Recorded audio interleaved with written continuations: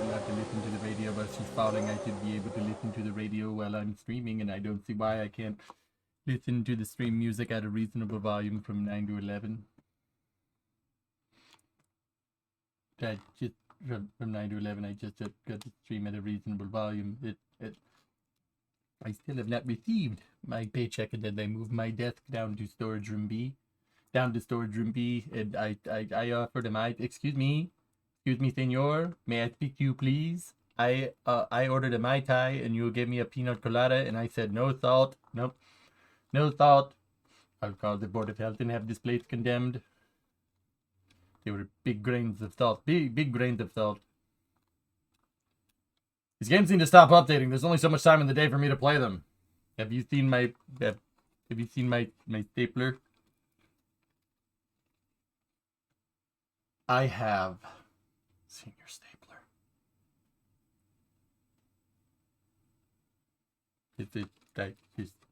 I called the Board of Health and have this place condemned.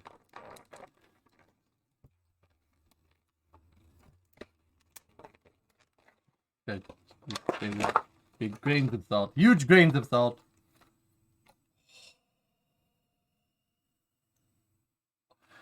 So I needed to go to the store today to get more networking stuff for the streaming rig. The auto streaming computer is pretty much hooked up, fellas. Right now it's just a separate system. It's not like an RTMP thing like what we were planning on doing. But I needed to go buy a switch to split the line that comes in again, and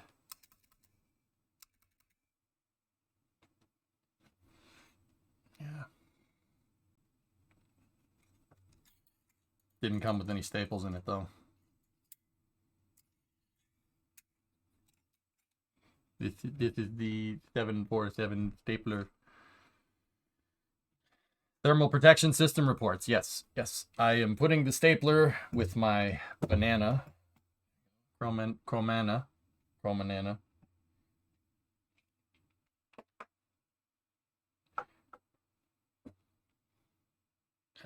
Oh yeah. Let me tell you about TPS reports.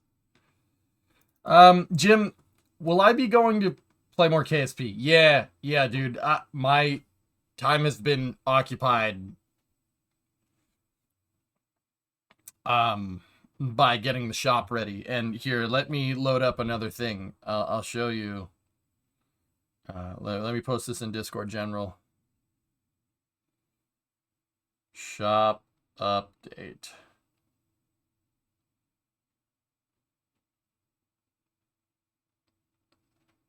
The auto streaming rig is almost hooked up. It's pretty close. Here, let me show you guys.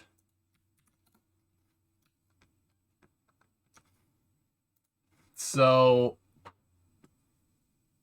okay. So I have a streaming rig that's attached on a monitor mount on the side of my toolbox, right? That can stream. It has a dual HDMI capture card in it. So what I did today,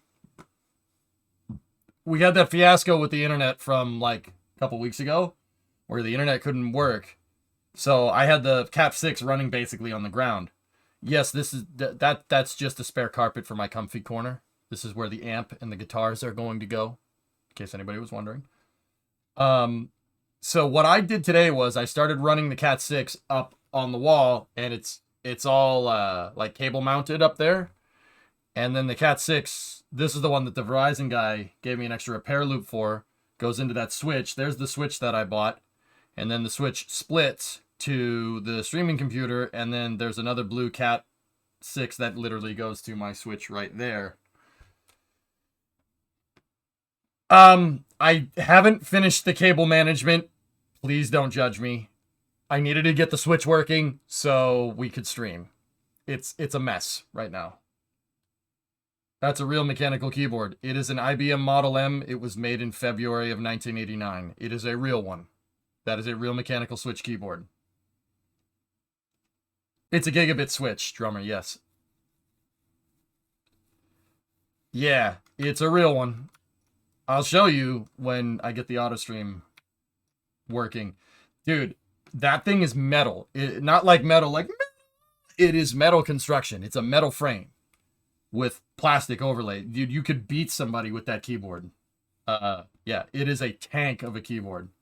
So that's an IBM Model M. If you like old hardware, every mechanical switch keyboard design is based off of that thing. That is the. It sounds like a typewriter. It's amazing. Yeah, I found that in a dumpster. I'm not even kidding. I found it in a dumpster behind the Best Buy that I worked at. Yep. And I saw somebody put it in when I was out on the loading dock and went,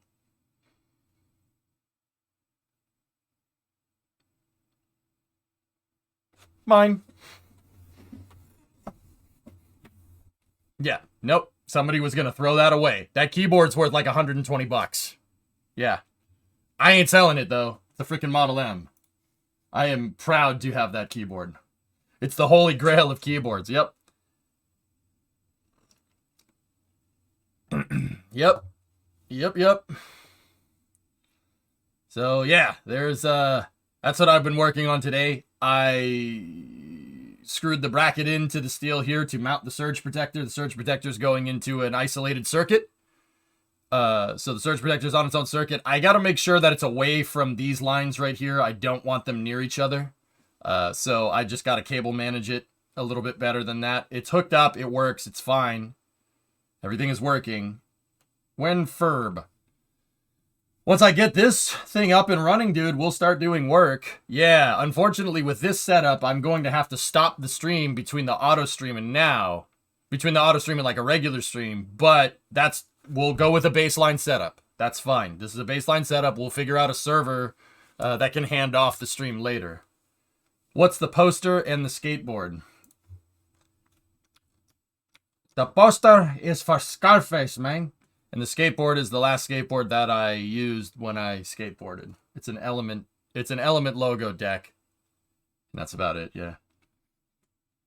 Speaking of keyboards, you need to see that. Oh, I like that W. Yep. I'll trade for a USSR magnetic ferrite memory plate. What? Can you do a kickflip? I used to be able to. Nice Guitar Corner. Also, you see any of the TH Tribute concert last night? Getty and Alex still got it. I haven't seen it, Electron. How did Wolfie play? Did Wolfie play good? Because damn did he rock the other TH tour. It was unbelievable. Can you do an impossible? Question. I forget what an impossible is.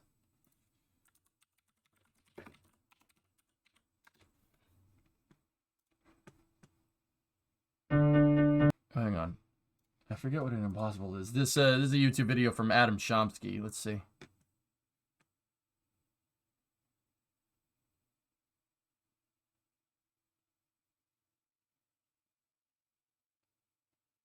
I cannot do that. Nope. Never could.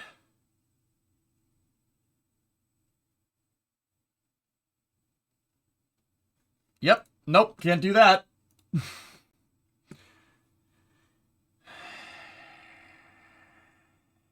Yep.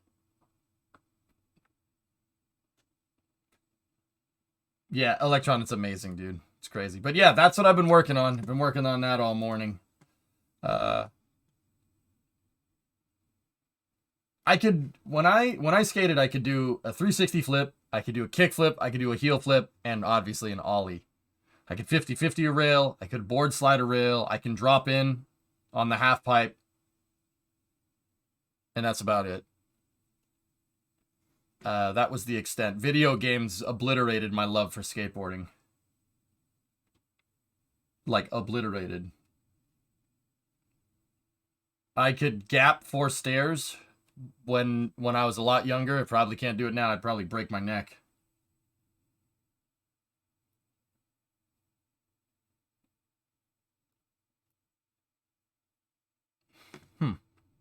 Anyway, yeah, once the auto stream is ready to go, guys, I have double HDMI capture cards on this thing. So, or double HDMI input capture card. It's actually a really nice capture card on this. A really nice Magewell. And yeah, we could have USB cameras, we can get high def cameras, we can do a bunch of good stuff with that. And once again, this is just a baseline. What I would like to do is set up my streaming rig that I use right now as basically a remote server, right? Not a remote server. It basically RTMP. So a remote server that keeps the stream going remotely, and I could control OBS from that computer on this computer. And we could stream from that computer, and then I could return it to the splash screen, right?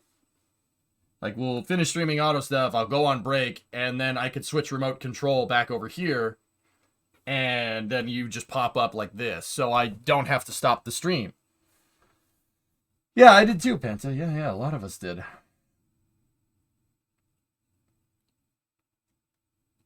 Oh, yeah. Storm, when they put the... Yeah, I know what you're talking about. They did that with my street, too. Ask Aerosim Gaming how he does his Zenith build streams. Acton, Aerosim's a good dude. And there's no doubt that he would know a good solution here. But I have an ace card.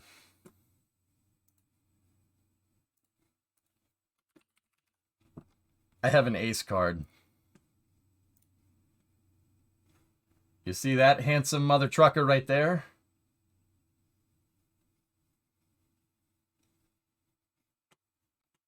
Your boy has an ace card. Yeah, that guy knows his stuff when it comes to this. He literally kind of invented the remote streaming and rocket launch capture stuff. He's pretty good at it. That's pretty good at it. He's pretty good. It's pretty good.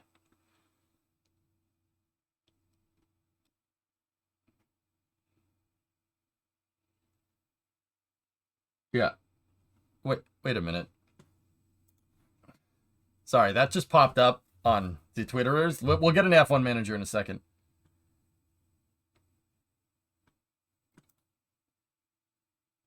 That's...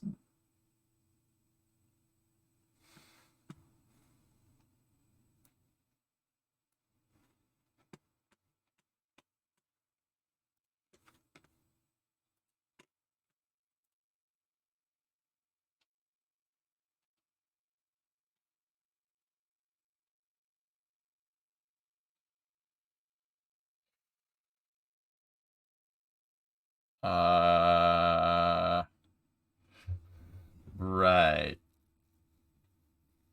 Yeah, no, guys, that's the long lost country of Buongiorno. Yeah, that's Buongiorno. See, there's France right there. Spain is right there. There's Buongiorno. Okay. All right, seriously though. All right, let's do it. Hey, wait a minute.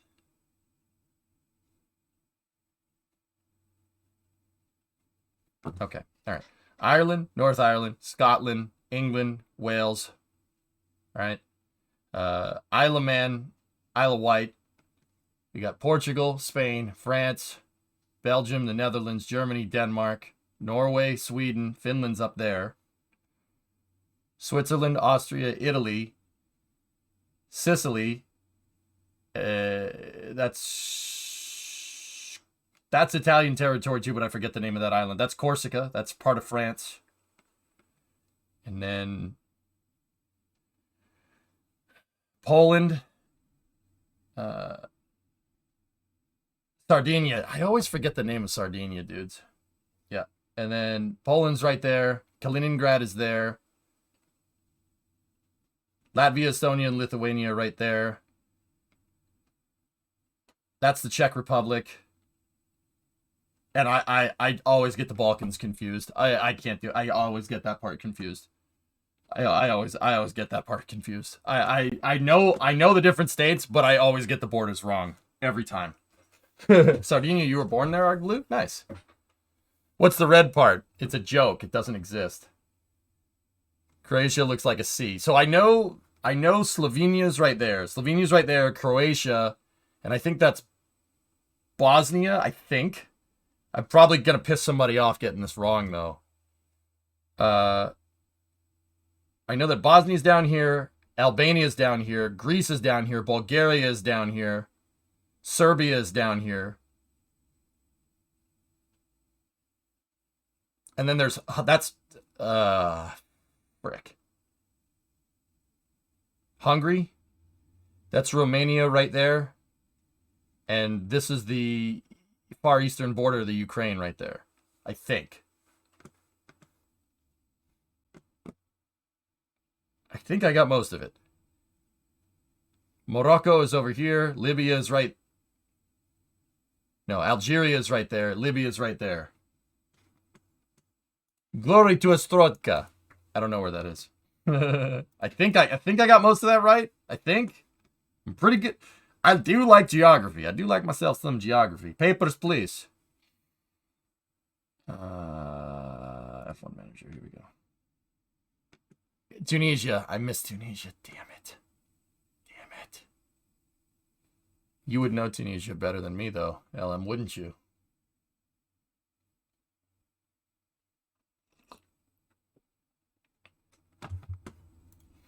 Why is that, LM? Huh? Why is that? Why would you know that?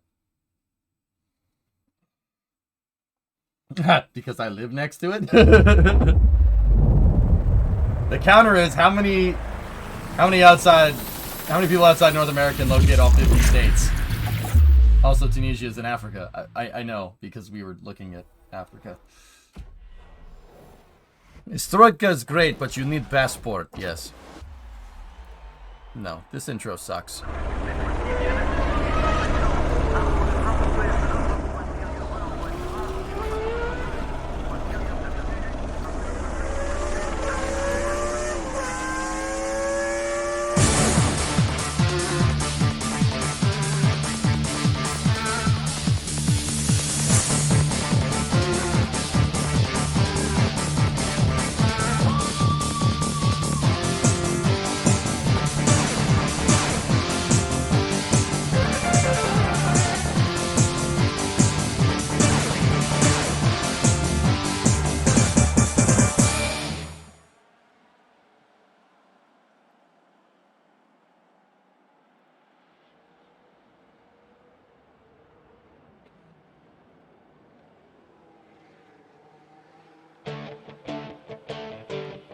All right. See your last. You asking me to see your last message? No. Come on. That never happens. Nice.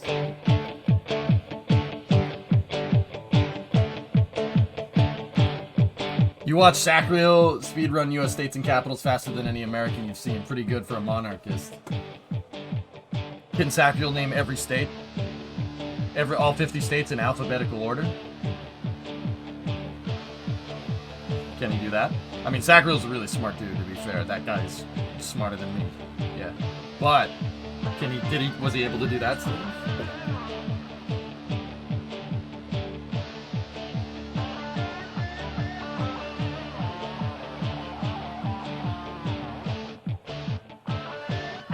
I know I can get all 50 states. Easily all 50 states.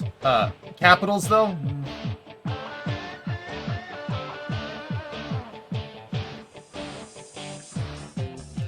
Alphabetical, that would be a challenge, I'm sure. Alabama, Alaska, Arizona, Arkansas, California, Colorado, Connecticut, Delaware, Florida, Georgia, Hawaii, Idaho, Illinois, Indiana, Iowa, Kansas, Kentucky, Louisiana, Maine, Maryland, Massachusetts, Michigan, Minnesota, Mississippi, Missouri, Montana, Nebraska, Nevada, New Hampshire, New Jersey, New Mexico, New York, North Carolina, North Dakota, Ohio, Oklahoma, Oregon, Pennsylvania, Rhode Island, South Carolina, South Dakota, Tennessee, Texas, Utah, Vermont, Virginia, Washington, West Virginia, Wisconsin, Wyoming. You're welcome.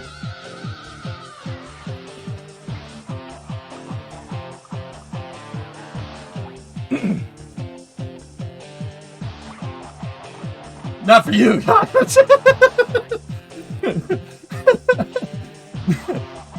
He did alphabetical order in Cyrillic.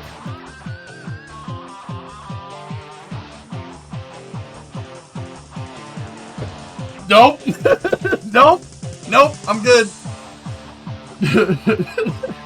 Okay. Yeah, I'll just bugger off then. Dude, that guy is a smart melon farmer, dude. Holy crap. Makes me look freaking stupid. For sure, reindeer. For sure.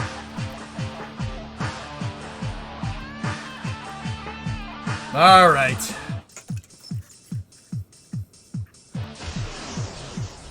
Okay, we did not do incredibly well in Brazil, to be honest with you. We did 11 and 14. We got no points. It sucks. I did not get the strategy right. Yeah, we basically goosed it, which really sucks. We have one race left. We are fourth in the constructors. Comfortably fourth in the constructors. Kevin is comfortably in sixth. Mick is in the top 10 with 70 points. We have Aberdaber coming up. F1 banned Aston's little end plate trick for next year. Oof.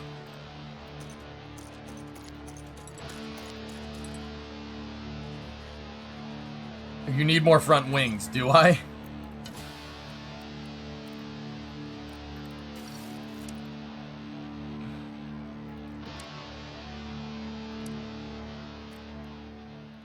Just do it. Just do it. Just make it stupid fucking.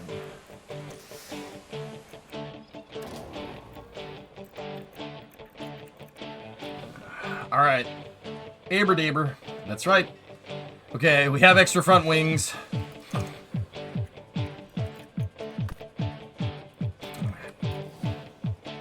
We really want to pad our funds. We want to build up cash so we can invest a lot of money into next year's car. So it's really vital that we do get up in the points here, fellas. How's the board? The board loves me. They're delighted with race of... yeah. That little guy? Don't worry about that little guy. I screwed up royally in Suzuka.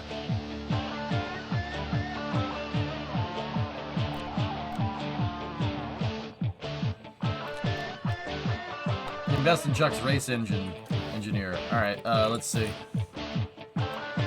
Ooh, Aaron has a development point for, and he's my aero engineer. Let's see.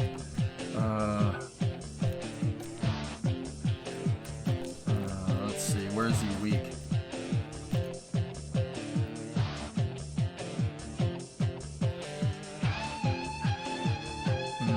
DRS Delta.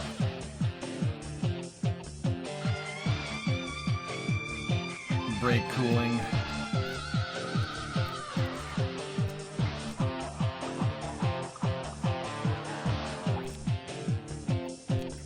He's getting a DRS Delta.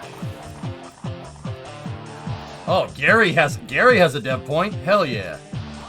Pit crew management, please, for the love of God. Gary leveled up to 71. Don't forget, Mick, we're running out of spare parts. Yep. We fixed the glitch. Okay. Hold on a second there, Professor. We fixed the glitch. So he's not gonna get another paycheck, so that'll just sort itself out. Yep, gone. Hoping Mick gets canned at the end of the season? Why? Dude, give him some time, trust me. He has the blood of a winner coursing through his veins. There was a patch, dudes. Yeah, they fixed the blue flag stuff, supposedly.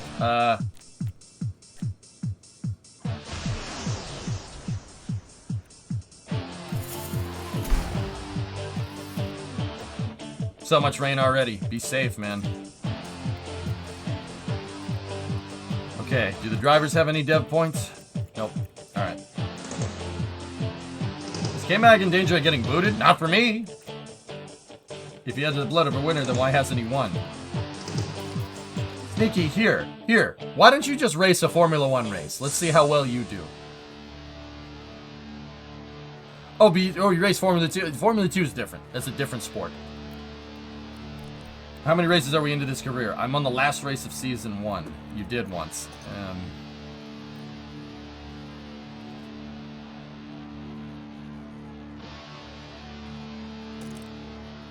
Alright. Antonio Margaretti.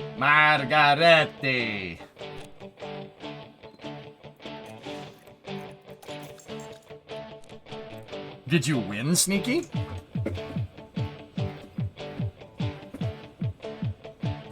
Doing pretty well for being out tech. Yeah, my strategy because I know everybody's car is faster than ours. My strategy is to literally just ablate engines and push as much as possible.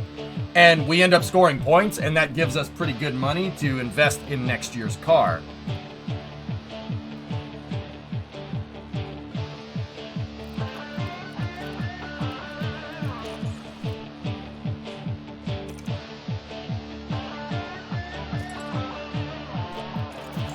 Alright. I said no salt on the margaretti. Okay.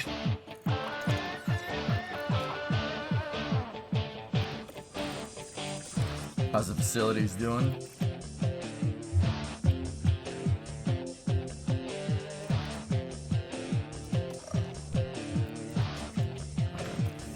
What is the constructors? There's engine providers in Formula 1 raised, and then there's chassis. In order to race in Formula 1, you need to make your own chassis. You are a constructor of your own chassis. You could buy the engine from whomever. Haas is a constructor. They are a team. That's basically the team championship versus the drivers' championship. They call it the constructors. So we're the 4th best team on the grid right now for this season. How is this calculated? It's by how many points your drivers cumulatively score every race. So last race, we didn't get any points. So we didn't get nothing. But yeah, there's 2 championships going on during a Formula 1 season. There's the constructors and the drivers. Haas coming in 4th in the constructors is going to get us a lot of money. Kevin coming in 6th is going to get us a lot of money. If Mick can stay in the top 10, if we can get him on a podium or something and bump him to like 7th, I highly doubt he's going to get that high. But if we could get him to like 8th or something ahead of Gasly and Bottas, we get a lot of money. So, yeah, that's why it kind of sucks that I screwed up Brazil so bad, because Mick dropped a point and then Kevin dropped behind Lewis. You know? It really blows, but it is what it is. Speaking of money, what are the sponsor targets for Aber Daber? I don't know. I'll tell you in a second.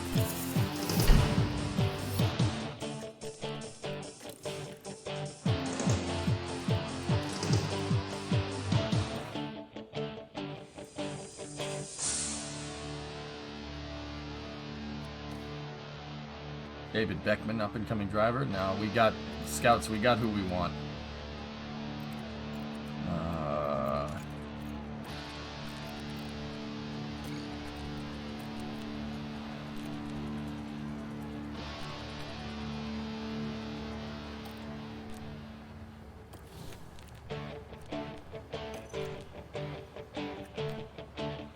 One driver finishing above 12th, we can do that.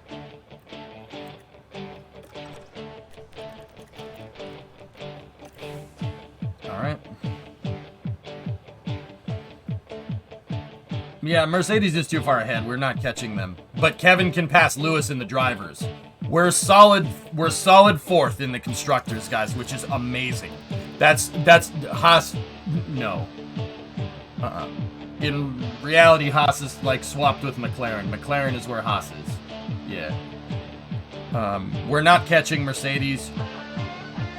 They would have to get a double DNF, and even if they got a double DNF, we would get like 70 points.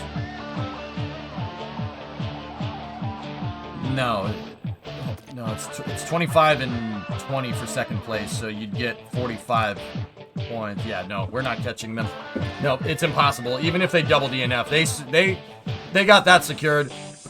Simultaneously, there's no way Alpine is catching us. Alpine, they're not catching us. So we're solid 4th. We're gonna get a lot of money for that. You'll see. We'll get paid.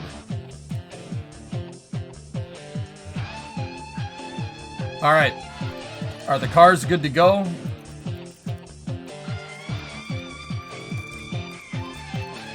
Do we have another gearbox? Oh.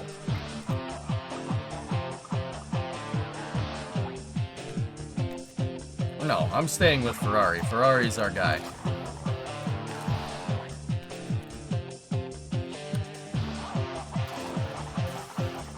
Seven is the best engine. 8 is the best engine. For practice, I'm going to put them on engine 3 and engine 6, and we'll change to the good motors for the race. I really got to get better about doing that. We want to save these good components for the race. And yeah, they're gonna have to use gearbox. He's gotta use gearbox 10. I don't want to wear these components out during the race, so that kind of sucks, but it is what it is.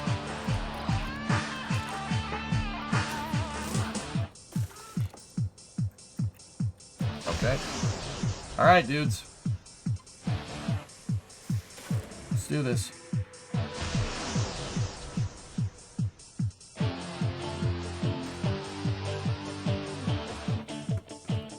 We're at Yas Island in Abu Dhabi for the Formula One Grand Prix. The Yas Marina Lycan, why did circuit you was change your completed color? in 2009, and Change we've it back. seen a fair share of celebration I don't like and it. I don't like commiseration over the change. years since then. The scenery may be spectacular, but this weekend, all eyes will be on the track. There's a reason why the Yas Marina circuit is used as a test track. The long straights put engine... Shut up. Alright, let's take a look at the reports here. So, we got pretty fair weather all around. Medium track abrasiveness, 75% safety car chance. First Grand Prix was in 2009, 58 laps. Race distance is 306 kilometers. Okay. Circuit length is 5.281. That's actually it's actually a pretty long circuit. It's a 3-mile circuit right there. 180-mile race. Nice. They recently fixed this track. This track used to suck. It used to be horrible. Turn 4 to 5, they used to have a chicane right here, and it was a chicane that brought the track over here, and then they went into a hairpin. Terrible. The track raced horrible. You watch a parade going around 4, 5, and 6. They've since fixed that and just made it one standard radius medium speed corner, and that fixed racing in Sector 1 and Sector 2. Simultaneously, on the other end over here, in Turn 9, they got rid of a bunch of corners. This thing used to take a 90 degree to the left, 90 degree to the left, 90 degree to the right, and then 90 degree to the left.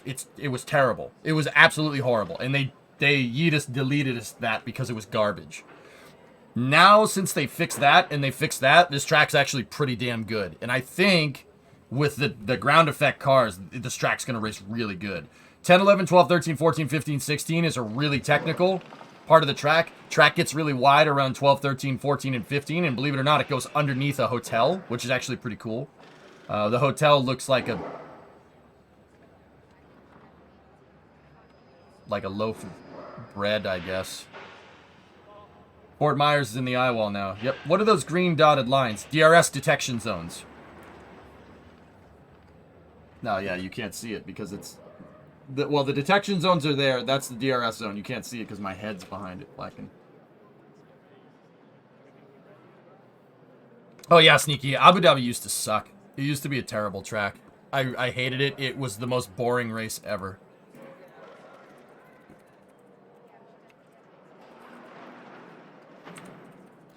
Circuiter. So, Yas Marina. See that right there? That used to be Turn 5. They have since fixed it and just made it a regular corner. Yeah, they put all these stupid chicanes in here and tried to do like a small circuit and stuff. Yeah, see it right there? Terrible. Just terrible. See what I mean over here? Left, right, left, right, left. It ruins the flow of the track. Just horrible.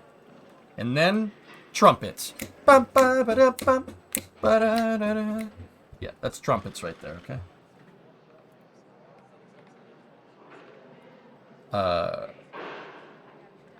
Yeah, see, they've since fixed it. That's what it looks like now. That really nice, like, kind of small double apex corner race. The track race is amazing now. It's quite good. So, let's keep going. Sections by speed. This is favoring high speed. Excuse me. We're bread. I was promised bread hotel. It kind of, yeah. I'll show you in a moment. Time considerations. Average pit lane time loss is 25 seconds. Green flag no hazard is 23. VSC is 14. Safety car deployment is 75% likely. Expected strategies are medium hard, soft medium hard, or soft hard medium, medium hard medium. All right, let's check compound performance. So, interesting. Interesting. The time loss from deg on the soft versus the medium tire, the difference there is smaller than the difference here. And due to the track's medium abrasiveness, the soft tire is actually favorable because this is a really smooth track. Yeah. Interesting.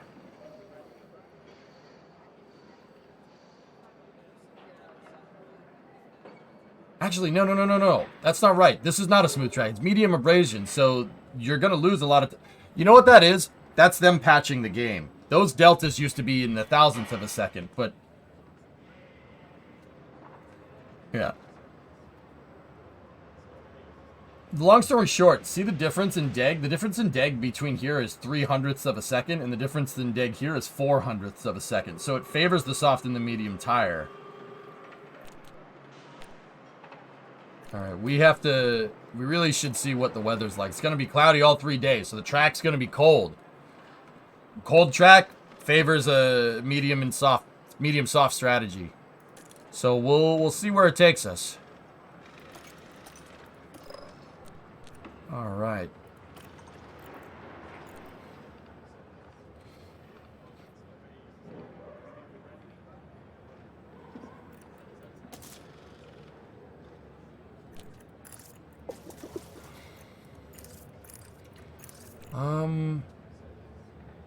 Yeah, we'll put him out on a set there. 24.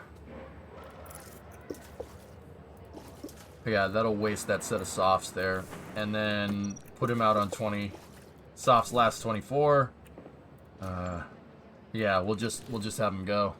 I think I'll have Logan in here for Kevin, just to get him some experience. It is the last race, so I'll put Logan in for FP1 and we'll go from there. How goes Hester Plan? Question? Yeah, soft, medium, soft could be viable if we can go fast. So, get them out there. I'll show you the track here.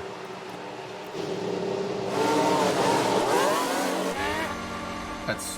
okay. Yeah, the pit actually goes underneath the track and comes out the other side, which is actually pretty cool.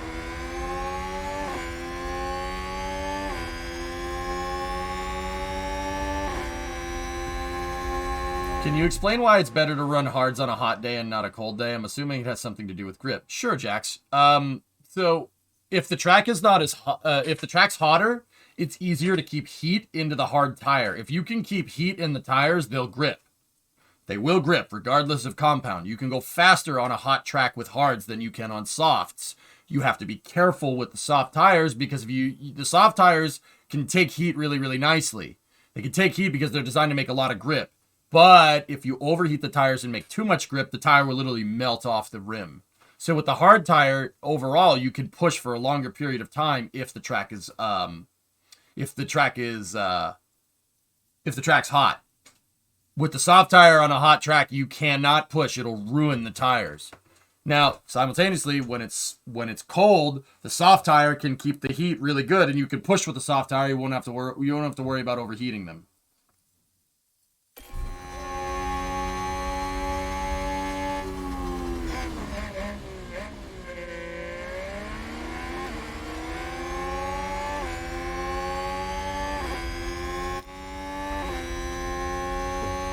Yeah, and all that, you got to factor in grip and the abrasiveness of the track, etc., etc. There's a lot of stuff to factor in. We have track conditions here are pretty linear for grip because it's going to be pretty cloudy. It's going to get sunny at the end, so that might go up, but anyway, this is the back stretch right here.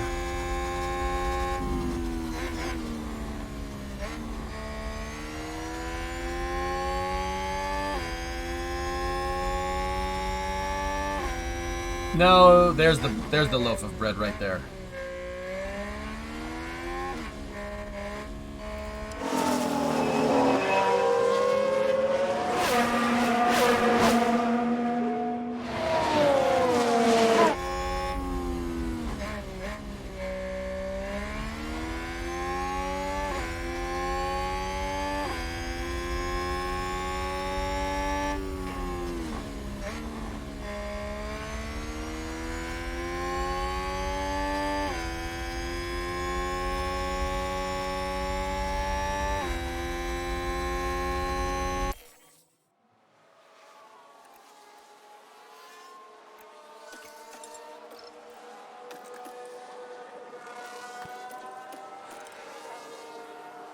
All right, we're just trying to get the cars figured out.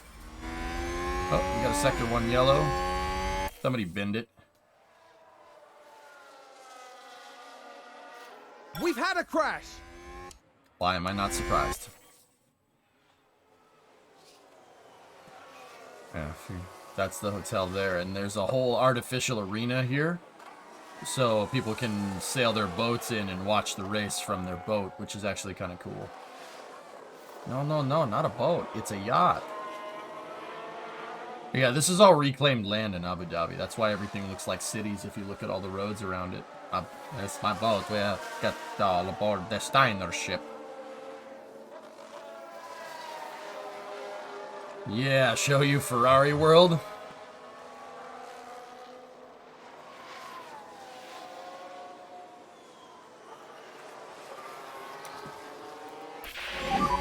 How's the balance? Car feels really good. Thanks. We got a great setup confidence out of the box.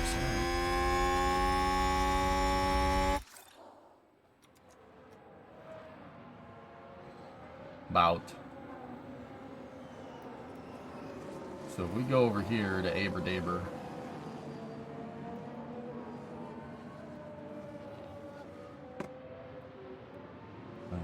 It's over here somewhere. There it is.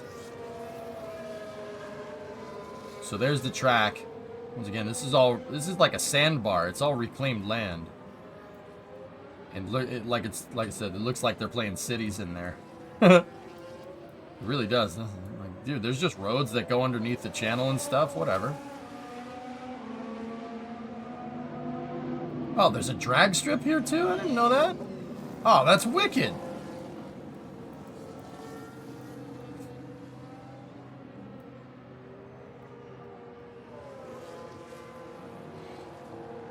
Anyway, yeah, and at the end of the track is Ferrari World.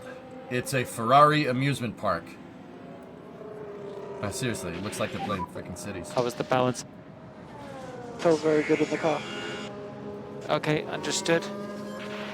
There's a bunch of good stuff out here. There's a football stadium right there. There's something else. What kind of rides do they have there? They have a roller coaster that actually shoots out one side of it. It's an induction launched roller coaster where it's supposed to be like Formula 1 car, and then it goes up and over, and then it goes out and about and around, and then yeah, the roller coaster is partially inside, partially outside. It's actually really cool. And then looks like there's more roller coasters out here. It's all like high speed thrill ride stuff. There's a Someone spun out. There's a up and down thingamajigger in there too. And then there's a whole museum with Ferrari Formula 1 cars and stuff. It's actually pretty cool.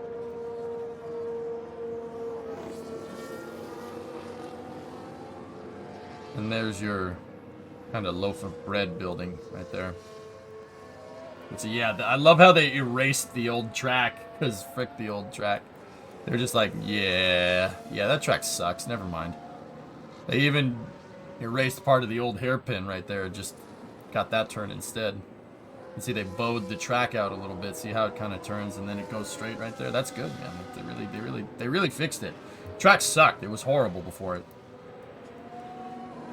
Well, yeah, that's a giant hotel right there. It's a giant hotel where you can get a view of the marina, or you can get a view of the racetrack, which is actually pretty cool.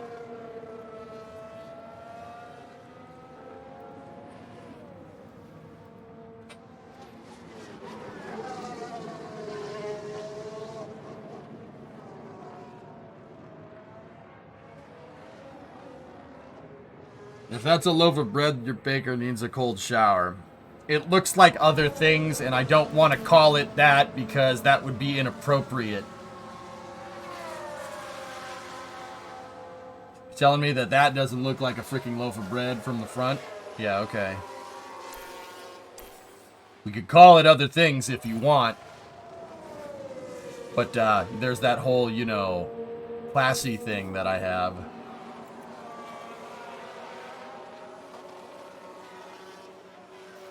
It's a pleasure loaf. What's the difference between Dubai and Abu Dhabi? The people in Dubai don't like the Flintstones, but the people in Abu Dhabi do. We've just had a spin. I don't know what that means.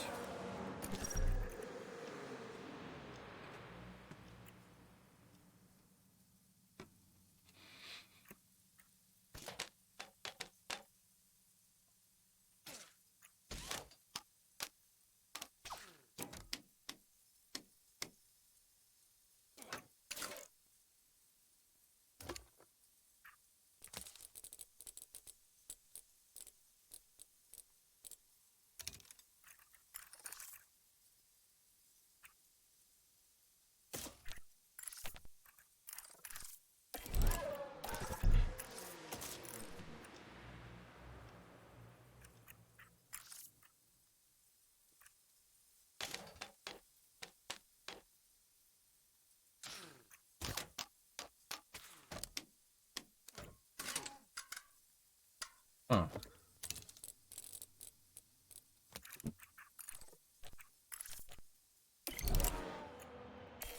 Really, that really isn't gonna need much to get the cars dial in.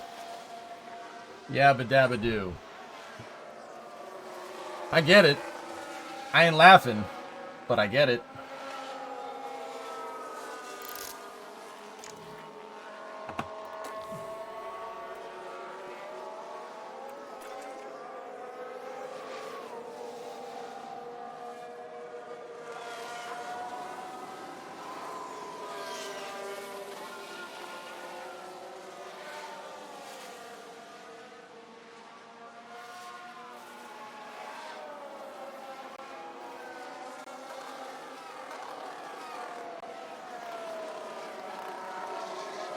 And to think somebody told me to see last for that.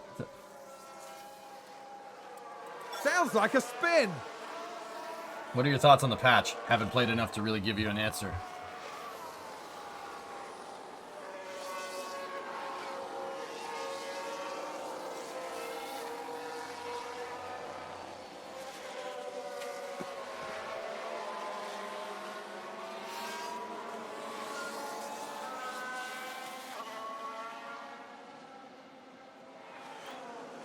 Oh man, they gotta get 4 out of 5.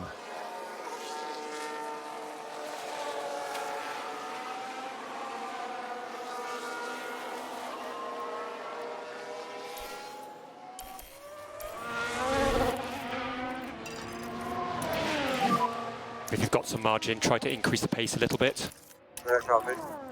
Oh! Mode push. Copy, copy!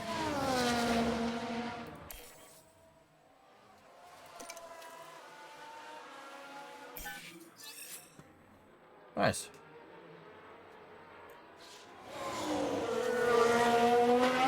Kappa, kappa. Nah, you can't see the drag strip from there. Yeah, Mick went up. Yeah, okay, alright. I pushed them on scruff tires, but Logan got some good points there. Mick got a good performance bonus. Not bad. Alright.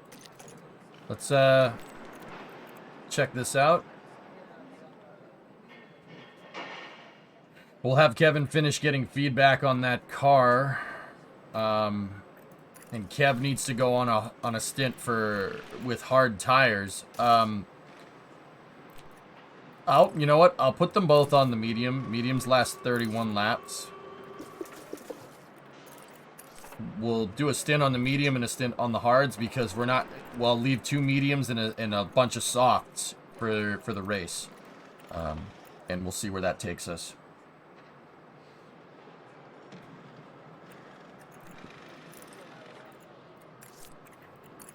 What about Mick? Yeah. Revert.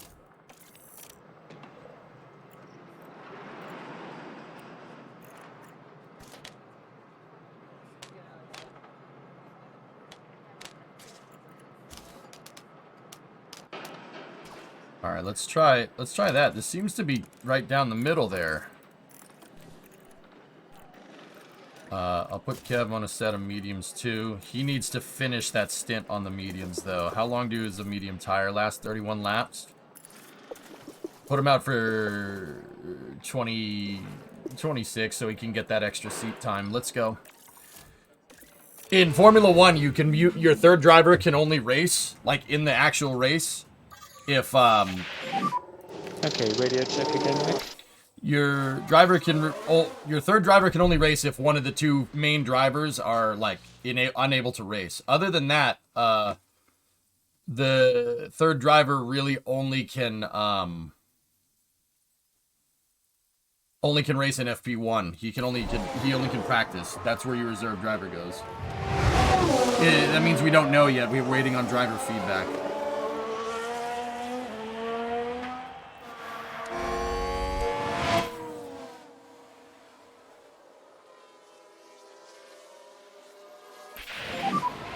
Kev, how's the balance?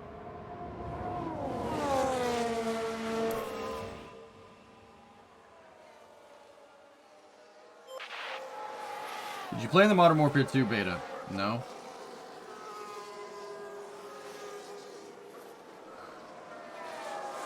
Kev's got to get that seat time. His acclimatization is super low compared to Mick because I had Logan race in practice 1. I'm going to let Kev go to the end of this stint, and then we'll try to dial the car in a little bit more.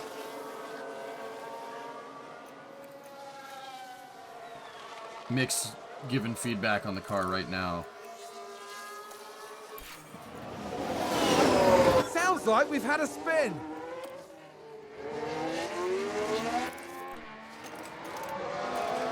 Okay, Kevin spun, but he didn't damage the car. That's from low acclimatization. I locked up. Okay, Mick. All right, no problem. Okay, understood. Oh, big lock up there. Oh, big lock up there. Oh, Hamilton and Vettel are so close. Touch, Martin. Sorry. Did somebody spin out there? Master Bland. Kevin, do you want to drive better? Question. Kevin, what strategy should we do? I don't know, man. Let's have a look. All eyes on Kevin Magnussen. I want him to get out on that seat time, dude, before we reconfigure.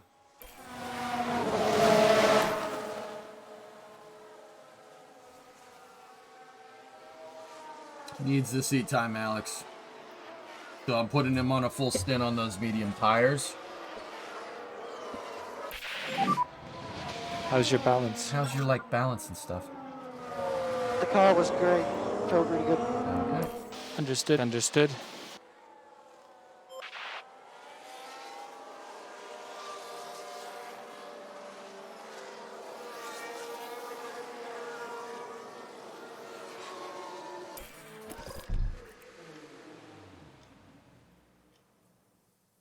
Huh.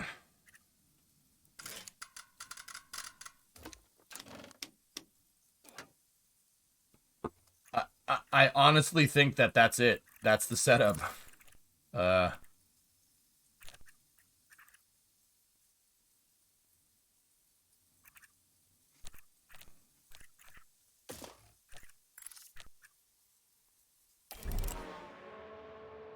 long are F1 cars? It looks like they're pretty long. They are pretty long because they need to carry a full fuel tank. Like in there's no refueling during the race in Formula 1. So they have to fuel the car at the beginning, and the fuel has to last the entire race. So the thing is that the Formula 1 cars end up being really long.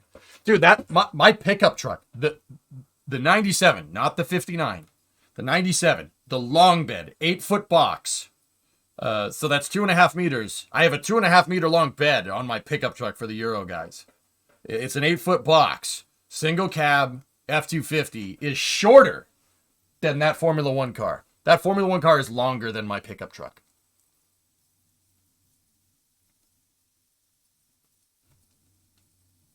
Formula 1 cars, dude, when they allowed refueling, they were tiny. They were tiny little things.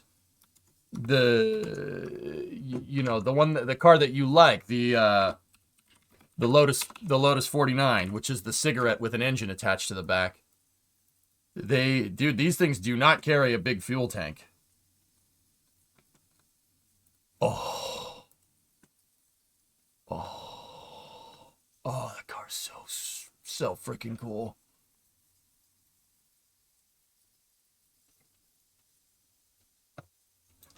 Source, I'd drive it. I'd drive it. I'd crash, and I'd probably hurt myself. I'd drive it. I'm sorry. I'll take the risk. That's fine. No crash protection? It's not as bad as you might think, fellas. This thing is an aluminum monocoque, so it's built like an airplane. That was what they did at the time. Now it's carbon fiber. But length of the car has nothing to do with it. The cars from the 2000s, from the mid 2000s, were just, well, I'm not gonna say that they're just as safe as these cars because of the halo and stuff, but yeah, you see what, Flykin also, you see what it says on the back of that sucker? You see that thing on the valve cover? Bird. Yep, see that? That Lotus right there was Genesis for Formula One. Because I've talked about this before, but I'll say it again for the people that want to know their Formula One history. This was Genesis. The reason why the Lotus 49, actually it was a couple Lotuses before this. The reason why this car was Genesis is because an engineer for Lotus by the name of Colin Chapman came up with the idea of making the engine part of the chassis. The engine is bolted to this basically aluminum bathtub, right? And the engine and the transaxle form the back end of the car. Why? Why would you do that? Well, why wouldn't you? The engine is strong enough to hold up the car. It's a little explosion factory. Of course it's strong enough to hold the car together. Why wouldn't it be? So the seat and the back end of this aluminum bathtub is literally bolted to that DFV. And all the suspension is literally just mounted on the sides of the motor. The transmission's just hanging out the back. It's a freaking V8 go-kart. Look at that. Is that something or what? There's no frame rails, no chassis or nothing back here. The engine and transaxle, and it is a transaxle. It's not a transmission. There's a difference. Transmission is just something that has an input shaft and an output shaft, and it can shift gears. A transaxle is a transmission and a differential built into one thing. That's the difference. Okay? That's a rear-wheel drive transaxle right there. All front-wheel drive cars carry a transaxle, not a transmission, because the diff and the transmission are in one piece. That's what that thing does. But that's coolant overflow, Panta. That's coolant overflow. The gas tank is actually up there somewhere. It's in the front. Yeah, so don't worry. If you crashed head on, you got a gasoline splashed in your face to wake you up. Yeah, they put the gas tank up in the front for better weight distribution because this is slight rearward mass bias. But yeah, because you have this freaking chonker of an engine hanging off the back. Can you weld the diff? There's no need to weld the diff on these. They have limited slip. Geeson, Colin Chapman was a genius. Genius. Like, genius. Talk about freaking engineers that know what the hell they're doing. This guy was a freaking legend. He's like the Kelly Johnson of Formula One cars.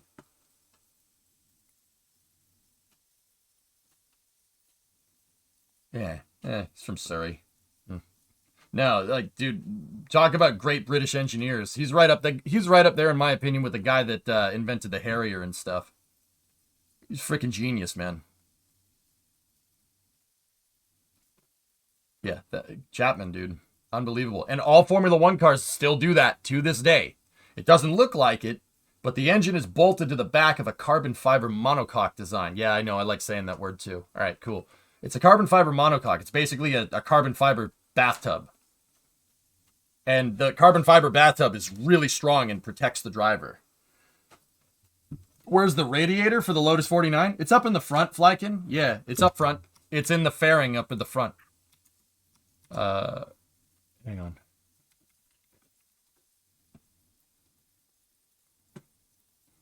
It's a little aluminum radiator that's built right into the front cowl. So there's like the radiator and then there's the gas tank and the coolant lines go down the side. So don't worry, you know, if you got into a head-on collision, you get a nice face full of coolant, of hot coolant and gasoline to wake you up. Yeah. Yeah, it's great. Not good. I think that's the coolant line right there. If I'm remembering right, that's one of them. Oh. Yeah.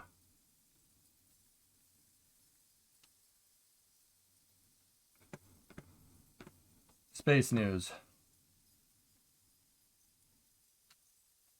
Hubble detects protective shield defending a pair of dwarf galaxies. Okay. The coolant will put out the fire. Yeah. Yeah. Coolant. Yep.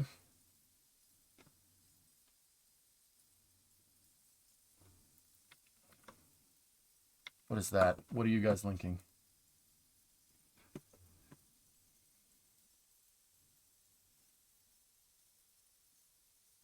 Whoa.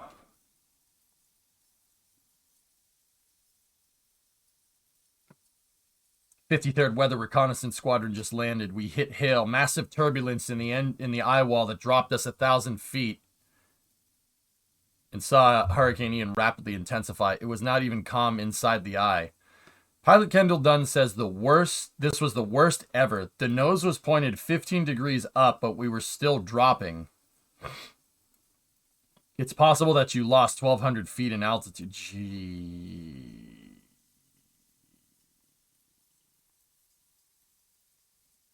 Yeah, Ian's turn. You know, we were joking around about that, but that thing is turning into no joke. This gives me... I mean, I was really young when this happened, but this gives me Hurricane Andrew vibes. Hurricane Andrew was not good. Not a good time. Imagine the alarms in that plane. Yeah. Freaking... Yeah. Unbelievable. I mean, you guys gotta wonder, if the plane is 15 degrees up, I would assume at full throttle, 15 degrees positive AOA, and it's still dropping. And they said that was in the eye wall. That means the eye wall is vortexing air. The whole eye of the hurricane is a giant cell of dirty air. And if you fly through it, it's undisrupted flow. That means you get low pressure underneath the wings on the plane, and you get low pressure underneath the wings on any airplane. The wings don't wing anymore.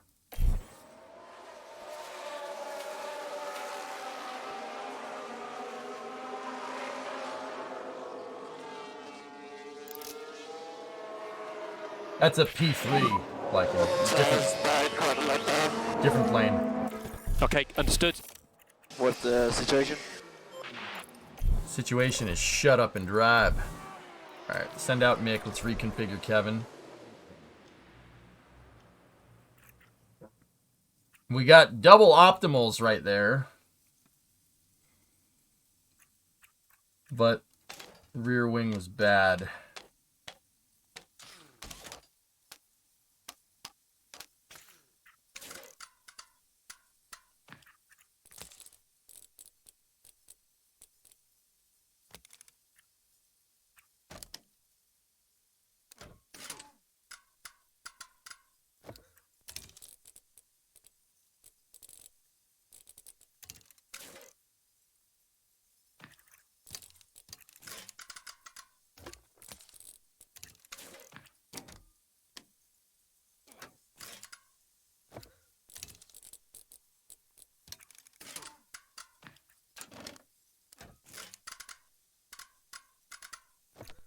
Let me reset.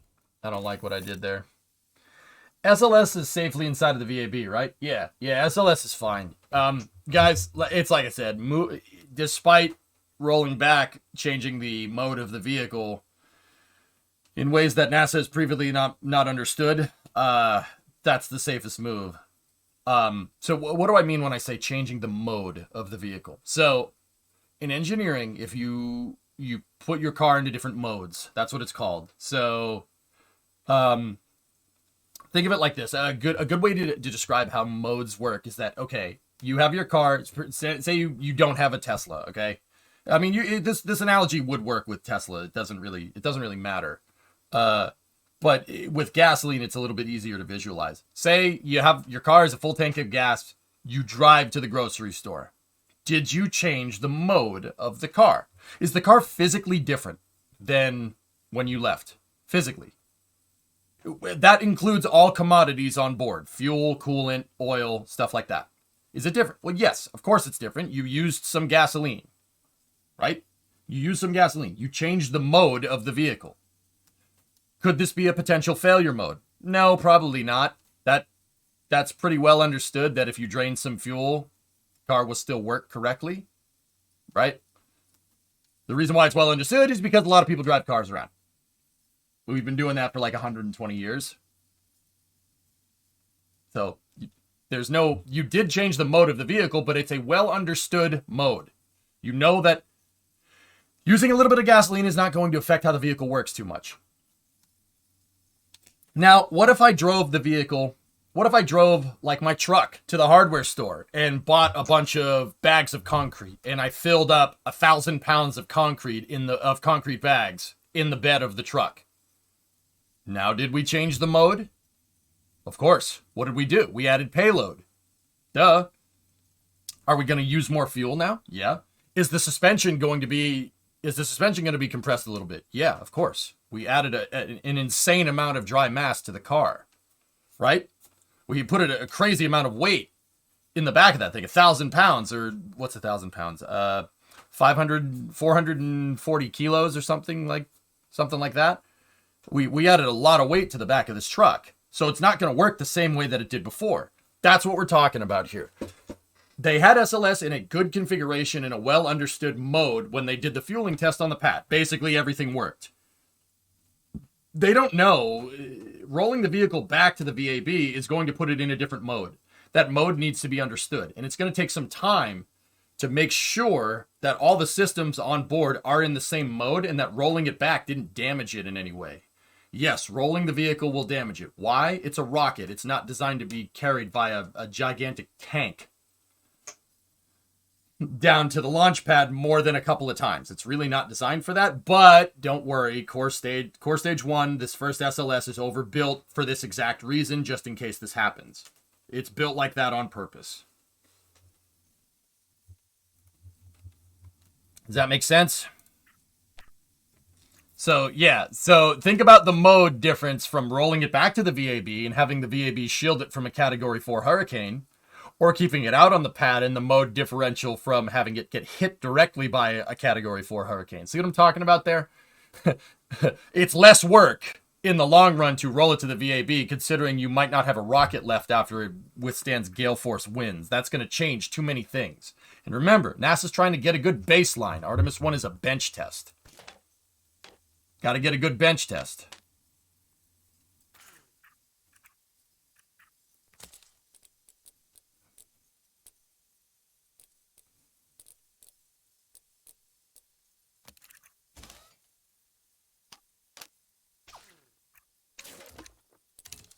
Does that make sense, dudes? All right. Let's see if we can change that up. We're going to put Mick on, or not Mick, we're going to put Kevin on a set of softs there. Put him out for 20 laps. Send it, brother. This one is overbuilt? Yeah, of course it's overbuilt, Nikita. It's overbuilt because you never built one of these damn things before. You don't know what it's going to do. You might as well over-engineer it a little bit. SLS is over-engineered for a bunch of different reasons, dude. That core stage, you know, a lot of people give the people that engineered the core stage crap for over-engineering it, but got to remember, that SLS is designed to be able to have way heavier payloads on top of it, not just a Delta IV stage on top with an Orion capsule. Down the road, it's designed to have a much heavier upper stage, much bigger payload, and an Orion capsule built on top of it. Those things are overbuilt to start, and Core Stage 1 is even more overbuilt based off of that. Yeah, NASA really didn't screw around with this thing. They spared no expense. The Core Stage is a great piece of equipment, dude. It's practically a space shuttle. It literally is a space shuttle and an external tank combined into one vehicle. It is an insane... It kind of sucks that we're expending them because they're such a good vehicle, you know what I mean? Couple of leaks from the LH2 umbilical came from it rolling. The vibrations broke the torque on one of the fittings. God damn it. Rev, I suppose better than getting hit by a hurricane, I suppose. On that note, here's the WC-130J heading towards the storm. Yeah. Those guys got balls flying into a hurricane, man. Like, I'm surprised that C-130 can fly correctly when they're carrying around, like, 2 tungsten rocks from the pilot. Yeah, that's it, man. I said that the other day. You know, Rev, this blows. Would you rather it get hit by a hurricane? Nope, nope, nope. I don't want to sit there and do the data analysis from seeing the thing get hit by 120-mile-an-hour winds. No, I'm good on that one. Yeah, I'll take the LH2 bolts untorquing themselves. Yeah, that's fine. I'll take that. That's understood. But it is more data for SLS. You get good data on SLS getting hit by a hurricane, fellas. Or SLS inside of the VAB getting hit by a hurricane. That's great. That's actually really good data. I'd prefer core stage 1. I'd prefer this to happen now and not for like the Artemis 3 or the Artemis 4 or the Artemis 5 missions. Because you ever been in this before. This is like a nightmare scenario for SLS engineers. And believe me, I know them. They're pulling their freaking hair out right now. But all this data and all this crunching, all this analysis, all the mode changes on the vehicle is going to make future SLSs way safer. Because who takes into account the rocket getting hit by a damn hurricane in their engineering analysis? Well, NASA does. Yeah, NASA does. Because this is why SLS takes so long, dudes. They thought of everything with this fricker, and now they're putting that data analysis to the test, which is great. I'm telling you, don't get me wrong. I would have really liked if the damn thing launched, but this is great data. You cannot replicate these testing conditions. Yeah, Rev, I'm with you. Even though it's going to go Category 1 by the time it gets to Titusville, screw that. Nah, don't roll the dice. You need a good bench test. You need a good baseline. Right? Like, Repos, this is what it does. Really get the scale of these things. It's big, dude. Yeah, you see that in the eye, dude? Those freaking... That's Kermit. That's the Kermit C-130. Yeah, that thing's cool. See Kermit's hanging from the dashboard? It's Category 4 RB, but hurricanes, and you can ask the meteorologist that watched the stream. Here's the thing. Oh, somebody binned it. So hurricanes get very, very intense when they hit warm fronts. I think that was a crash. And when they hit warm water, they get very intense. Ooh. Another crash. Ask Eric Berger. You know what, Rocket Guy? To be 100% honest, if Eric's talking about the weather, I 100% believe him. He's a meteorologist by trade. That's like asking me about 3D art. Like, duh. I would trust that he wouldn't be unbiased with that because that's his wheelhouse. You know? Guy doesn't know too much about rocket science, but he knows a lot about meteorology. So when hurricanes move on to land, the land isn't as warm as... land isn't as warm as the water because the rain cools it down, right? So hurricanes drastically weaken. By the time, the projections right now is that by the time Hurricane Ian gets to Orlando, by the time it gets to Disney World, it'll be down to a Category 1. Dude, honestly, I still wouldn't roll the dice with SLS, even with a Category 1. That's a really bad idea.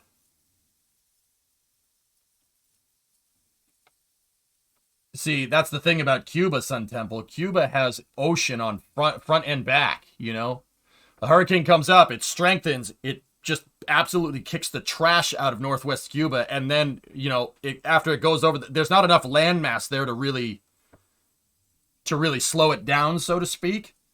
Ian did go from Cat 4 to Cat 3 over Cuba, and then back to Cat 4 by the time it got to Key West and down in Tampa right now. Dude, it's not good. It's not good. That's what Hurricane Andrew did. That's what Hurricane Katrina did. But Katrina went to Cat 5 in like 2 days. Hurricane Katrina was a Category 2. And then it hit a huge like warm front right before it got to New Orleans and got instantly upgraded to a Cat 5 in like less than 12 hours. And that's why it was such a fuster after that. That's why it sucked. That's why it was terrible for those folks down there. Cat 1 is outside the SLS rating anyway, for sure. Yeah, I wouldn't even roll the dice, dude. It went Super Saiyan. Yeah, really. Yeah, Andrew did that too. Hurricane Andrew was not a big deal, and then it hit a little bit of warm water right before it got hit landfall, and it went yeet! Yeetus, deletus.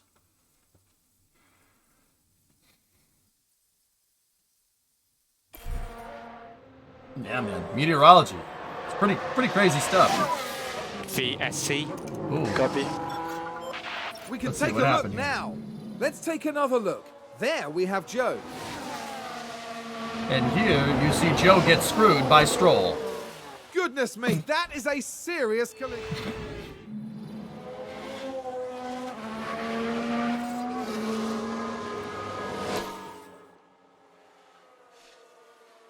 Yeah, if I were Joe, I'd.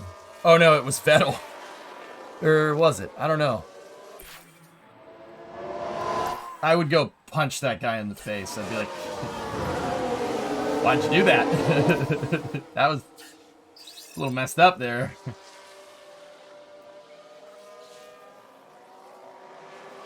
I lived in the Virgin Islands. It's nasty living on an island that's so small that a hurricane could strengthen over your head. Yeah, hard pass. Hard pass it, Mana. I'll be honest with you guys. When I was looking at houses down on the Space Coast before we bought this house, Okay, you're coming back to us now, Nick. I looked at Titusville, and Titusville is not very expensive, but I was also looking at Orlando as well. Orlando and Sanford. I found some really nice houses up there, but I'd rather be closer to my family anyway. And I have a freaking garage. Yeah. Kind of weird that they have VSC in a free practice. Wouldn't they just have a red flag? Everything is timed, Rev, and yeah. VSCs, I mean, I agree it probably should be a red flag. Dude, one of the last guys that died in Formula 1 died because they didn't throw the VSC and a red flag during a race. Or was it during a practice? I forget, fellas. I think it was during the race with Jules. But yeah. Yeah, you gotta be careful with that stuff. Rashawn is like, yeah, I think it was Suzuka during the race. Yeah. Yeah, they didn't throw VSC. They should have red flagged that Suzuka race. They threw VSC. So, Rev, like, kind of what you're saying, like, they shouldn't have thrown VSC. They should red flag it and stop the session, but I wouldn't do that. All right, let's see. All right, they didn't finish acclimatizing. Welcome back to Shut what up. is- Lots of really nice houses in Florida, but potential need to do major repairs every 5 to 10 years, depending on your luck. Oh, dude, Florida was way more affordable than Massachusetts Havocs, but, like, kind of have to think about this long term, right? And don't get me wrong, having a house in Florida would be way better for my business. Way better. But, dude, I don't want to be that far away from my family, to be 100% honest with you. I don't want to be that far away from my folks. Like, I don't know about the relationship you guys have with your parents or with your family, but my cousins, maybe it's just because Italian family, but this is not, like, mutually exclusive to, like, Italian families. Like, oh, family. I know it's a meme now because of Fast and the Furious, but my cousins are like brothers and sisters. Yeah, I'm pretty tight with my family. I spend every Sunday. Every Sunday, I go and hang around with my folks and with my cousins. Every Sunday. Without fail. Like, that's why I never work on Sundays, because that's family time. You know? Sometimes, Rev, sometimes there are, yeah. Yeah. That, and I have a lot of resources in Massachusetts because my family's been here for a long time. I know contractors, I know electricians. And now, don't get me wrong, I could probably figure it out on the Space Coast. I know a ton of people down there as well. Yeah, but I you know, with that, I put family before the business. Yeah, I put family before the business. Yeah, I'm not ashamed to say that, you know? I have this awesome shop, and I can work on cars, and I could literally drive to Florida. That's fine. That's okay. That's fine with me. Because if you think about it, right? Like, say we did move to Florida, there would be expenses all over the place to fly back to Massachusetts to see my family more often than not, and then there would be expenses to fly to Detroit to see Brimo's family, right? We could drive to Brimo's parents' house, no problem. It takes about 12 hours. I've made that drive. I did that drive during Route 154. I did it in one shot. It's a fun drive. If you do it during the day, it's beautiful. Like, Florida is not within driving range of Detroit or Boston. That's a 20-hour drive. You can't do that in one shot. You know, and by flying, it's like 2 hours. Now, don't get me wrong. I prefer driving. Driving's actually cheaper. It just takes longer. Right? Even with high fuel prices, it still is less expensive than plane tickets right now. Yeah, JP5 is more expensive than gasoline, easily. Actually, I think they use Jet A or something. And it's more fun to drive. Oh, totally agreed. So, That's the right way to put your priorities. You're damn right, Rezel. You're damn right. Yeah. So, like, all those plane tickets flying to Detroit and flying to Boston and flying back, that'll add up. And this is what it kind of came down to, right? I don't need to be down in Florida for long periods of time. I just need to be down there during a rocket launch. Just spend a week there at most. So if, we work on a truck, we build a streaming rig on stream, right? We work on the 97. We get the thing ready to go. We put like a bed cap on it, and I put a studio in it on the back. Or we take the freaking bed off and put like a box back there. I don't know, like a U-Haul truck or something. I don't know. We'll do something with it, right? Like I prefer the bed. The bed's super freaking useful. We could put a topper on it, and I could put everything I need to do remote streaming from the truck in there. Like carry live view, and then we stream the drive down. That ends up being less expensive. The thing is, the cost up front for buying a house in Massachusetts is way higher than it is in Florida. But I don't see prices. It's like if you bought in San Francisco Bay. If you bought in the Bay Area, you bought a house there, like, the price ain't going down. The price in Massachusetts ain't going down. There's not enough space. I mean, like, I can't speak to the rest of the country, right? But around here, the prices ain't going down. Dude, I checked the prices the other day. The Fed jacked the interest rates, right? Prices still didn't go down here. They kind of leveled off. Guys, we bought this house for, I'm not going to say how much. We bought this house for, like, say X amount, right? Say we bought it, I'll just make up a number. We did not buy it for this, I assure you. Say we bought it for 100 G's, right? It's like 6 times that, but whatever. Say we bought it for 100 grand. By the time the bank appraisal came through and appraised the house, they appraised it at like 125. Meaning that just buying the house made me 25 grand in equity. Market do be like that though. And guess what, guys? Even with the rate hike, I checked the comps around my area, right? So comps are houses that are similar. I checked the prices on those houses that are similar that are for sale. Price is still not as cheap as what I bought it for, even 2 months ago. Crazy, right? That's why we wanted to buy before the summer, because we knew they were going to jack the rates. And if they jack the rates, you're going to end up paying way more money. But don't get me wrong, they'll put the rates down when the prices go down. They're trying to impede people from buying. That's all. Yeah, Havocs, I'm already plus 25K on equity for literally just living here. That's Massachusetts, man. Like, even if I'm out, even me out in the sticks, I'm not near anything. I'm like not halfway to Cape Cod. I'm like at the start of Cape Cod, which is not really, all right, whatever. Yeah, the price already went up. It's unbelievable. Yeah, in Havocs, yeah, anywhere in the Northeast Corridor, dude. Anywhere from DC all the way to Boston and anywhere in between. There's not a lot of space, so prices ain't going down. You're locked in at 3125. We're at like, I think it's somewhere just south of 5. But the rates are like 7, 8. What is it, 7 now? I think they jacked it to 7 or something. Unbelievable, right? Yeah, Acton, I'm right around there with you. If we'd bought this house right now, we would be paying like way more per month, which is unbelievable. Yeah, Havocs, my mortgage is more than that. It's crazy, right? So in the end, we bought in Massachusetts because it's a better investment and we're close to family. And honestly, the equity that I gained justifies the cost of like even driving down to Florida for a launch, which is what I want to do. You got a 2.65% rate, you lucky bastard. It's absurd, yeah. Lapsing price in San Francisco. Well, Edmana, see, that's the thing, dude. If you had enough money to buy a house in the Bay, say you had enough to buy a house on Divisadero, like one of those 3-deckers on Divisadero, you'd buy it. Abso-freaking-lutely. You ain't losing money on that deal. No way. Not a chance. Nice, Coley. Yeah, I'm about double that, dude. A little bit over double. Please don't tell me you live in Sandwich. I live close to that.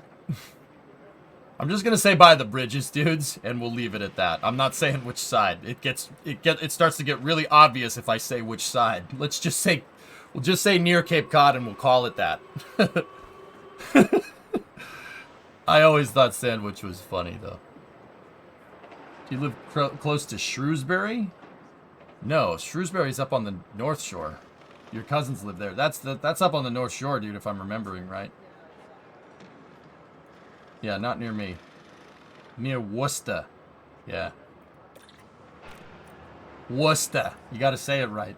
Worcester. The North Shore. Yeah, North Shore. Anything north of Boston on the shore is called the North Shore. And anything south of Boston that's on the shoreline is called the South Shore. The South Shore goes all the way to the Cape Cod Canal. So, like, Plymouth is on the South Shore where the stupid rock is, right? And once you go across the bridges, you're on Cape Cod. Jersey Shore. No. Jersey Shore technically is South Jersey Shore, dude, if you really want to be technical about that. And you know what?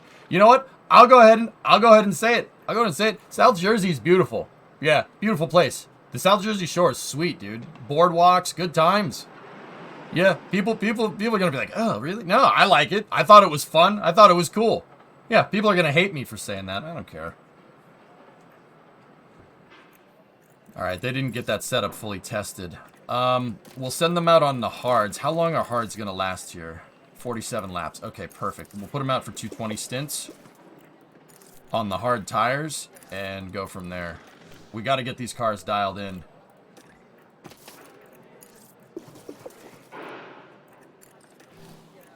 What about Kevin? How's his setup? All right, well, we got to keep letting him drive. All right, let's go.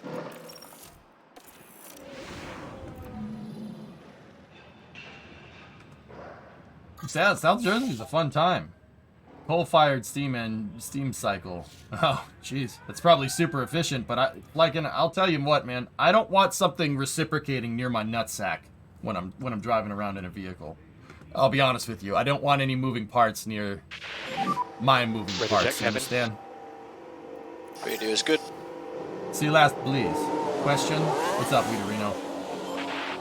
If you run out of motors, do you get to build replacements, or you just have to run your least crappy motor? You could build a replacement. It costs $1 million for a motor, $1 million for ERS, $1 million for a transmission.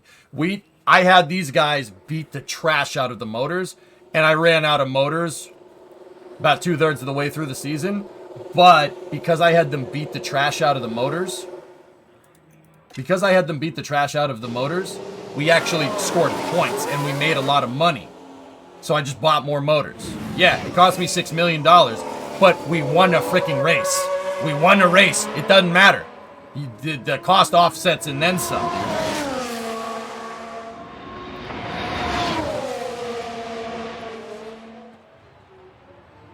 Yeah, Havoc's, dude, like I said, if I had the choice, I'd like to live in Florida, but family and investing in real estate around here is not the stupidest idea. That's really what made me stay here. It'll offset all the costs. Dude, driving down to Florida for launches is going to be that's amazing stream content. That's going to be fun. We'll have an amazing time doing that. How is the balance? I don't know. Feels very good. All right, come on in, buddy. Understood.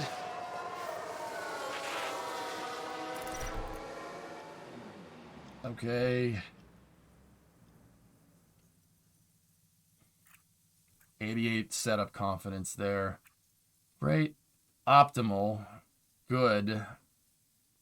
Great. Optimal. Straights is optimal, which is nice. We're optimal there. It's just great there, though, so...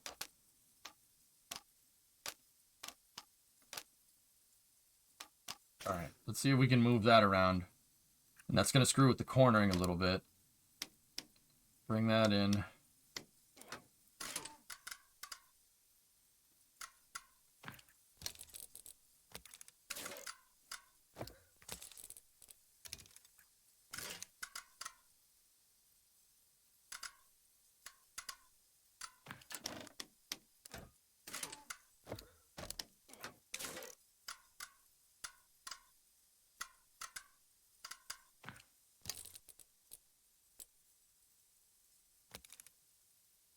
I shifted the front wing just a tiny, teeny bit.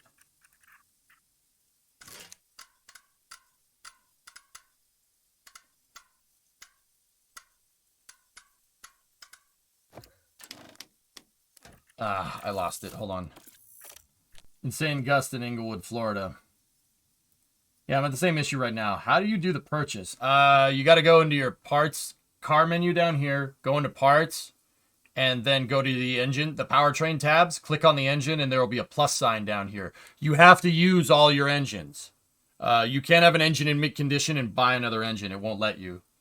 But I mean, that's the thing. That's where, like, with me, I know the sport. I know the sport pretty well. Teams do that all the time. Oh, dude, look at how many grid penalties there were at Spa earlier this year in real life. I'm talking in real life. Red Bull took the penalty. They started from the back of the grid, brand new gearbox, brand new powertrain. Max literally won the race.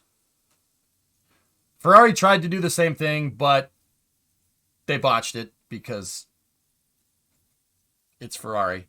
But yeah, that's the right strategy. That's the right strategy. Okay, great. You incur a penalty. The penalty is, it's like when you accept a penalty in American football. Sometimes you just accept the penalty. It's better than declining the penalty, right? Like, I mean, that's not exactly how that works, but take the freaking penalty. Now you have a faster car than everybody else, and you literally can win from the back. Straightforward stuff.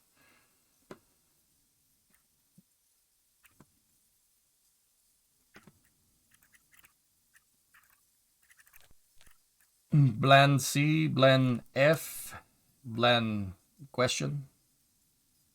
All right, so now let's move some of these into the optimal position.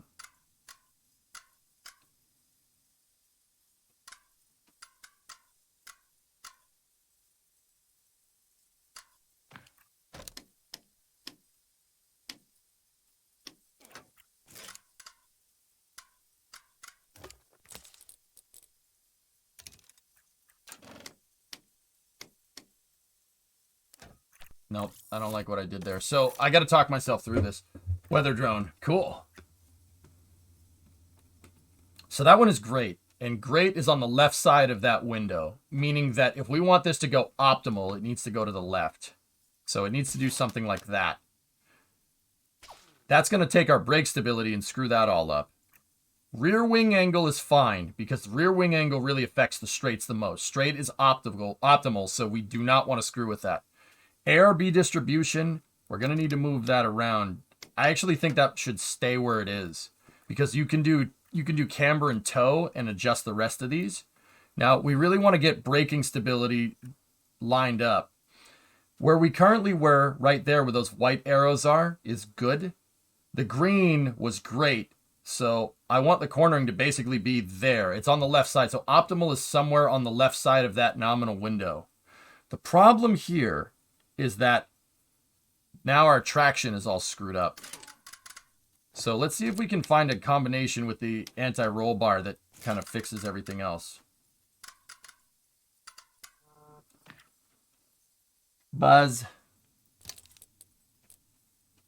All right, so that gets brake stability back to optimal. That puts us inside of a nominal window. Where those white arrows are is great. So kind of want to be like right there. Now, cornering, we want to separate it. It's good where it is. Green was great, and we needed a little bit more to the left. Like right there. And then if we use toe to capture right back on optimal, this should get everything all dialed in. Sometimes I have to sit there and talk myself through it, dudes, or else my brain doesn't do good. More like what? See what I mean? I'm watching you for a bit, no work, sitting on my butt till more cars come in. Right on. Hey, Sawyer, check this out. I want to show you real quick. You know what? I'll keep this thing going. We just got to... Sounds like there's been a crash. Oh, Stroll crashed? Balance. I'm happy here. All right, we'll call Kevin Understood, in there. Kev. So check this out, dude. So this is what I did in the shop today. I got my auto streaming rig and the monitor mount, the monitor and keyboard mount on a captive on the side of my toolbox. with the computer on a custom metal bracket that I made that's bolted to the side there. Yeah, the Model M is great for the auto streams because it can take a beating and you don't really need to worry about it. That's from doing all prior automotive streams. The thing's still good and it's not gonna break. Ever. You could drop the thing, it doesn't really matter. Yeah, sneaky. So what I did today, Sawyer, was I mounted the surge protector up and I plugged it in, and I still need to work on cable management. Don't judge. I hate this. I hate it. I can't stand it. Believe me. It's me. See the stuff that I make in Kerbal? This pisses me off. I can't stand it. So spare me for a second. Don't worry about that. I'll sheath this all up. I'll put protection on it to make sure that it's nice. I just set it up here because I needed the switch to work, because this is what's coming from the house, the white wire. And then one of the blue wires is going to this computer on that switch, and the other blue wire is going to the office. So, yeah, I almost have the automotive thing set up here. The automotive streams are almost set up, so we're almost back to the capability that I have before I moved, where I could auto stream or just do a regular stream. The cool part about that now is that they are about 20 feet away from each other. I want to get a baseline setup for the automotive stream going so we could just do a regular auto stream, and then I have to shut the stream off and then start it back up over here. That's not a big deal, though. I want a more seamless solution in the future, but we do have a good baseline setup with the streaming setup here. And my toolbox is empty right now. I gotta buy new inserts. The old inserts were junk. You got the yayo? Of course I got the yayo, man. Huh? Alex! Alex! Alright, let's see what's up with Kevin. Great, optimal. Great, optimal, good. He's 85. Okay, so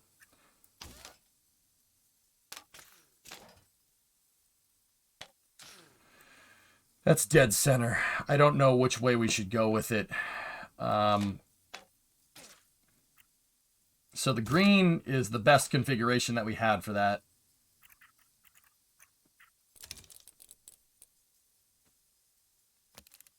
And we need to do...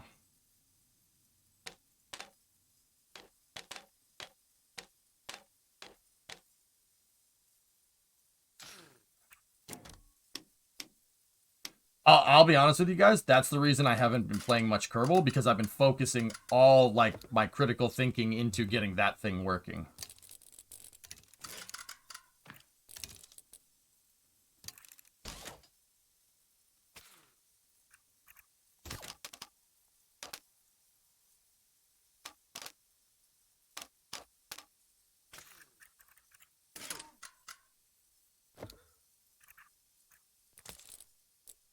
Like, that's my current Kerbal project, quote unquote. Alright. Let's send him out on that again and see what it does.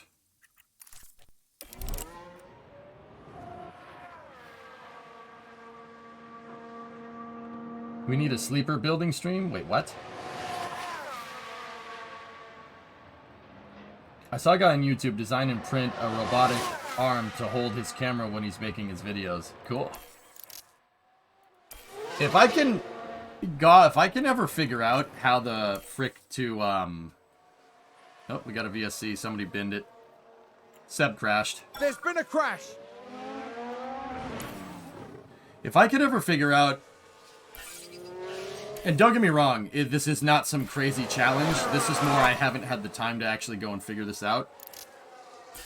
If I could figure out a way to make STLs with Maya, I can make whatever I want. VSC ending. VSC ending. I can make whatever I want on the 3D printer. I have the 2 3D printers. They're in the shop. Once I clean off that bench from all the boxes that I have from moving my shop out of my parents' house, yeah, we'll get 3D printers going again. That would be really, really useful for prototyping parts. I'm not going to lie to you, which is why 3D printers exist in the first place. If you guys notice, if you know stuff about 3D printers, they use something called an STL extension. STL stands for stereolithography. They basically used it to prototype castings for machining. Someone spun out. Yeah, STLs have been around for a long time. Maya has a plugin for STLs. Is it free, the plugin? Oh, Oh, did someone run wide there? Can you 3D print a 3D printer? Yeah, if you could print ABS, then yeah, you could 3D print a 3D printer. But some parts really need to be metal on that printer. So does Katya and On Shape. Well, fellas, the thing is that I have a legitimate copy of Maya. If you're using a software that was obtained from other means and you don't have a license and you use that to make money off of, you put yourself into a pretty crappy legal precedent. Now, don't get me wrong. If I used a bootleg version of Maya and started making 3D art on stream and then printing it, I don't think anything is going to be a problem. But if the stream got big and somebody noticed that and someone noticed I had a non-legitimate copy of Maya and I was making money off of it, Autodesk will go after you. And I know Autodesk. I learned how to model on their software. They will go after you. They do that. Same with Photoshop. Same thing. Adobe is ruthless about that stuff. You download Blender. Yeah, I don't know how to use Blender. I'd have to learn. It's a free plugin. Oh, thank God. Well, that's good. Yeah, don't use bootleg CAD systems to make money off of. That's a very bad idea. They will go after you. And that isn't like you wouldn't download a car. It's not stuff like that. They will go after you. Like, they don't like it when you take their very expensive CAD software and get it for free. Yeah, so, like, fellas, here's the thing. Latifi's out. Yeah. Alright. Does anybody want to VSC. Does anybody want to sit here and think about how funny it actually is that is a sound clip that was imported into the game? Gary saying Latifi is out. Gee.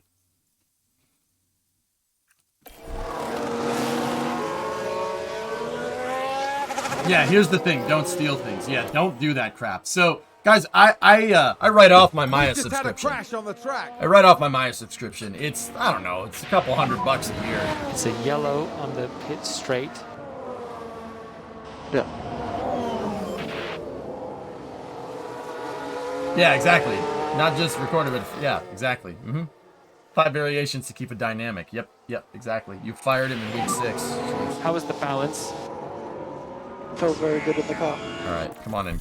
Come on in, kid. Understood. How much time do we have left? 23.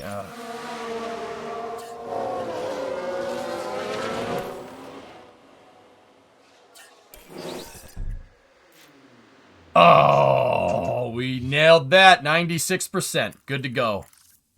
Good to go. Hell yeah. Yeah, I'll fill them up with fuel. Just go out on those hard tires and get some. Oh, he's at 100. Yeah. VSC ending. Sweet. Mick's good to go. Kev, how's the balance? Let's just see if we nailed it with Kevin. Stand out and get that seat time, kid. Waste those set of softs, or those set of hards. They're already wasted, so. What about Kev?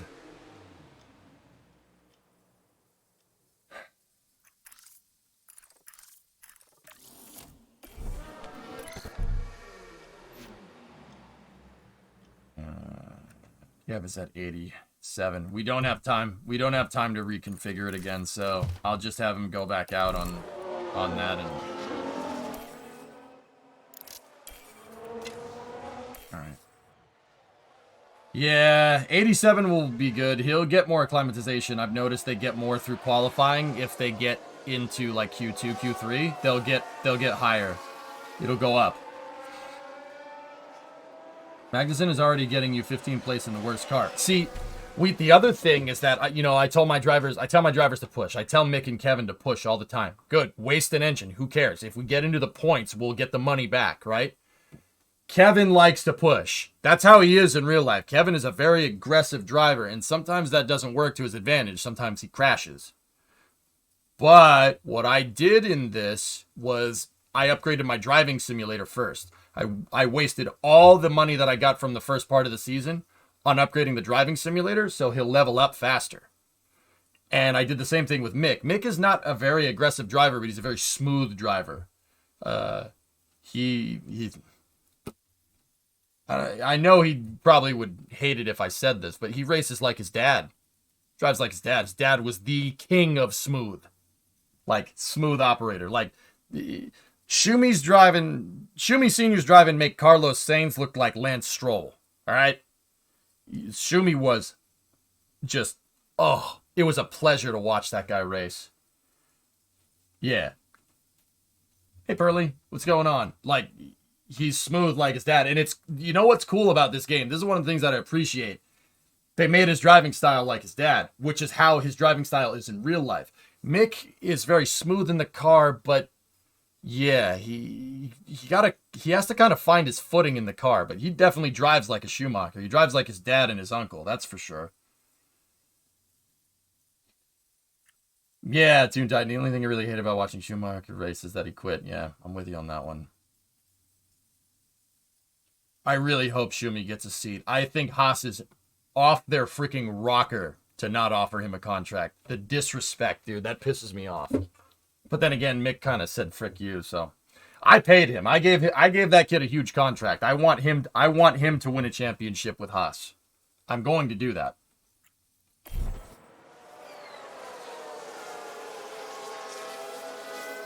Mark my words. I'll make it happen.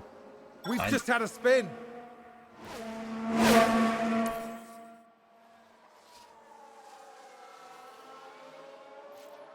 I already got Mick on the podium in this season, and Kevin's been on the podium twice, and he's won. We placed 1-2 at Coda. All right? We will get more podiums. Right now, what we got to do, right now the focus is to just get into the freaking points. If we can get a podium in Abu Dhabi, that would be great, but I'm not sure if that's going to happen. I really hope K-Mag is your future for Williams. I picked him up because I can say the W is Wheatley. Oh, I got you. Okay, you're coming They back were to all us running now, Mick. scruff engines, Weed. I noticed that from watching qualifying and stuff. So I put him on new engines, and I told him to beat the trash out of the car. And it worked. We ended up getting a safety car right at the second stop for our two-stop strategy, so we didn't lose track position. Yeah, it was kind of a coincidence that we got on the podium with both drivers, but even if there wasn't a safety car, I still would have podiumed with Kevin. We just got lucky. Leclerc is the fastest, but see, look, they're all taking grid penalties. All taking grid penalties. Sweet. All right. Kevin's acclimatization is pretty bad, but Mick is good. 96 setup confidence, 100, 15 performance bonus. See, get him the seat time during practice. Look at what it does to his numbers. It buffs the numbers for the race, which is really good. So driver has base, control accuracy, cornering, braking, reaction. And then if you acclimatize them to the track and get the setup dialed in, you can get buffs. And this will make them drive way better during a race.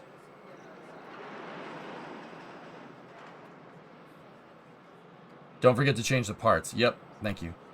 Kevin got 87 on his setup confidence, and he's at 58, so we got to be careful with him. But he should still be able to drop us a good lap. All right. They put the work in and they pay it back. That's nice. Yeah, well, I kind of did I kind of did a ballot check here. I invested in what we had. All right. If Kevin isn't our guy, if Mick isn't our guy, next guy up, whatever. I'll find a guy that's low, and I will do the best of. I'll find a guy that's lower driver that's going to take less money that wants to improve, and go from there. Mick and Kevin, I will give them the best opportunity that I possibly can to get them on the podium, and if I frick it up, it's my fault. Right? Except if they crash, then that's their fault. But I give them the tools. I have the tools. They have the talent. Understand what I'm saying, man?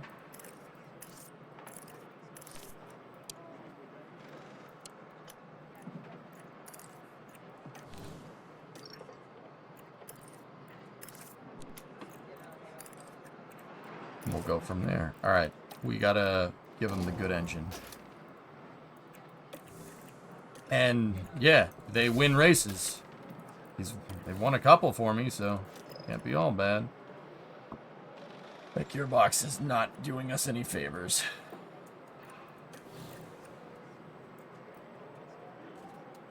I love this town! Yeah. We had 7 million in the bank. I don't think we should give them a new engine. I just need a decent performance. I just need both cars in the points. 9th and 10th would be good enough for us here. Don't get me wrong, we're gonna try to win. Try. But yeah, I gotta give Kevin the good engine. 67 on that engine, that's not bad. Gotta give him the good ERS. And yep, give him the the other gearboxes were junk, so okay.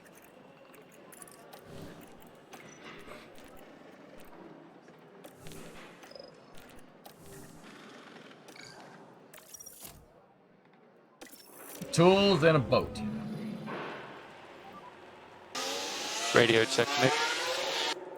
He's a pretty damn good coach. And I'm surprised the Patriots have won a game with the hand that they've been dealt. Dude, Matt can't read a defense. We got destroyed by the Ravens. It was pretty embarrassing. 6 freaking turnovers, dude. Like, what are you doing? What are you doing? What are you doing? What's wrong with you? We got Lamar Jackson just had his way with the freaking Patriots. It was kind of embarrassing. I got drunk that day because I was so embarrassed. I'm just like, okay, I'll have another beer now. Okay.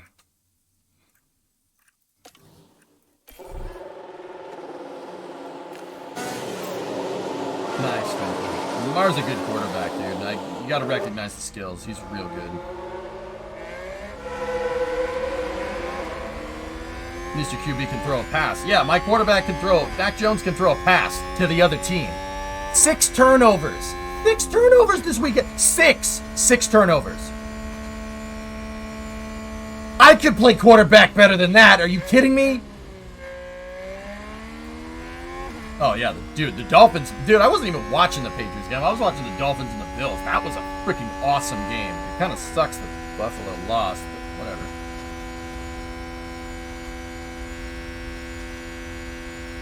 Yeah, ish, for sure. For sure, dude. The Bills are due.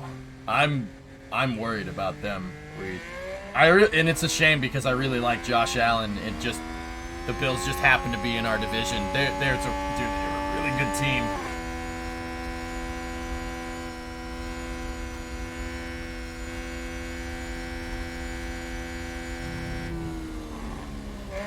Yeah, I know, Deadcrew, right? It's pretty ridiculous.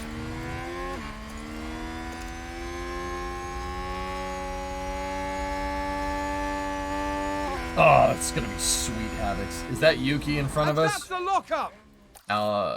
It's Gasly.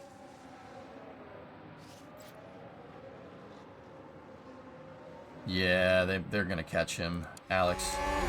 Alright, let's see. Alright, kid. Time to push.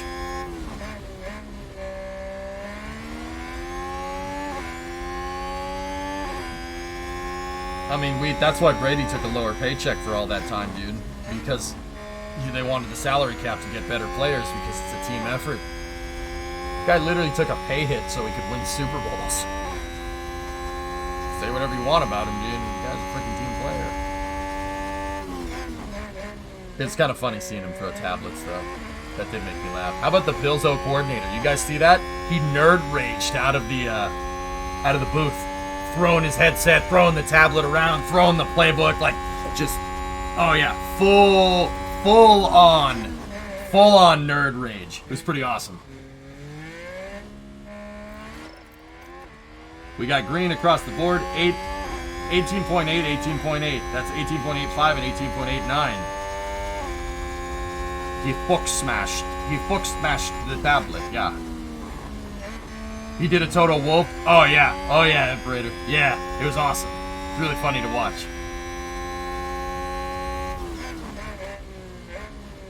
Kevin went purple. 35.6, 35.8. Mick lost a little bit of time on Kevin in sector 2.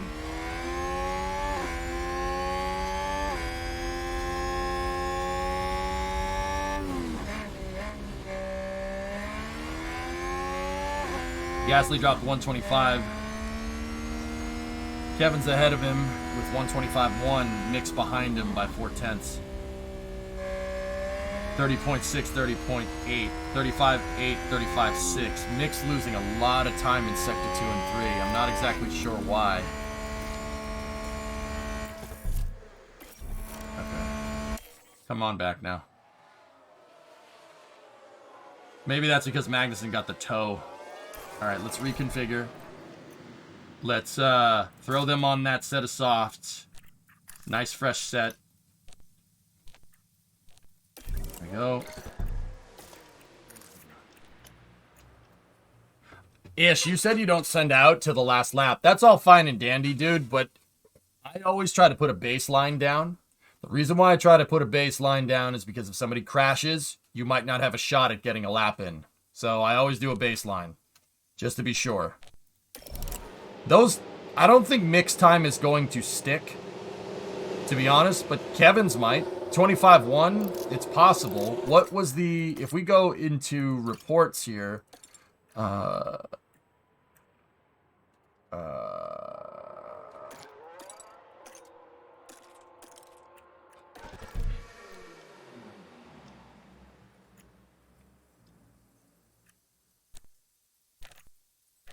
was the fastest lap? 126.1. And what are we at right now? Keep in mind, 126.1 is in race trim. So that's not qualifying trim. The qualifying times are different. That's the fastest lap during a race. So Max had the fastest, if I'm looking at that, in 2021 with a 126.1. Okay, that means quali times are like 122.23. That's what would get us. That's what would get us where we want to be. Let me look at the prediction here. Yeah, Latchcast, thanks to Iron Spark for the gifted sub yesterday. Iron went ham and gifted 100 subs yesterday. I literally couldn't speak straight, Gas. It's crazy, dude. I've been doing this job for about 10 years. And full time for 7, right? I started in late 2012. I went professional, full-time professional in September of 2015. I literally could not talk straight. I was like, I did, like straight brain fog, dude. I didn't know what to do. 100, Orion. 100. You've been streaming for 10 years? That's right, Nuffly. I started, well, not 10 years exactly. 9 years, 9 months. So on December 23rd, 2022, that will have marked 10 years of streaming on Twitch for me. September 15th was 7 years professionally. Actually, not September 15th. It was technically September 19th, 2015. Yes, I remember these dates because I'm weird. September 19th, 2015 was the day my last day at Best Buy. That was my last job on the loading dock. And then I went right to TwitchCon. Tornadoes on the Cape. Yikes.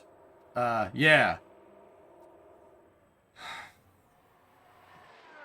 Yeah, Nuffly. December 23rd, 2012. I remember, I don't know exactly when I started. I just say the 23rd because the 23rd... December 23rd, 2012 was a Sunday. And I remember I would take the week of Christmas off always from my job. I still do, right?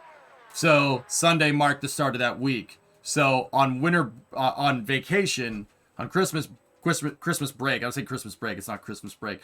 So for that week, I decided to commit.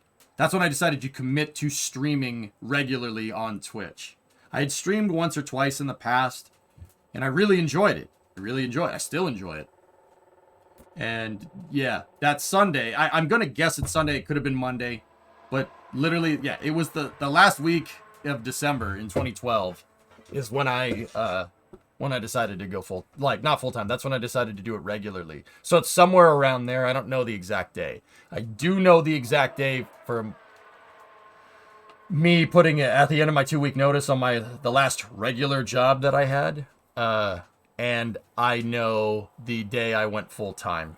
My last day at my regular job was September 19th, 2015. And the day I started streaming full time was after TwitchCon, so it was a couple of days later. It would have been September 22nd, 2015. Yeah, Neville, I'm old. Old in streamer years, dude. Yeah. We gotta go find some pictures of me streaming from like 2012, 2013, dude. I look the same, but you could definitely tell I'm a little bit younger. Hey, Doe, what's going on? Yeah, I'm old in streamer years. Streamer years, yeah, dude. Very old. Is there a way to see how long I've followed? Just click on your name, Source. Source, you've been followed since January 27th, 2016. And you created your account 3 days prior. Gamers have no age.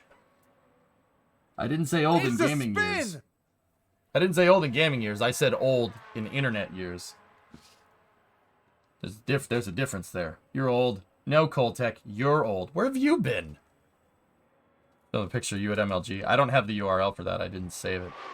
Anyway, hold on. Let's, okay. Okay.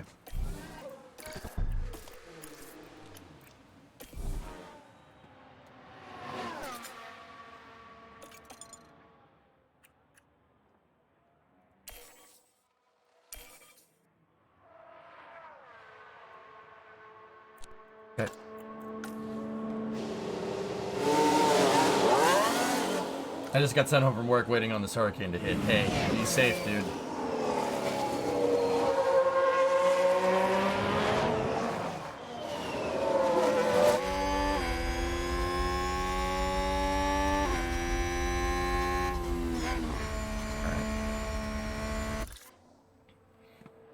We got Yuki ahead of us here.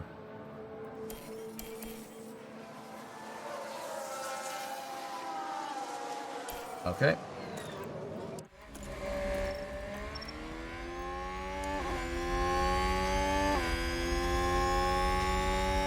Yeah, I first started watching Twitch when it was Justin TV. Yep. You play World of Warcraft or RuneScape? I played a little bit of WoW. I think it was a level 30 Night Elf Hunter, and I just wasn't really into it, dude. I did play it, but it's just, yeah, I don't know.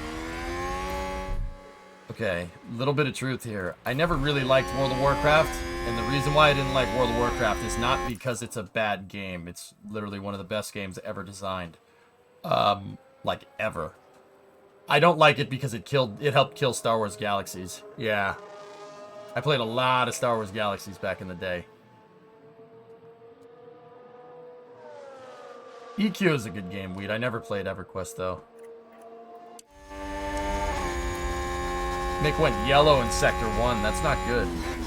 But he gained in Sector 2. He's 1.4 off the pace. Kevin's just 1 second off the pace there. Kevin went 35.6. I thought SWG killed SWG. Well, SWG didn't do SWG any favors, but World of Warcraft destroyed it. There was nothing else. There was no other good MMOs to play until World of Warcraft came out. Star Wars Galaxies was amazing. So freaking fun, dude. 38.26, 1.4 off the pace, but he did a 125.5. That's still an improvement. 125.1 from Kevin. All right. Well, let's see where that gets us. Mick's on the bubble. I don't trust it.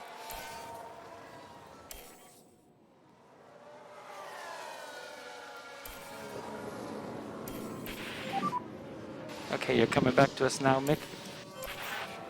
All right. Joe is a checkered flag behind us. He didn't improve. Latifi didn't improve. Alonso did improve a little bit. We need basically 5 checkered flags down here. That's what we're looking for. George improved. Lewis improved. Perez. still up in second. Tsunoda's on the bubble. Like, Lurig is up there. We don't need to worry about him. Okay, Danny is somebody that can bump us. He didn't bump us. Norris is ahead of us, so that doesn't matter. Yuki could bump us, and he didn't. Stroll didn't bump us. Albon. Okay, we're clear into Q2. Sweet. Pre-CU SWG was the best. I agree. People whined because it was too complicated, Havocs. But yeah, it's amazing. It was an amazing game. The skill tree skill point based system still is the best skill set system that I've ever seen implemented in an MMO. Yeah, it's still the best. It's better than WoW. Yeah, there, I said it. WoW is dumbed down. It's supposed to be straightforward so everybody can play it. Star Wars Galaxies, you really needed to think. Think about how you divvy up your skills. If you wanted a combat character, you wanted a crafting character. It was fun, man. It was a great game. I had an architect shipwright. I had an architect shipwright, and then I had a commando TKM. Yeah. The architect shipwright was cool, Havocs. For my guild would get me the resources, and I would craft up the fastest engines around. Like, for JTL and stuff. Oh, man. That was a good time. You had to go prospect for resources, dude. It was such a fun game.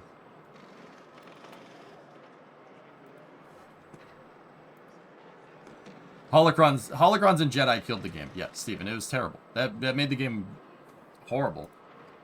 It was because episode 2 and 3 were coming out when Star Wars Galaxies was a thing, right? And because everybody saw Jedi going around blasting stuff with a laser sword, you know, the dev felt pressured to put Jedis in the game in a time where there's literally only supposed to be like 3 or 4 Force-sensitive people in the entire that are known throughout the entire galaxy, because SWG was supposed to take place between episode 4 and episode 5, literally like right at the start of the Empire Strikes Back, when Jedis are pretty much extinct, except for like Luke, Yoda, Obi-Wan, stuff like that. Well, not even Yoda, but well, yeah, Yoda. Yeah, you get what I'm trying to say.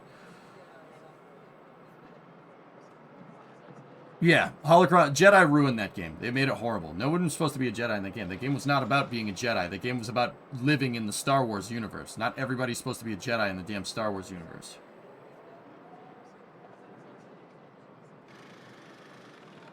It's SWGEMU, Vic. I know. All right. Let's put them on that bum set of softs here to get a good outlap.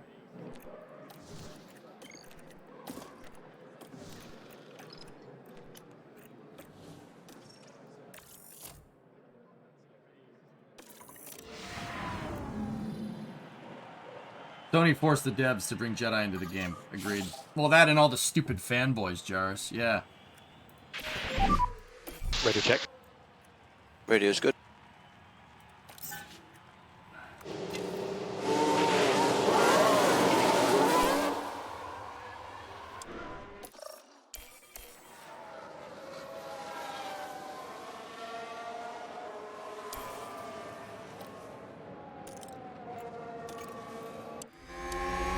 Alright, here we go. Yeah, Havocs. WoW killed SWG, so I really never got into WoW. I didn't like it. I thought it was too dumbed down compared to SWG. And keep in mind, this is 15-year-old me that didn't really have a clue what was going on. WoW is an infinitely more fun game to play, I will say that. But Star Wars Galaxies was fun. That brings me back to the days of playing PlanetSide 1, Star Wars Galaxies, Counter-Strike, Half-Life 2. Oh, good times. Good times, dude. Kevin went green in Sector 1 at an 18.8. Mick went 18.9. That's matching basically what they did. I never played Fallout, Fun Temple, until Fallout 3. Yeah, I never played the Fallout games growing up. I didn't even know what they were. Then Fallout 3 came out, and I was like, oh, everyone says this game is good. And I remember distinctively in like 2009, 2010, I had some spare money. I had enough to buy a game, right? I had enough money to buy a game, you know. you know, I wanted to buy an RPG game to enjoy, and it really came down. I narrowed it down to like either Mass Effect or Fallout, and I flipped a coin, and heads or tails, 2 out of 3, like I always do, and Fallout won. So I bought Fallout, and it turns out that Fallout 3 is one of the most amazing games ever made. It was so good that I went back and played Fallout 1 and 2, and I've played almost every Fallout since. Still haven't played Mass Effect. Oops.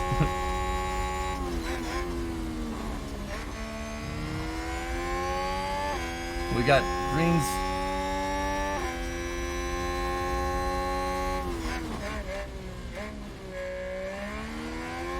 I don't know, Tessa. We'll figure it out. Mass Effect is pretty good. Worth a playthrough one day. Yeah, no doubt.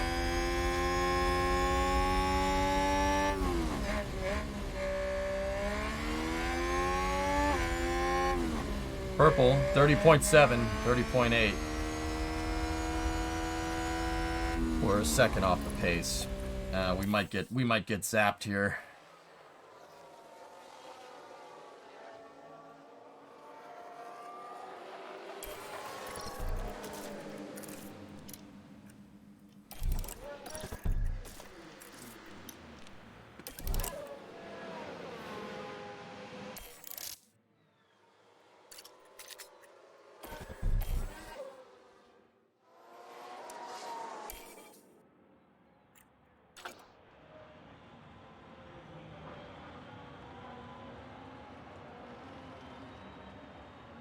Yeah, Vlam. Yeah, so I'm told. I never thought it was Halo. I love Halo. I love the Halo universe. That's one of the best sci-fi universes out there. And if Mass Effect is on par with the Halo universe, then yeah, I'd probably dig it. Like I said, guys, I didn't that I had one preference over another. I flipped a coin. I flipped a coin and it came out Fallout. I'm sure if it had come out Mass Effect, I'd be saying the exact same story flipped with Mass Effect versus Fallout, though. I wish the Halo show was better. Yeah.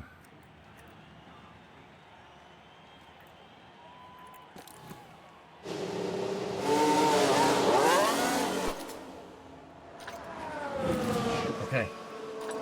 We should be getting a stint here when nobody else is on the track. Oh, Yuki's in. Get out of there. Ugh.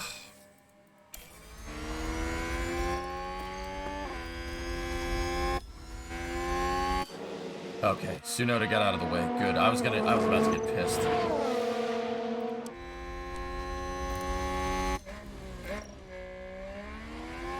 (18.811), 18.888.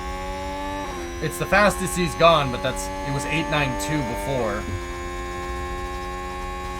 Will you play Starfield when it comes out? Maybe. Starfield looks fun. I'm a little bit skeptical of Bethesda after Fallout 76.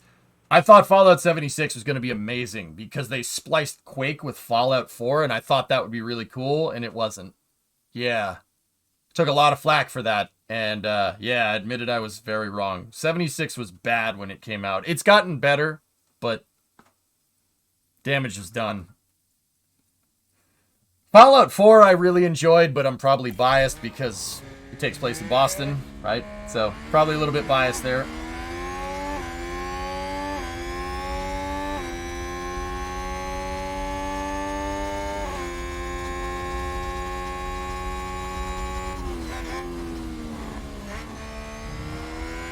Yeah, I'm gonna be very careful with Starfield. I'm not gonna buy it when it comes out. I'm going to wait. The only way I would buy it when it comes out is if enough people here, if you guys tipped enough money for me to go buy the game so you guys can get a look at it and we'll play the trash out of it and on stream. Like, you gotta remember, guys, if you guys want to see me play a game, I'm not gonna say pay, put money down for me to play a game, but if enough people want me to play a game, I'll play it. And if you guys are skeptical about it, one, I don't blame you. If you are, I'll take the hit. I'll buy the stupid thing, and we'll play it. And you could get a first-hand review from somebody that's computer animation by trade. I know game design pretty damn well. Hello Kitty Island Adventure would be the best. We're 1.4 and 1.8 off 123.8. Not good. No, I haven't.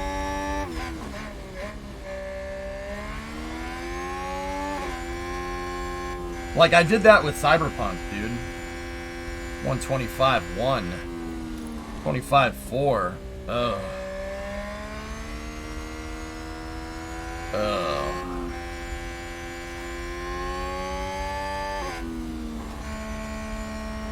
Sorry, Kyle. I'm very partial about reviewing video games, guys, because I know people listen to me. And that burden of truth, I guess, is something I take very seriously.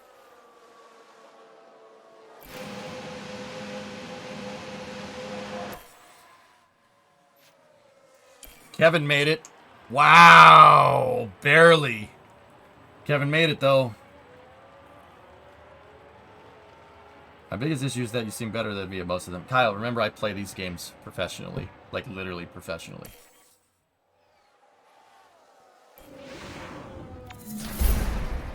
Ah, it's all right, kid.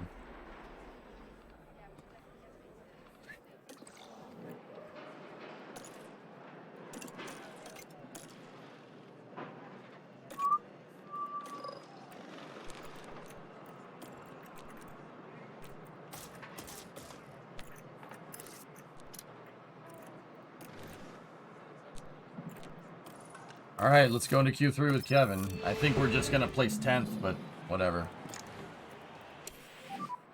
Radio check, Kev. Radio's good.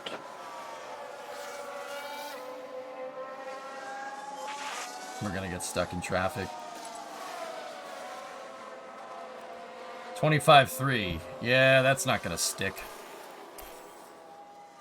But then again, we are on bum tires, so.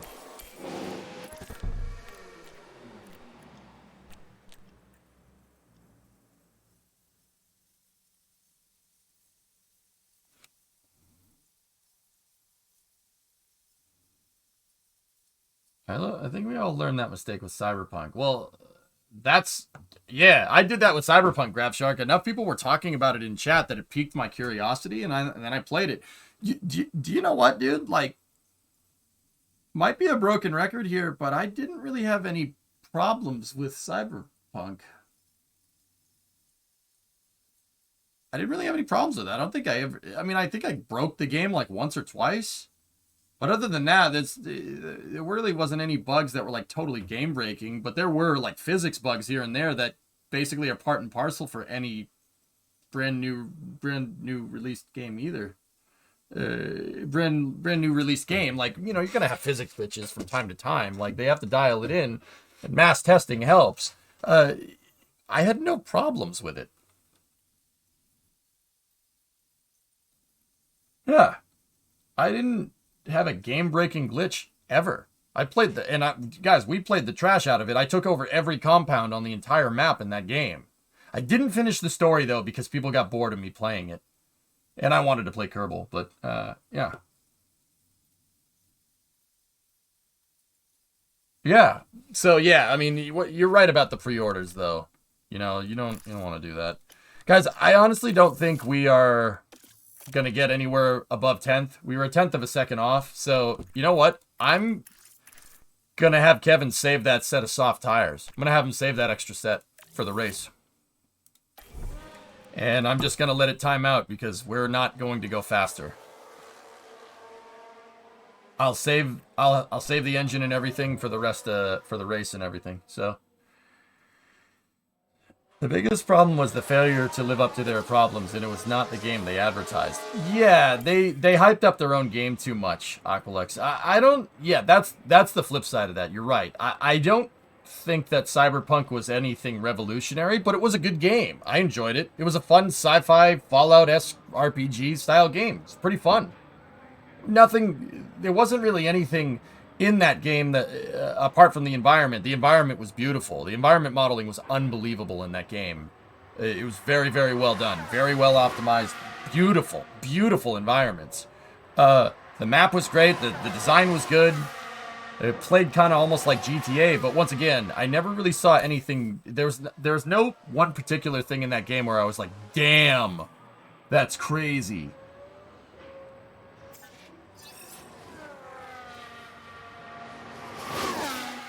Yeah, bound for Cyberpunk sold 20 million copies. Quality is not important, quantity is. I suppose, but now they have now the studio has a reputation, you know what I mean? Which is not ideal, but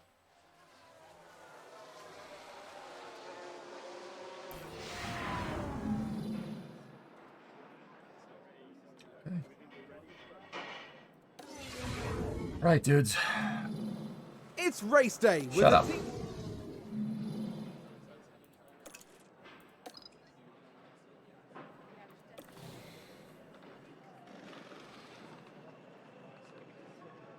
Yeah.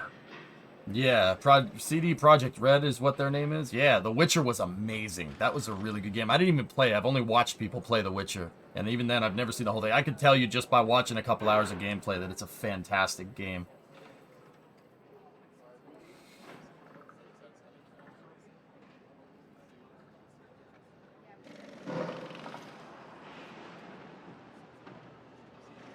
Yeah, Grav, they really, yeah. It's a good game. It's not really what they promised, yeah.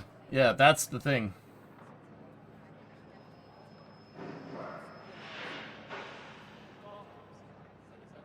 Has Mick scored any points? Exeter, he's been on the podium multiple times. He's 10th in the Drivers' Championship in my save. Oh yeah, he scored points. I got him second place. I had Kevin and Mick 1-2 at Coda. And Kevin has been on the podium multiple times, dude. Yeah. Yeah. I watch a lot of Formula 1, though.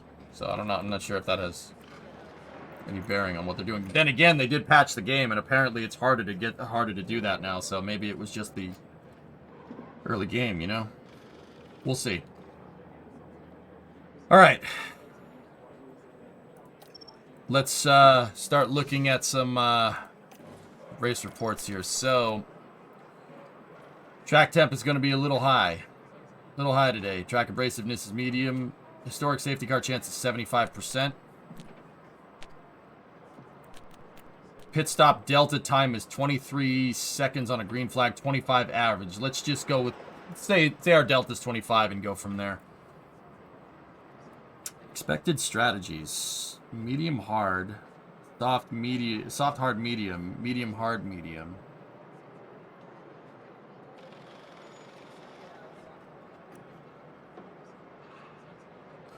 The conditions changed a little. Oh no, that's the same as it was. Yeah, 13, 10, and 6. Soft and medium are favorable for a 2-stop, but you could go, because it's only medium abrasion, you could go medium hard on a 1-stopper. That might be what we want to do, but I have to look at the weather. So let's go over here. Let's go into mixed car. What do we got? It's gonna be pretty cloudy conditions. Cloudy will favor softs. Yeah, it'll favor the soft tire.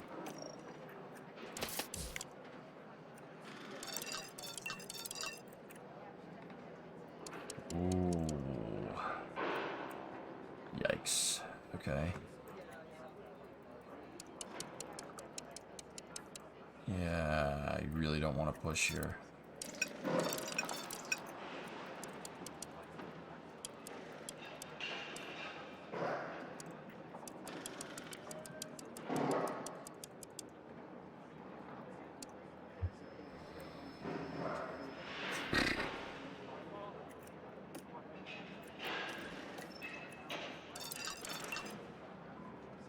Damn, dude, look at the fall off. Unbelievable. Yeah, see, they messed with tire deg, dudes. They messed with the tire deg. Look at the fall off now if you push all the time. Holy crap. Oh boy. Yeah, fellas, it's gonna be a while before we ever get a podium again.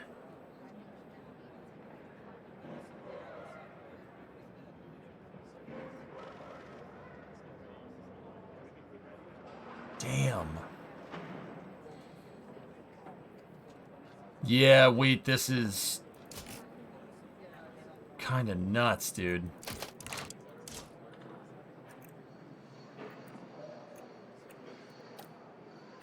All right, so medium hard. Oh my goodness, that's so different. That is so different than before. Wow. Okay. Yeah, you got to be a lot more careful with strategy now. Like a lot more careful.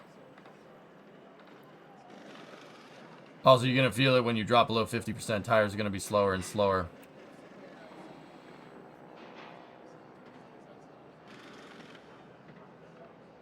Maybe Hibbit, they might have. I don't know.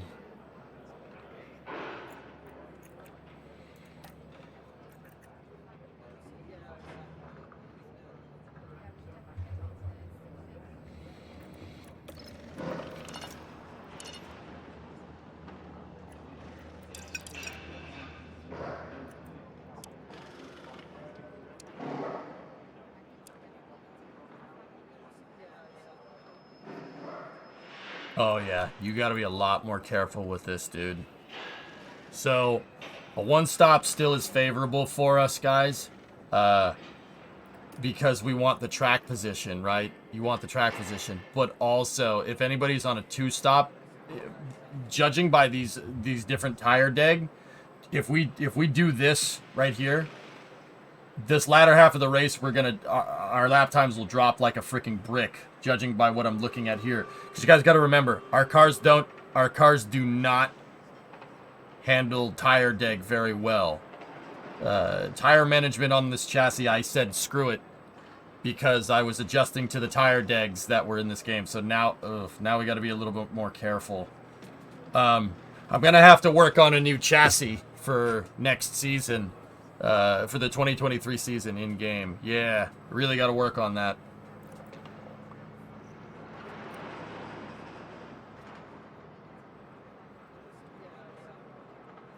I think you should go for a two-stopper and make use of a potential safety car. 127.22 is there. 127.33. So, yeah, we're favoring two-stop with softer compounds here. 127.22. This kind of pushes. And honestly, it looks like the weather is going to stay more or less the same. If we look at track, we have linear grip and linear tire rubber, which means conditions that the grip will improve over time.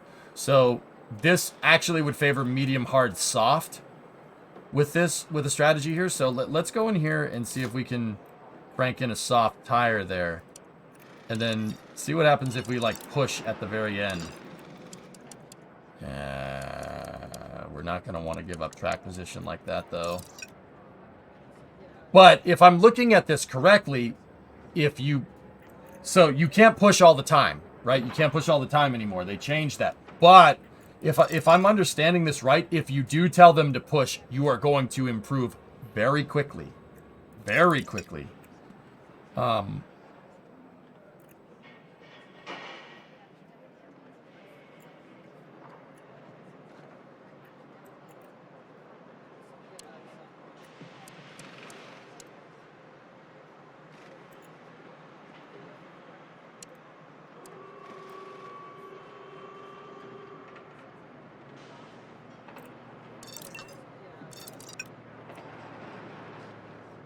This is patched, Baramus, yeah. I would go with the recommended medium hard. Two stoppers are even harder now. We'll get obliterated at the end of this race, Hellfish. Let me add the new strategy. Add the new strategy.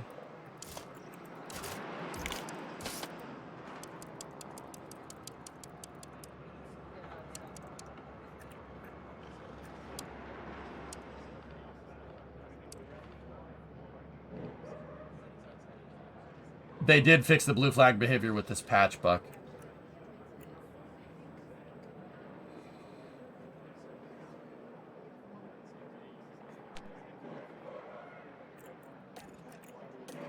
We'll do one stopper hard to medium. Yeah. One stopper hard medium should be... You want a softer compound when the car has less fuel in it so it can go faster. You should be able to push a little bit harder here. And the track is going to get cool towards the end of the race. So, yeah, that's what we're going to do. We're going to go with that. And once again, Track grip and track rubber will be the highest. This is when you get the most traction. You want to end on a medium, I think, if I'm thinking about this right. Let me make the same strat for Kevin.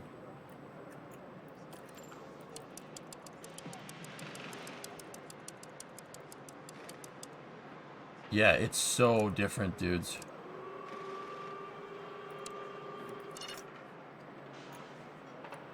Tire deg is nasty. I'll put Kevin on lap 33, see if we can get an undercut there, and I'll have him on conserve. Ooh. We have to be very careful. This is a lot harder now. I don't think we're gonna get on many podiums from here on out, fellas. Not for a little while. Yeah, anime, I don't know. This, you can still do this. You can still do good with this, but man, this is... Yeah, this is bad. Especially from what people are saying, the tire deg falls off at 50, which is... Yeah, we'll put Kevin on the undercut strat. 127.36 is where that ends. And this is 127.22 for a two-stopper.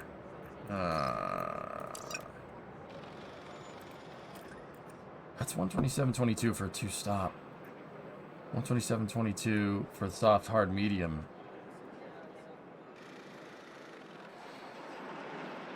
Says, Haas always started with the pit crew of drunken high school dropouts from the local Jiffy Lube. I tried Haas and the pit crew woof. You gotta tell them, you gotta focus them.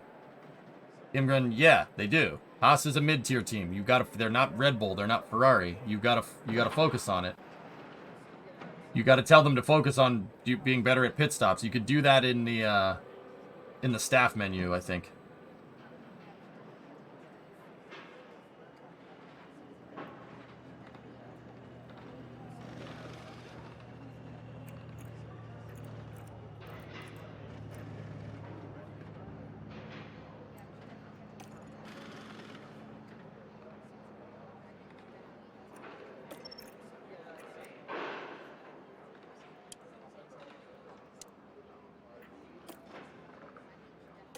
Ooh, this is a lot. The nominal pit window doesn't go past 44. 38 to 44, 37, 43 on soft, hard, medium, and then medium, hard, medium.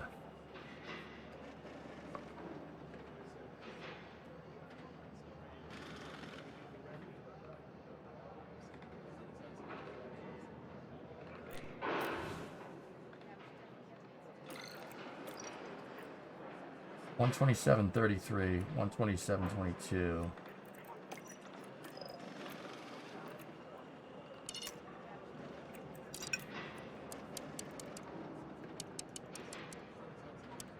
That's the... Wow. I can't believe that. I can't believe how bad... The fall off is unreal. Wow, that's insane. Alright,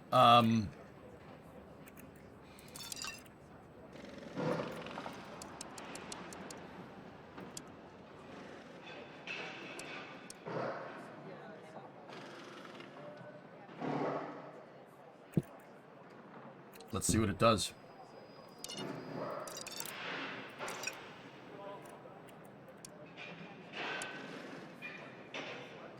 $127.29 is what that one's given us. Yeah, see, that's too early to pit on those softs.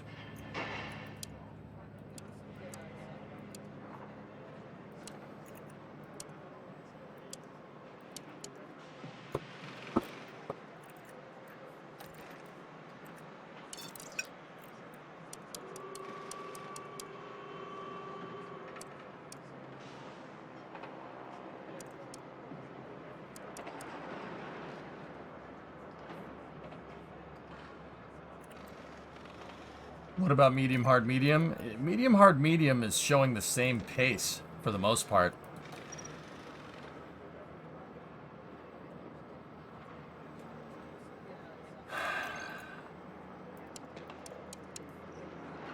Yeah, they're showing it's not that much of a difference. It seems to push here.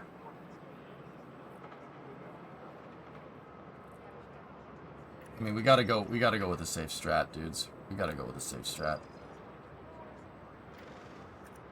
I don't know if Mick can handle with the new tire day, with how the tire day goes. I don't know if the kid can handle doing this.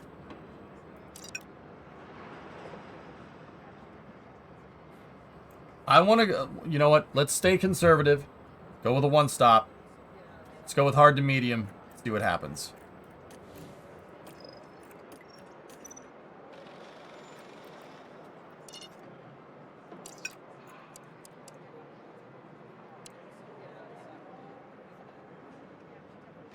Yeah, I agree, Ingram. Yeah.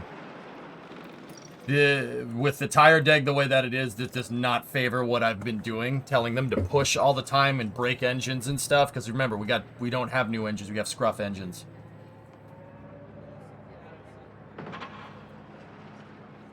Yeah.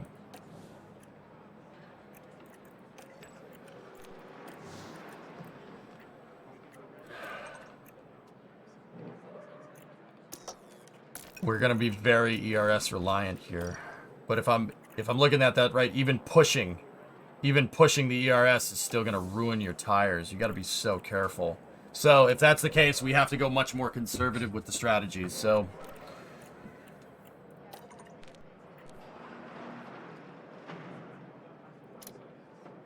what I'm gonna do is I'm gonna give him a little bit of extra fuel so we can at least run. We can run with fuel pushing. We can run with pushing a little bit more. I'll give him a little bit extra. All right, guys. I don't think you're going to see anything special here, but we'll see. Drivers now Here we go. lined up on the grid. There we see Kevin Magnussen. They're in the front half of the pack, so there's plenty of potential for them. We'll see, Snake. And it's Schumacher. Anything could happen. Here we go. It's the Abu Dhabi Grand Prix. And it's lights out, and away we go.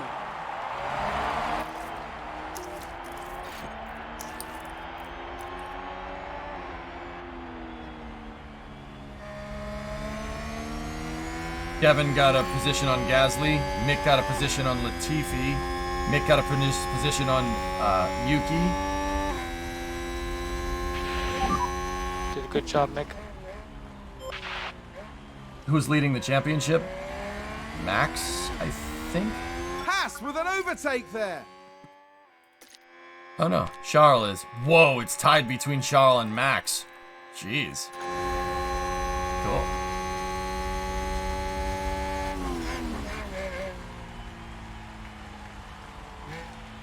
Got a traffic jam.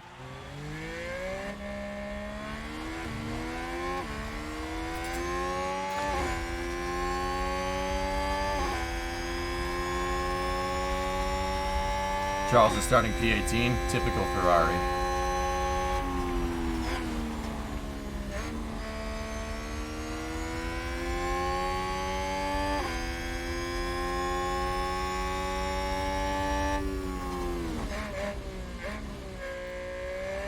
Yeah, guys, I'll be honest, during this race, I don't want to, like, if you could, we gotta really focus. You really need to, this really needs my undivided attention, like mission mode style, because if we start, like, talking about space or cars or whatever, yeah, this is it's gonna screw me up.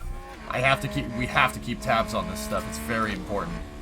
Especially with the tire dig. If I'm looking at it right, you gotta be very careful. Hey, T-Man.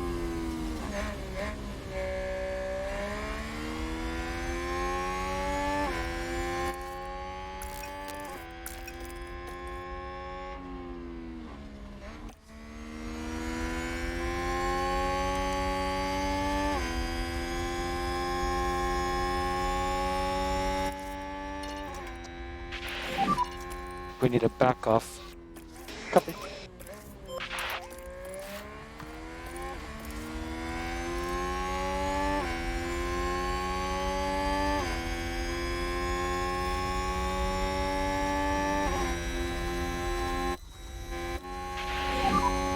Typical. It's not over for us.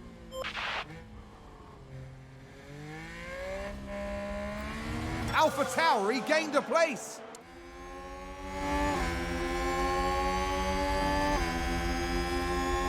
I think so, Anime Fan, yeah.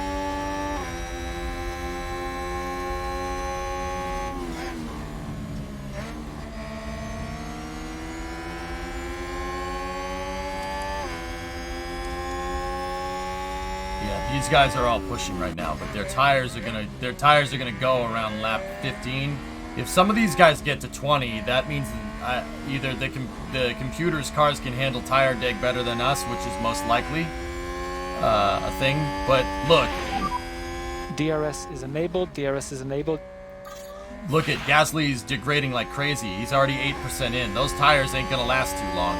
If he's degrading 8 over 3 laps, give me 1 second.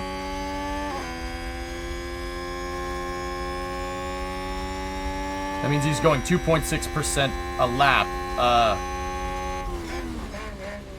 So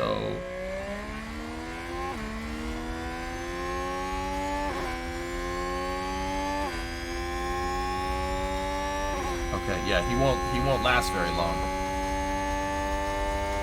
These are scruffed, Creeper. They're scruffed tires, I think. Either that or they're pushing. I don't think they started with 90%. They're probably scruffed tires from qualifying.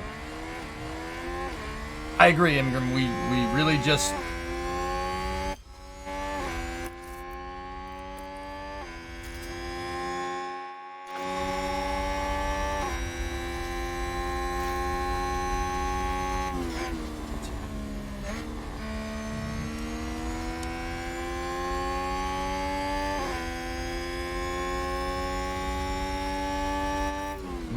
Mick's gotta push a little bit.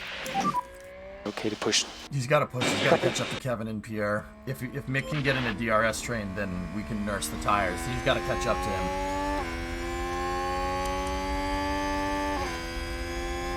So we're 5% over 4 laps, which means with conserve on, we're like 1.2% per lap. Meaning we can go a long way on these hards, but we just gotta be careful.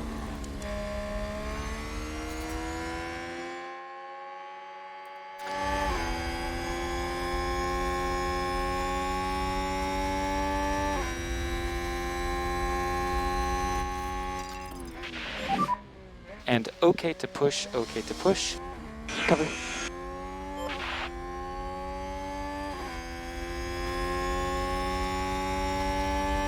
Yeah, but Rezel, our chassis, I built the chassis around around previous tire deg. I built the chassis around that. Our chassis does not take care of tires. This Haas VF22 shreds tires.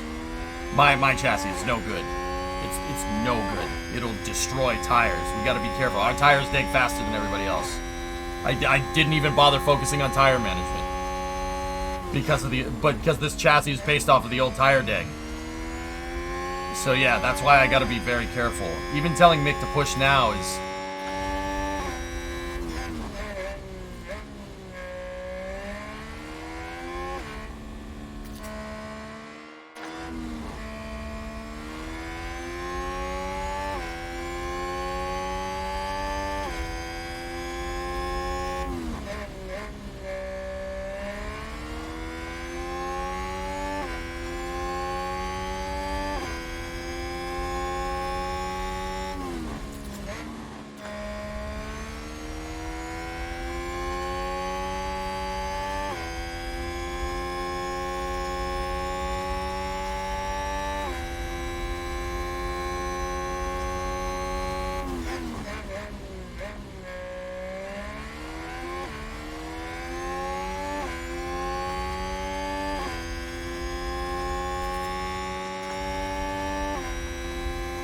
Gotta get Mick to push up the DRS. He has to get in DRS range.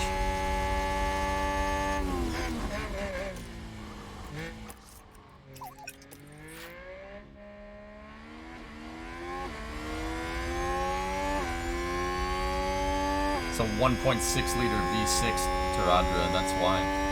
Sounds like Dookie.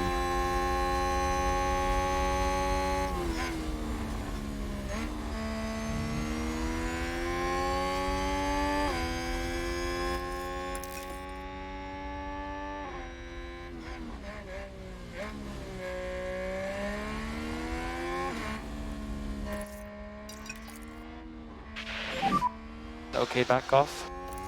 Okay.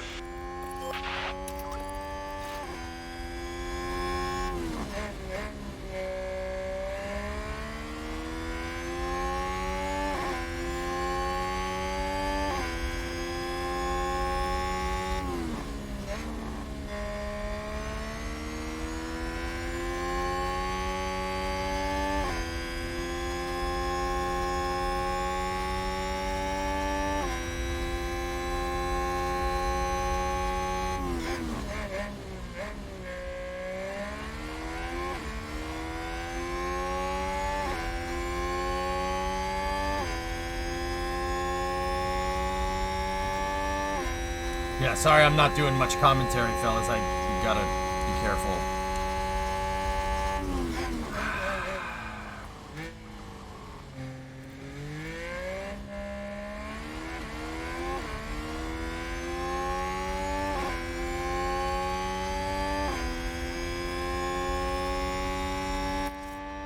Mick's just not gonna be able to catch him. Good job, Kev.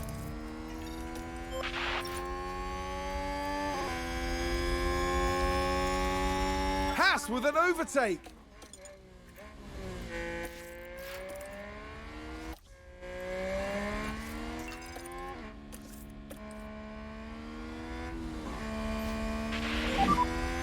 And we are okay to push, okay to push.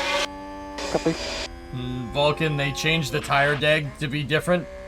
The tire delta fall off is unbelievably different than it was before. Tires really have a linear fall. Tires before had a linear fall off till you get about 30 and then exponentially fall off. They changed the exponential fall off to around 50 from what I understand. So yeah, I can't, my plans of pushing all the time and ablating engines don't really work anymore.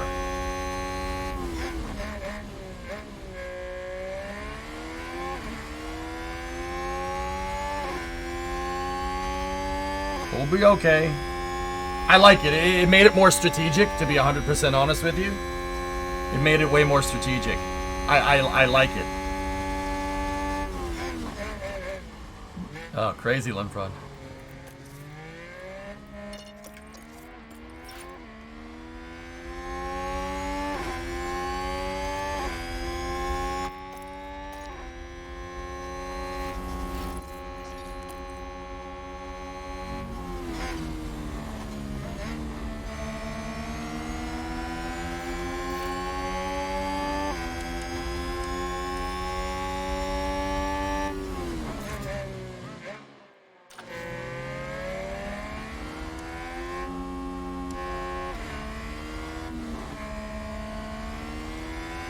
Yeah, Bandit, with this one stopper, we might, but we gotta be careful.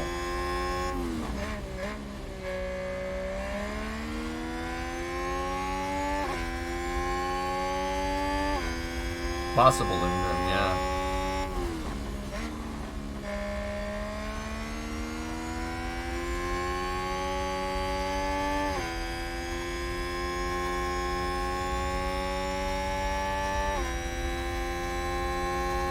I mean, the interesting thing is them patching the game. Them patching the game and changing how our cars run completely is like what happens when the FIA changes regulations in real life. It's the same thing, which is kind of funny to me. Okay, charge on, charge on. It's the same thing. Yeah, changing regs like that can really screw up teams. Well, they changed the tire deg in 2005. That's a position gained for AlphaTauri. And it screwed up Ferrari's car, and they won. Oh, hey Chuck. Wow. Neat, Doc. Okay, we're still okay. Ferrari advance the race position. Chuck LeBlanc.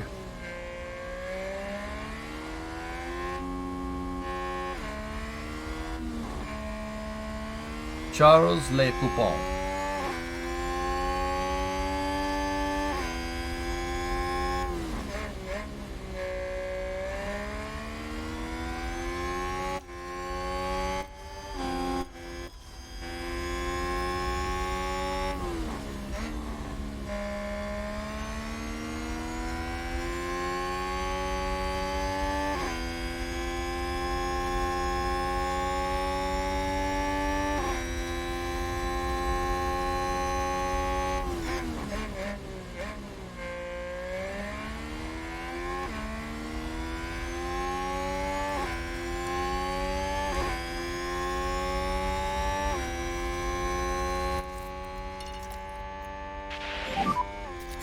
pushing you can get.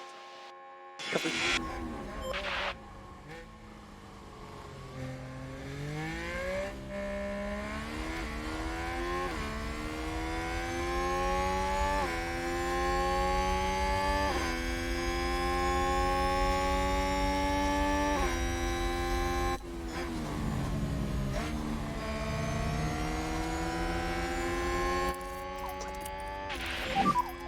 Okay, more lift and coast, please. Copy. Okay, good job. Now pick up your pace. Yeah, copy. Charge off. Copy.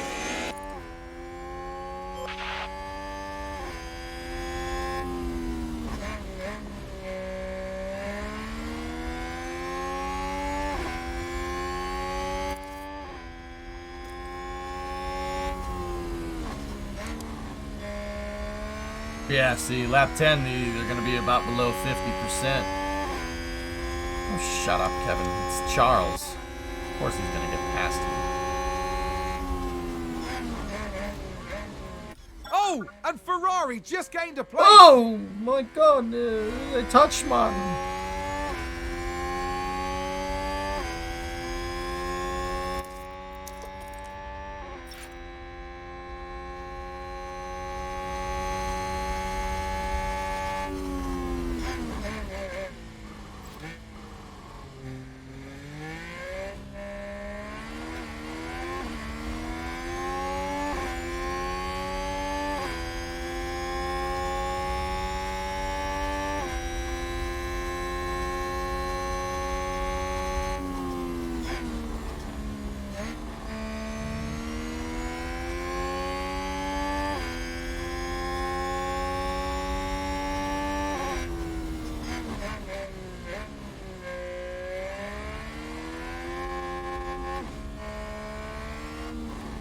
He can't keep doing this. He's got to stop.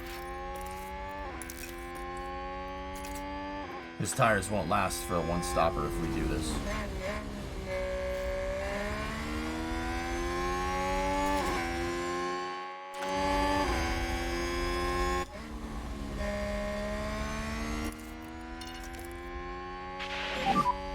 Okay, Kev, no management required, so push as much as you can. Yeah, copy.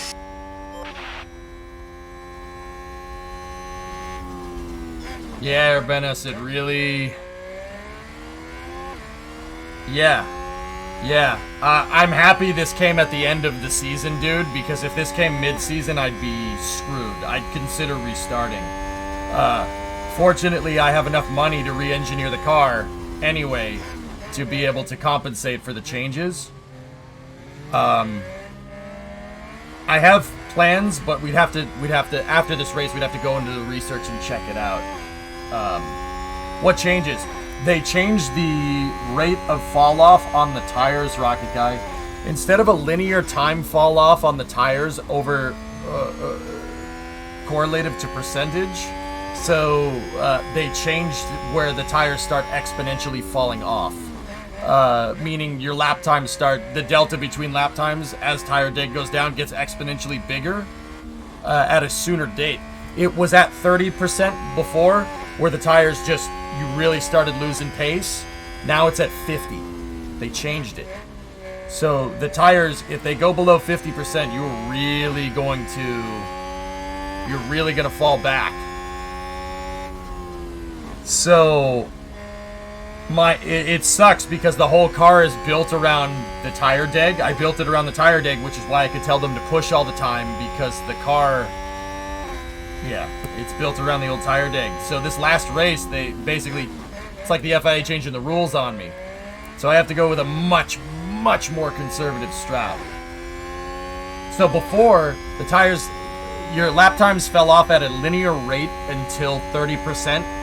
Once your tires got below 30%, once the tires got below 30%, then it moved to an exponential fall off rate, so it gets worse and worse the closer you get to 0%, right? Now it's linear till about 50, and then exponentially falls off after 50. from what I understand. From what I've seen. Now, don't get me wrong, I haven't done a comprehensive analysis on this, but that seems to be what's going on.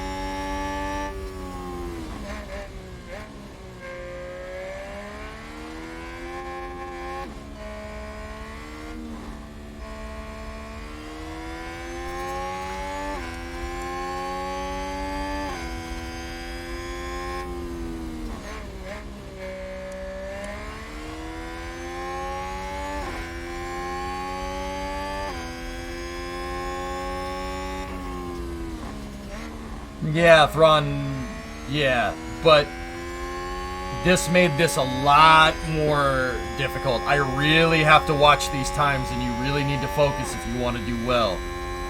Like Mick, I tried to get him to catch the DRS train, and he did deg a little bit below nominal, which is not good. Kevin's doing okay. He should, at this rate, as long as he stays with Gasly, he should be able to... He's looking good for a medium pit stop window over there. He might even be able to go further, but we got to be careful that with the mediums that we don't go too far, because we don't go too far over here, because then it stops being an undercut. We really have to be careful.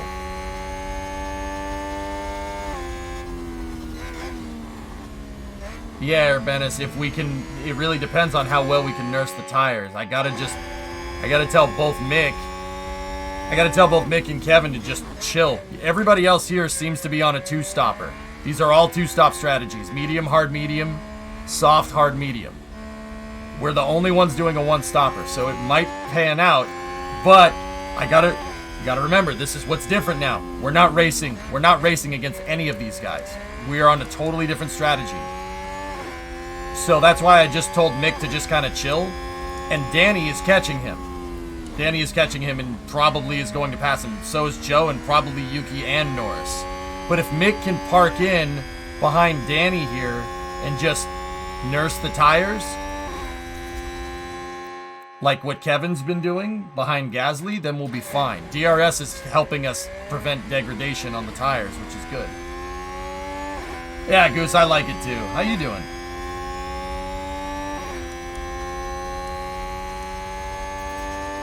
Yeah, that made this a lot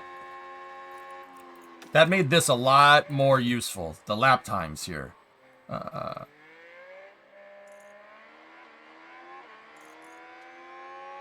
See, if we push, we can do 131. So 33.3, 32.5, 33.3, 33.2, 33.2. That's okay. That's looking all right. That's linear fall off right there, which is in line with what we think is going on. Yeah, Cyborg for sure. Yep, Danny passed Mick. So Mick, honestly, just stay there. We need to back off.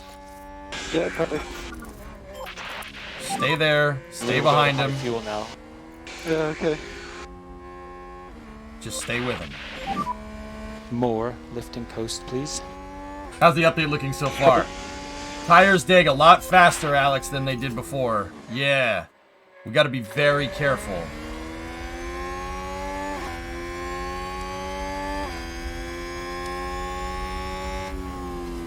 Can't push all the time, dude. My push all the time and wreck engine strategy is not going to work because this chassis does not favor tire degradation. You have to be careful. But fortunately, it's the end of the season, and I got to redesign a bunch of things on the car anyway, so it's not that big of a deal.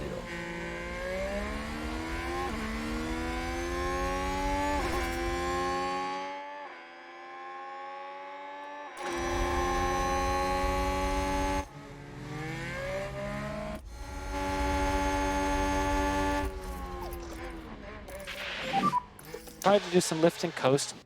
Copy.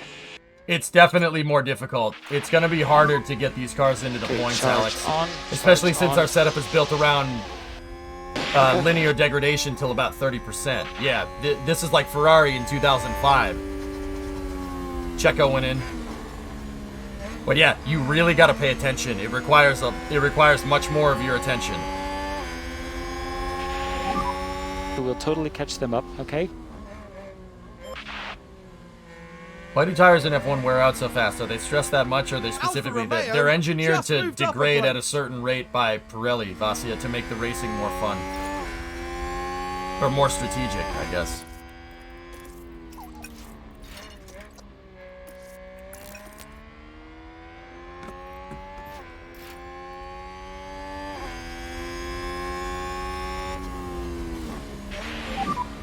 No more lifting coast. Copy. And charge off. Oh, Mick didn't get out in front of Lewis.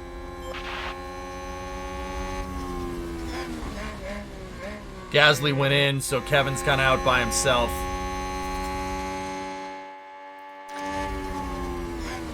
And they made it easier, so it's easier for people to understand what they're doing.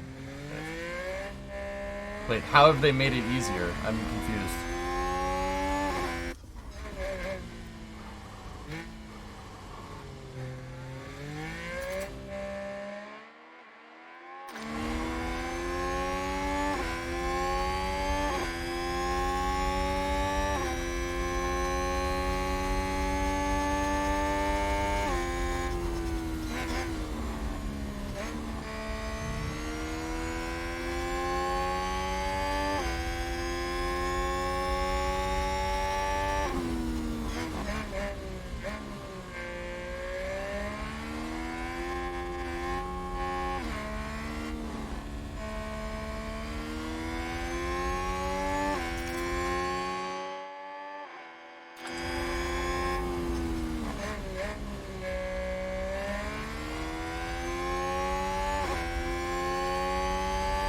I mean, Ingram, it's all tire dig. If I engineer a chassis around not necessarily the fastest car, but we engineer a car around a chassis that'll favor one-stop strategies, that's how we're going to get into the points. At least I think that's what we're going to do.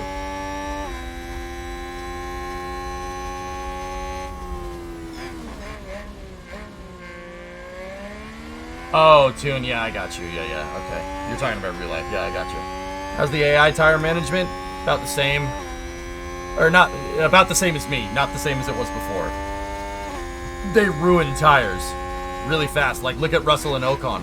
Russell and Ocon are 33 already on lap 17 with softs, which is good.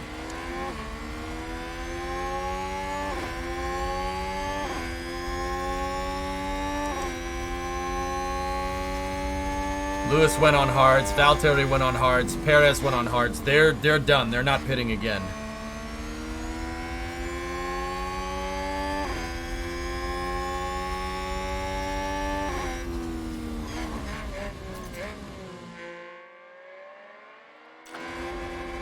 George went in.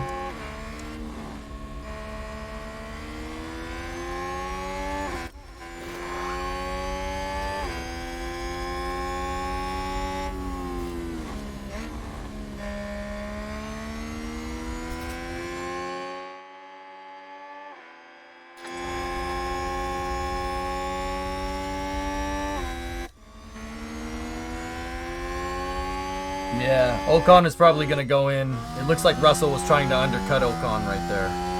What about the Ferraris? Leclerc's on the mediums, Sainz and Verstappen are on the mediums. That seems to be the favorable strat. Lewis did an undercut, and depending on what these guys come out on here, they... Yeah, no, Lewis and Valtteri 95. They might be doing a two-stopper, guys. Yeah, good job. Oh, Mick gained a position. All right. Is that a new race position? Glad they can't push the whole time with no consequence. That would make the game significantly harder. Yeah, I agree.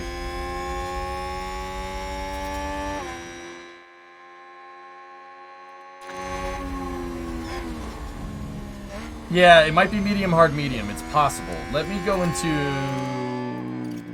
reports. 18 to 24 for medium, hard, medium. 20 to 26 for medium to hard, one stopper. Yeah, okay. Yeah, it's going to be hard to tell. It's going to be hard to tell who's doing what. If they're doing the medium to hard one stopper, or if they're doing the soft, hard, medium. or medium, hard, medium. Actually, medium, hard, medium, or medium to hard is going to be the one that's going to be a little bit difficult to understand. We won't know for another 4 or 5 laps who's doing what. Ocon is obvious. That's obviously a 2-stopper, soft, hard, medium. These guys up here, Max, Carlos, Charles, I'm not sure what they're doing. They could just be going straight medium to soft on a 1-stopper. But they also could be doing medium, hard, medium. It's hard to say. I'll be able to tell you in a second here. I think Lewis is definitely going medium, hard, medium, and so is Valtteri. So we should expect to be able to get up in front of them. Hopefully. It's hard to say.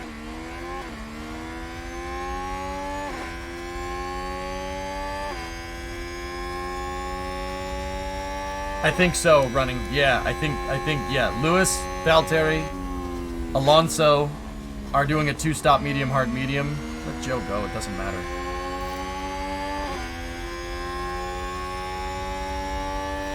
Would a safety car be useful at all? A safety car would really help me.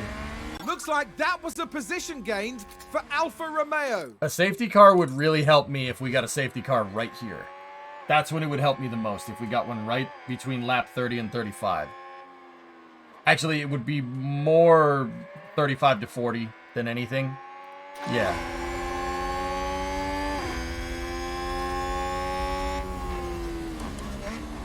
You think Charles might be doing medium hard? It's possible. The hards last about 35 laps, so... Oh, Sector 1 yellow, speaking of that. Somebody just ran wide, it's not a big deal. That sounds like someone's gone wide there. Okay, back off. Copy. Charge on, charge on. Kevin's doing well because he got in a DRS train, Blark.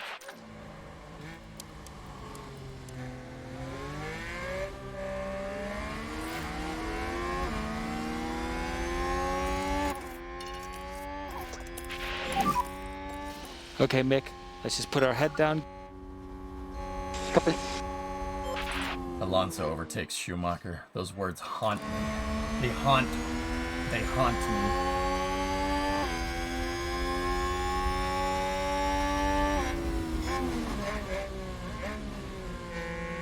I think they're doing medium hard 1-stop. Yeah, running, I think.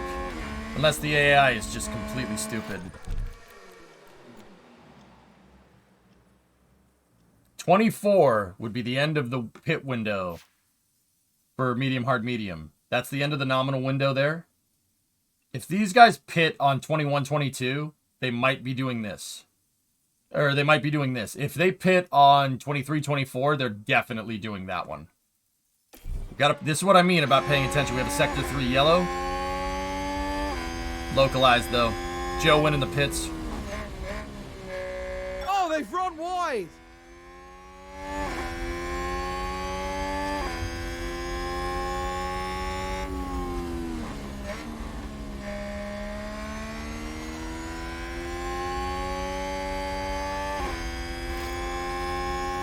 Or they're doing medium, hard, soft, which would be kind of dumb.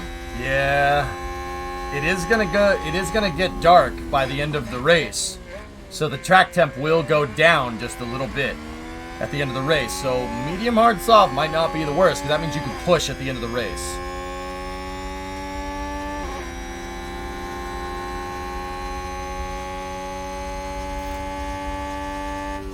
Is that George? Oh yeah, okay. George is on a different strat. He's on a different strat. Let him go.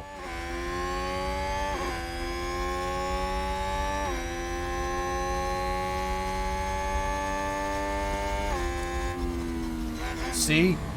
Carlos went in. He went in. He went in on 22.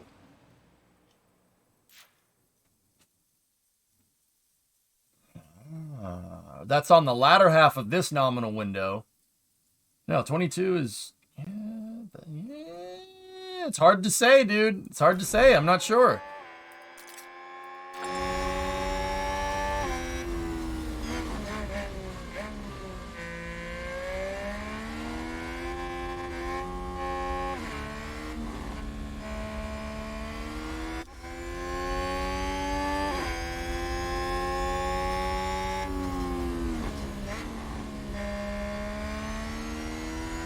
Kevin gonna get out in front of Carlos? Nope. Carlos is up there.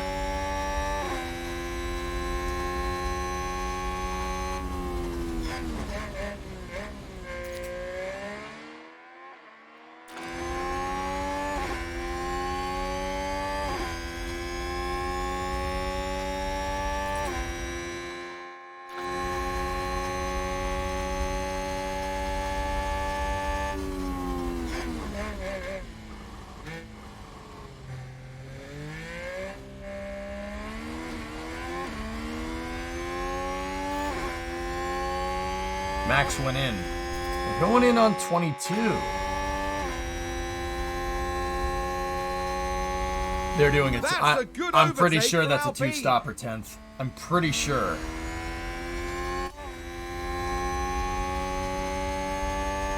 Would it make any sense to let Bottas go by? I'm not racing him, dude. He's on a different strategy. He's on a two-stopper. We're on a one-stopper. Yeah, of course. Kevin should let him go. You're not racing him right now.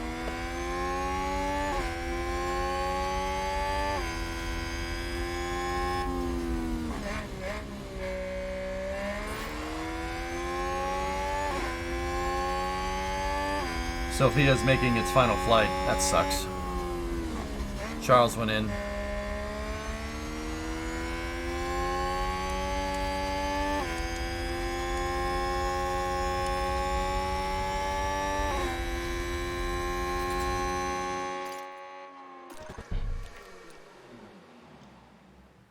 Yeah, see, if these guys were on this strategy, we'd see them stretch. They'd pit 24, 25, 26. Everybody's on two stoppers. I'm like 70% sure.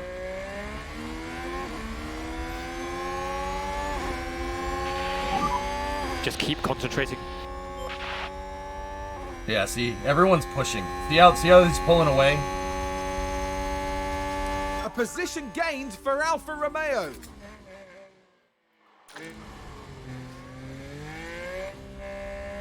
Yeah, 10th, that's true. Alright, pick up the pace a little bit, Kevin. Try to stay with him.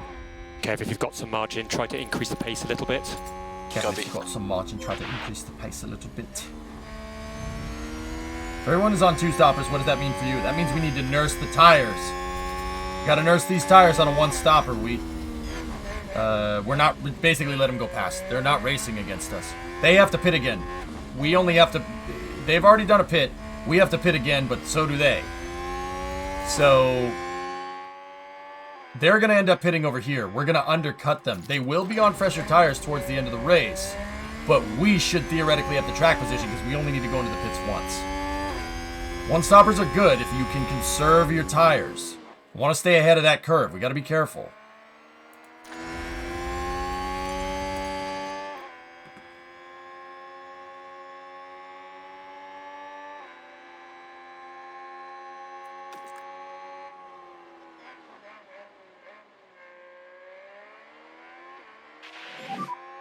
Wow. Wow. Shut up, Mick. 132.5, 132.4, 132.3, 132 flat. AlphaTauri gained a place. This is just fuel drain, guys. Tires are pretty linear at this point. They're still linear because we're at 62%.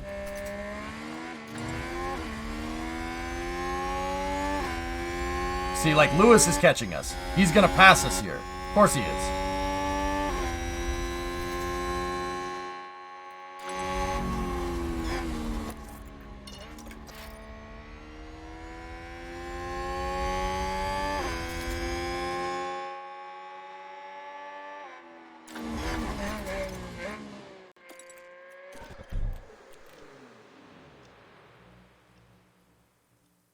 Forty, 41, 42.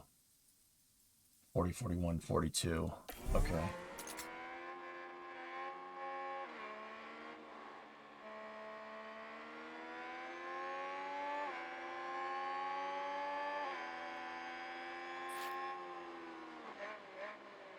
Somebody spun. Oh, Bottas. We have a yellow flag. Try yellow ahead. Okay. That's a localized yellow. Valtteri spun the car. Well, free position for us.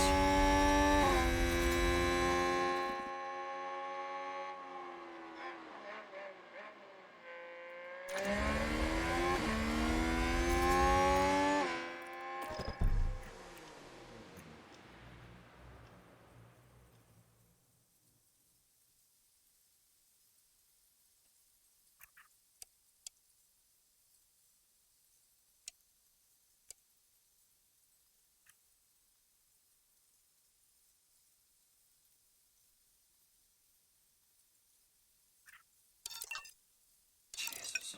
Okay.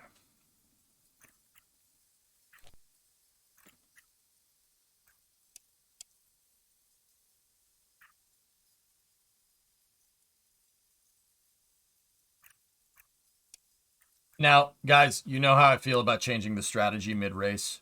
I really hate doing that. I really don't like it. It's a really stupid thing to do. You shouldn't do it.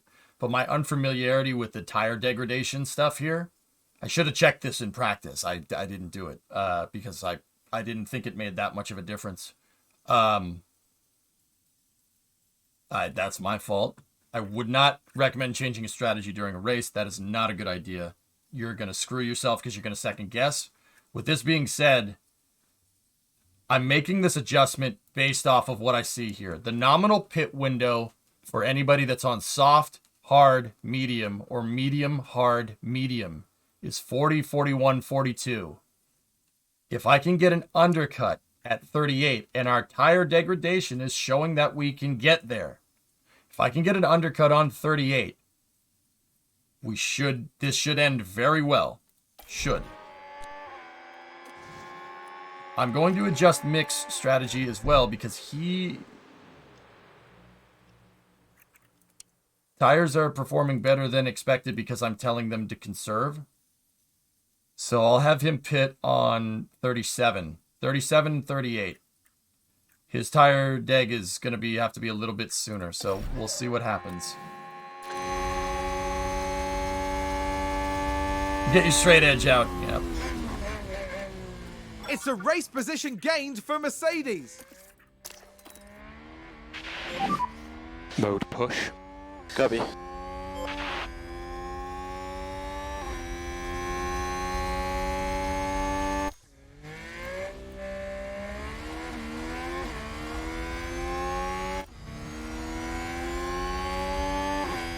No problem. We don't change the strategy. Don't do it. You'll second guess yourself.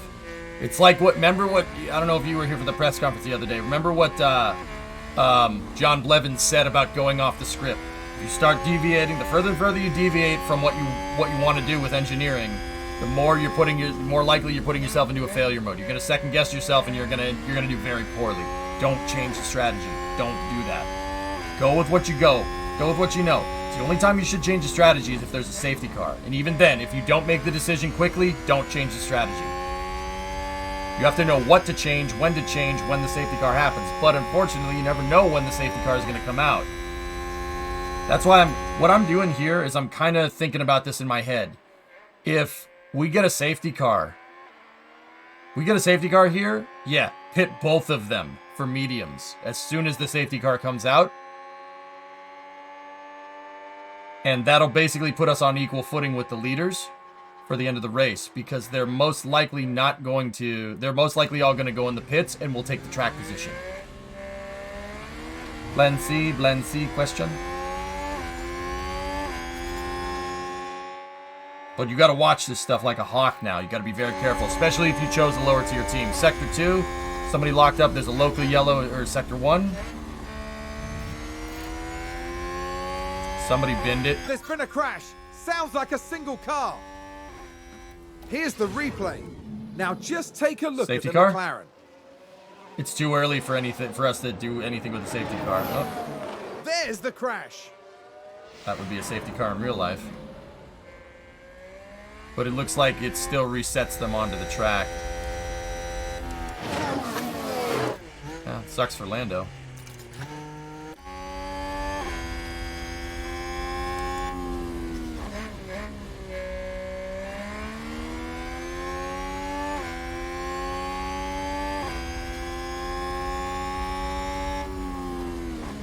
Yeah, 10th. That should have been a VSC. If there was a VSC right now, I wouldn't tell them to pit. We're still out of the pit window. Yeah, we're still out of the pit window. I would take the track position right now. You kind of have two options under a safety car. Because you could be sure that somebody else is going to pit. Somebody will do it. Somebody's strategy should coincide with a safety car usually. It's very rare that nobody's strategy will undercut with a safety car, right? Like, i.e., oh, we'll take the tires right now because we'll gain some advantage. You have the option of taking the tires, losing the track position, or taking the track position and worrying about everybody else being on better tires than you. It really depends. But those are the two like that. If you had to reduce it to a binary decision, that's what you gotta favor that. You gotta figure that out, and that's hard to do on the fly. That's why you can't blink, and that's what I mean about having to pay attention to this. You really, really have to pay more attention to it.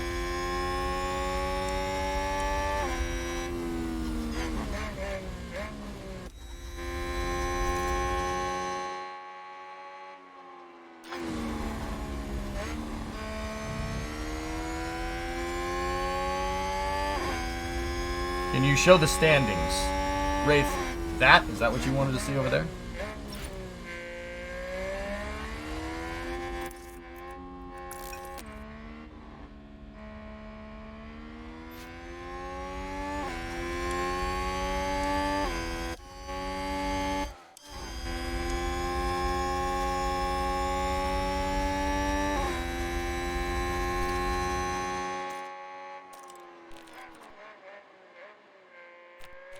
Kevin is 6th right now. Mick is 11th in the Drivers' Championships. I'm 4th with Haas right now. I've podiumed multiple times with this team. No problem, dude.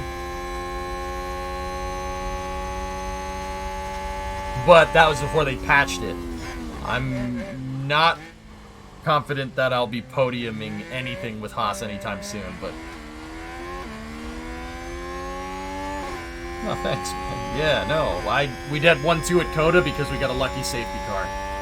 We were on a 2-stop strategy, and we got the safety car right when we did our second stop, and everybody else pitted, but so did we, so we basically got a free pit stop.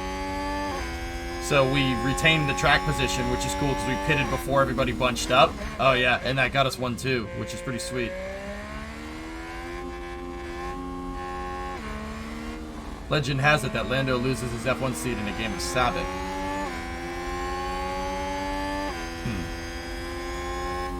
If there's any drivers with the last name Solo, Pace, yeah, I'd be inclined to believe you.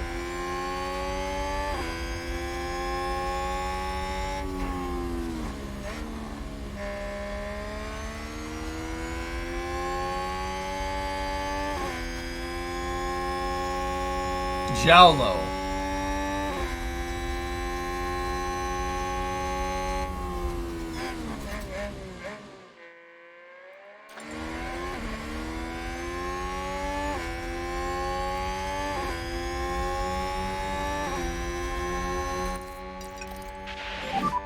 If you've got some margin, try to increase the pace a little bit. Copy that. So we're P6. Alpine just advanced. What strategy is Alonso on? 73 to 74. Oh my goodness.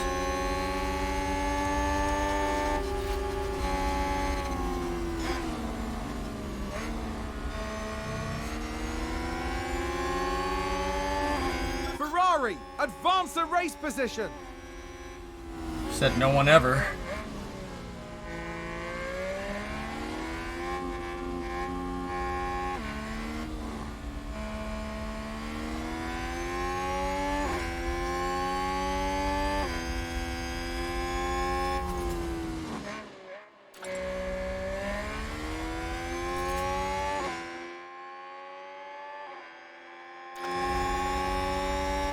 Kevin's got to stay with these guys.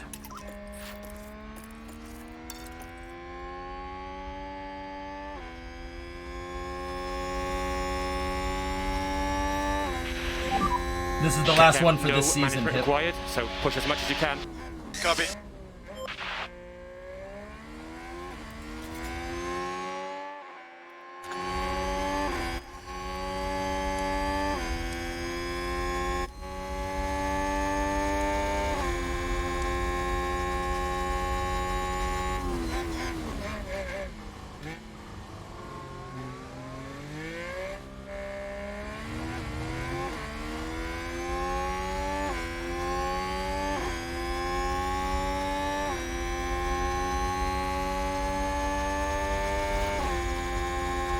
I'm not sure, Mab.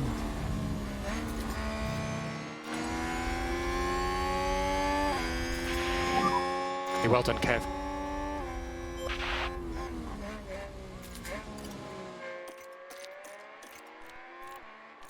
Haas with an overtake there.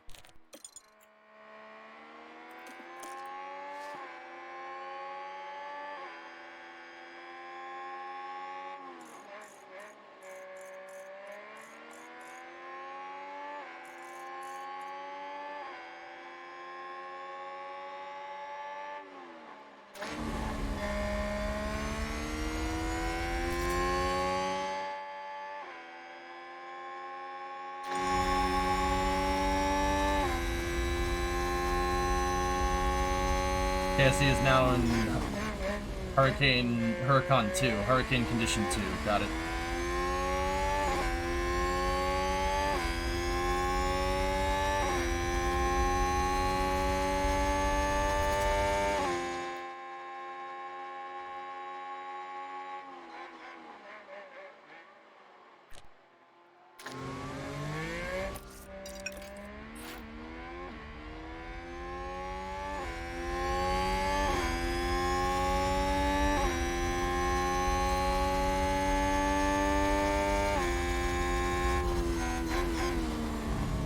It caps at 10 seasons pace?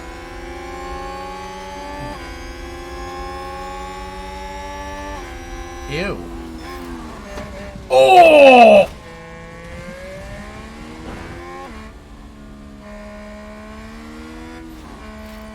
Safety car.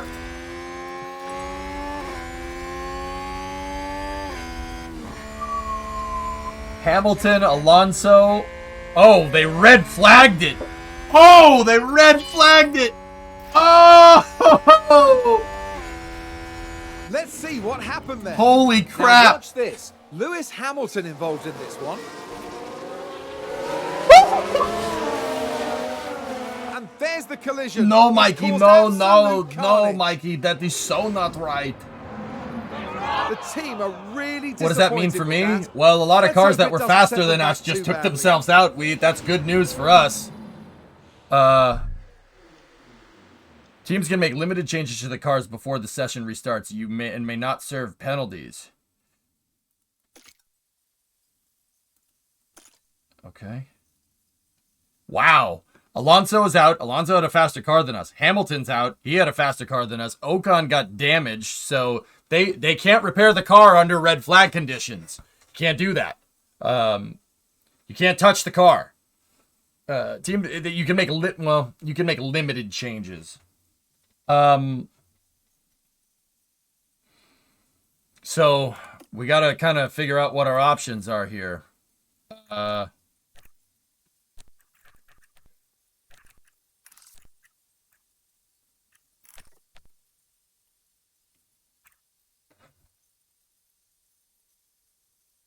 You can change part for part under red flag. Yeah, that's right. That's right. That's what you can do.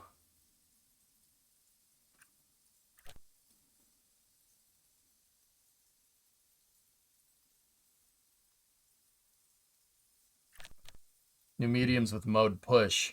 Well, let's think about this. Yeah, I think you could. Yeah, you limited changes. You used to not be able to touch the car. But I guess it's letting me change the tires. I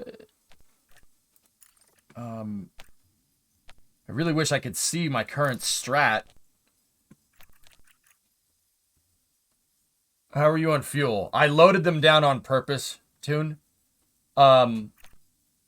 Dude, okay, so what happens if we take the softs? Right, okay, so what from where we are, what lap was it? I need to know what lap it is. I wish I could see more stuff here than just this. Upper right. Oh, 33 out of 58. Yeah, I see it. I see it. I mean, that's I meant to say. I wish I had the window and everything. All the windows open.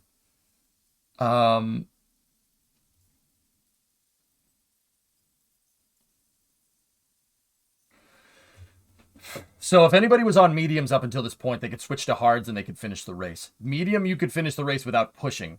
I don't think that the AI is going to change their tires here. If we went softs here, we could push for that track position, but the cars are bunched up anyway. They're going to be bunched up anyway on the restart.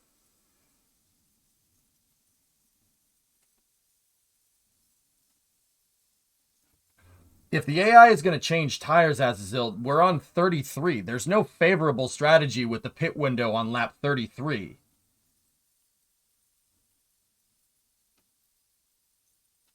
Yeah, it's a standing start, Nathan. Yeah.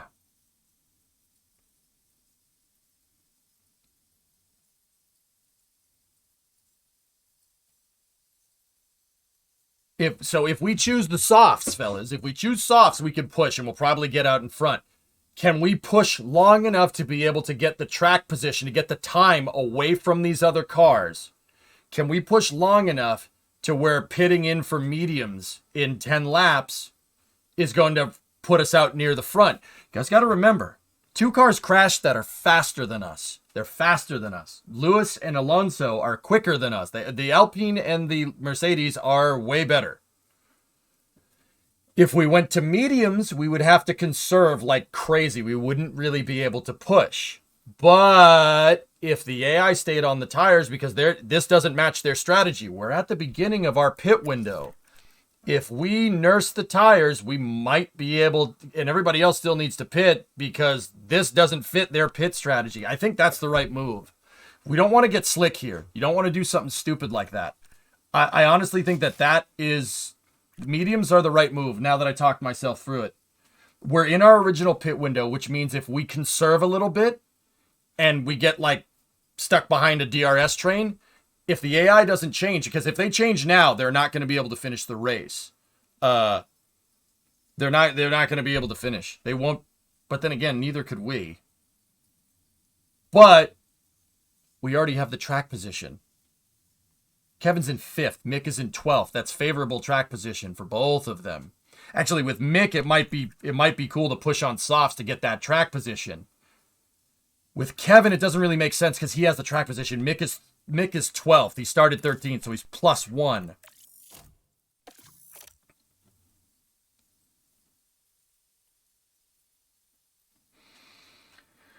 Yeah, I know the softs would give us track position. Yeah, Ice Mage, of course. What I'm saying is that we're on the edge of the window. This is the edge of the mediums. The mediums will start falling off very badly towards the end of the race.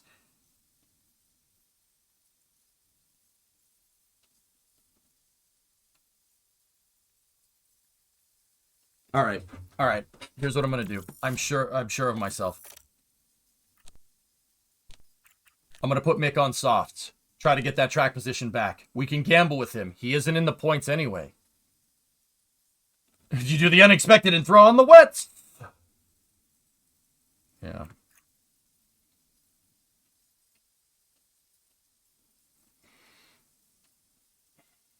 Anime fans see last.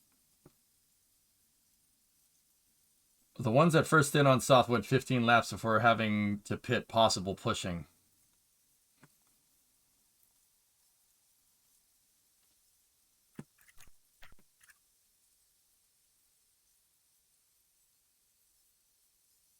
Is it possible you go in the strategy window and plan it out? I really wish I had the strat window right now. It's...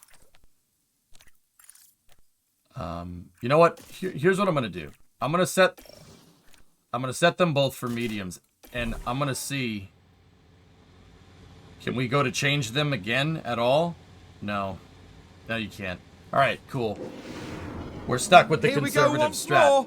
The track is ready. You can't see your strategy window, which is very annoying, but it's okay. And it's lights out. And away we go.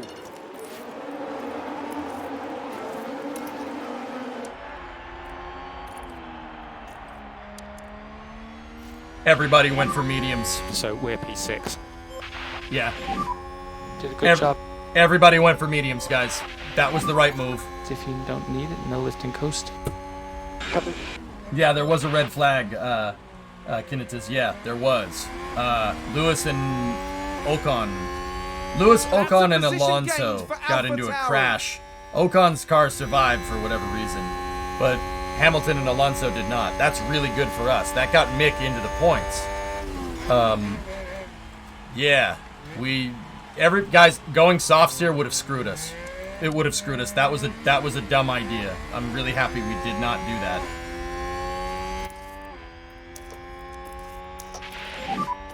Road push. Copy.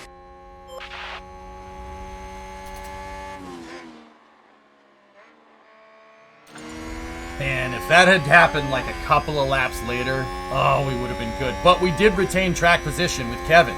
We basically got to 6th for free. Kevin would have had to have pit again, and he would have ended up down here somewhere. Now we got a bunched up pack. Mick is right there.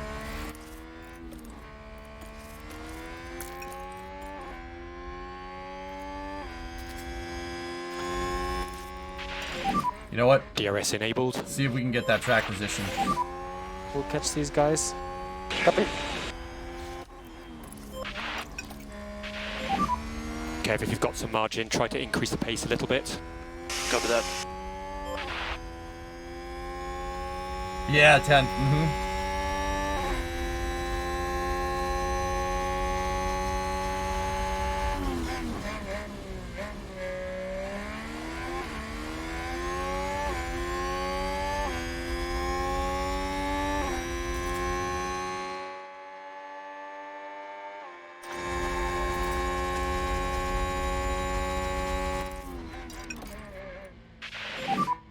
We need a back off.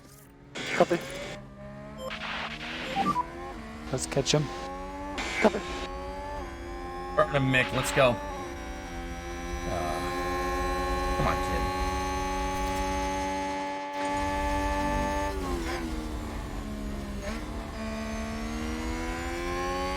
Yeah, exactly, Sun Temple. Going on softs would have been stupid.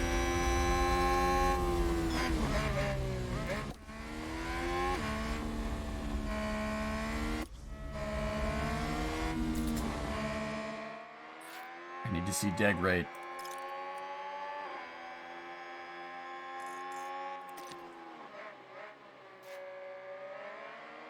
And got no DRS.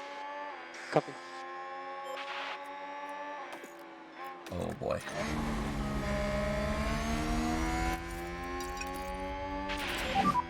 Okay, back off. Copy.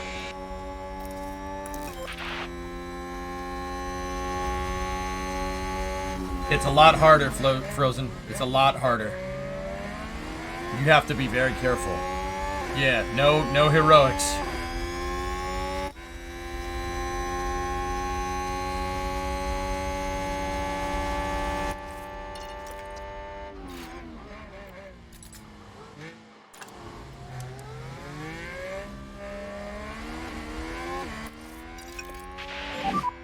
It's not over for us.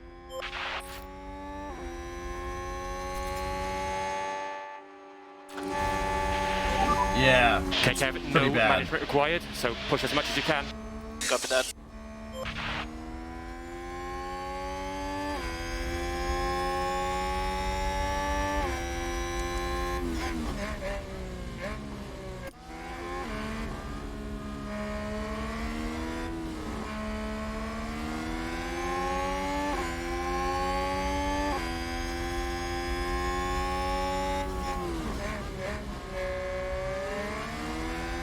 Mediums are enough for the rest of the race, but we just got to keep an eye on that tire deg.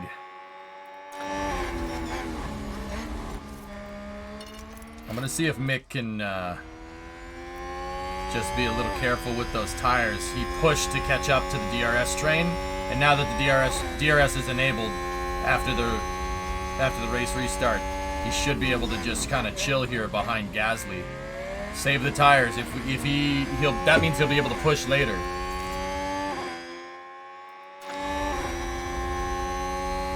Kev's tires are degrading at expected, which is not ideal. He's gonna need to back off as well too, just a little bit. Just keep concentrating. If we could just park ourselves behind these guys with the DRS train.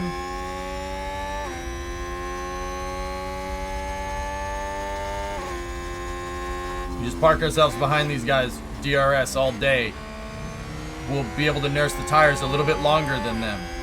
And then we'll be able to push and pass them at the end of the race. That's the plan. You gotta be careful. We gotta be very careful with this. It'd be really easy for me to screw this up. We got a nice DRS train going here.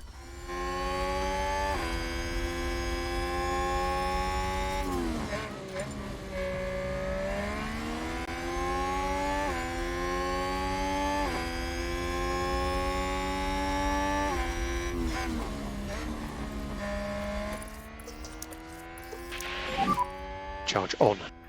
Copy that. Need to charge off. Copy.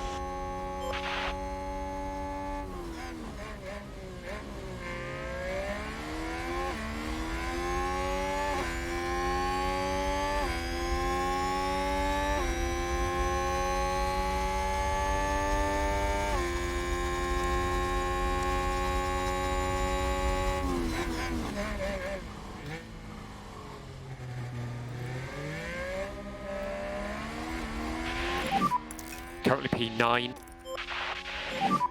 Charge off. Copy that. Alpha Tauri gained a place.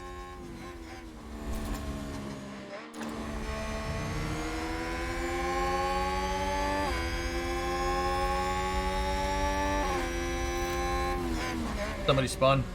Sector 3 local yellow. Oh, nice. It was Bottas. We gained a position. Oh, there's a spin. Very nice.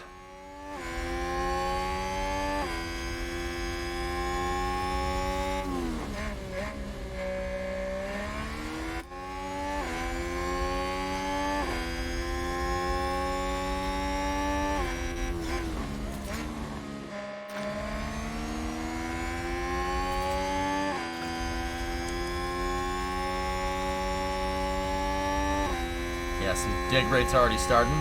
These guys pushed. They pushed, right? And Ocon is right there. He pushed. We already see a percentage differential entire day. These guys are pushing. Or at least they're on a conservative, they're on yellow. They're on at least 3. Us being on conserve, as long as we can stay in a DRS train here, that means we can push. If we can push at the end of this lap, that means we could get, presumably, like best case scenario, we could get 5th and 6th, which is nice. We just got to time our DRS and harvest and everything with the end of the race. Can't really let them get away. You know, we have Russell, we have Ocon, we have Gasly. Everybody's right there.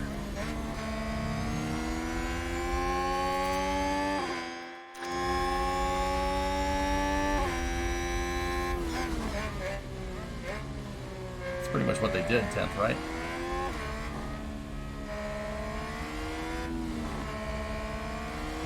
Everybody's done pitting because there was a red flag. Lewis and Alonso crashed into each other, and they're probably having a fist fight in the pits right now.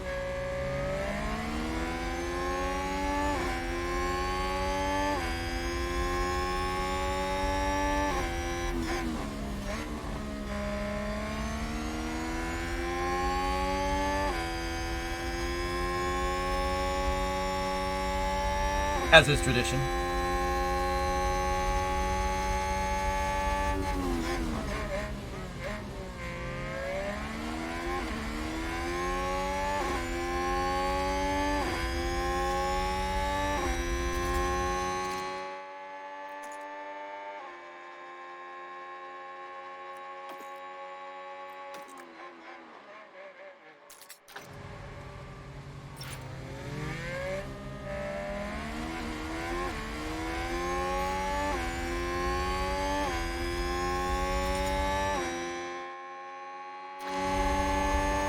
Hamilton only knows how to drive and start from first. This guy has no idea what he's doing in the car. It's hilarious he said that, dude. And then they made him kiss and make up. Alonso actually said the truth for a second. This guy only knows how to start and win from first place.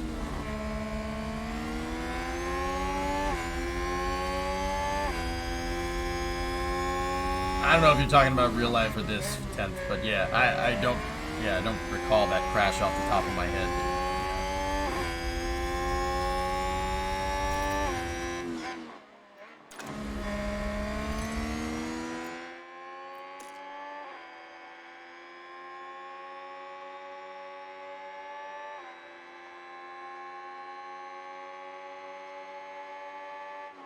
75 divided by 3 is 25, which means we have enough for 25 more laps. 41 plus 25. Okay.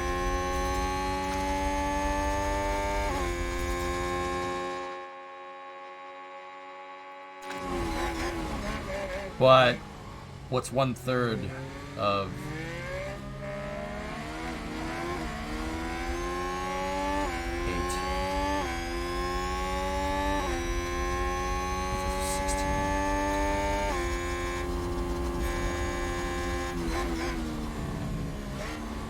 Nice pass, Kevin.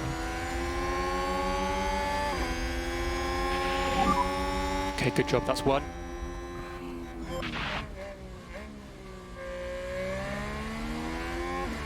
Haas You with don't an watch much F1 overtake. in real life? Oh, okay. It's a good pass. Come on, Mick. Get him.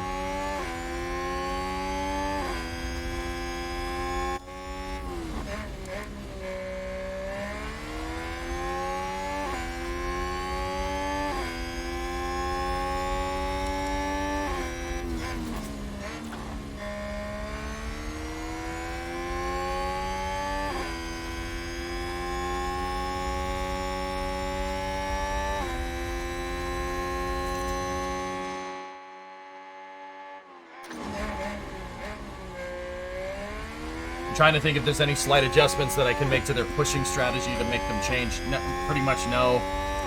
These guys, some of these guys are on standard, and some of them are on conserve. We're on conserve and we're at 74 because our car sucks at doing that. Why is mixed dig at 70%?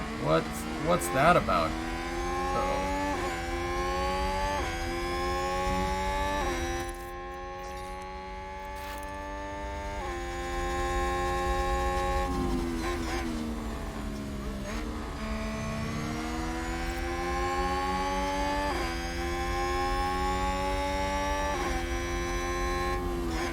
Yeah, that's right. It should equalize, though. Yeah, that's why I had him on light. It's gonna equalize. Yeah. Let's just put our head down. Sorry, I forgot. Yeah. Copy.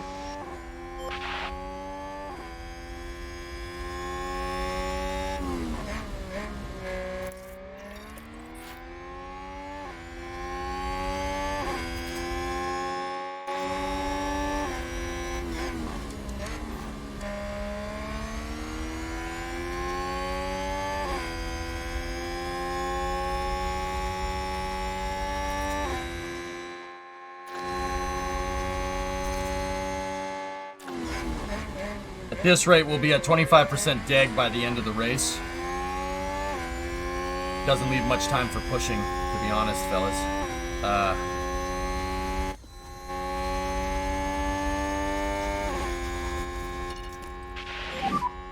Okay, perfect. Let's get back up to pace. Yeah, copy.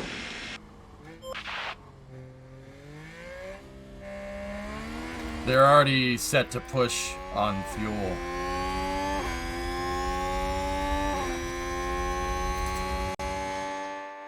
That's the window for softs right there, yeah. But the deg rates are in line with us, which is interesting.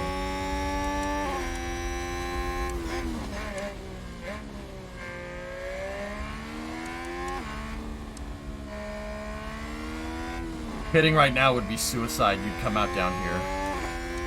There's no way you'd make up the interval over 10 laps. No way. I think they went way too hard with the tire degradation in the new patch. They definitely made the game harder to play, dude. But I like the strategy. I like the higher difficulty. Yeah. I honestly don't know if the degradation rate that they put in the tables for it are more or less true to real life. I don't know. Either way, this is more fun this way.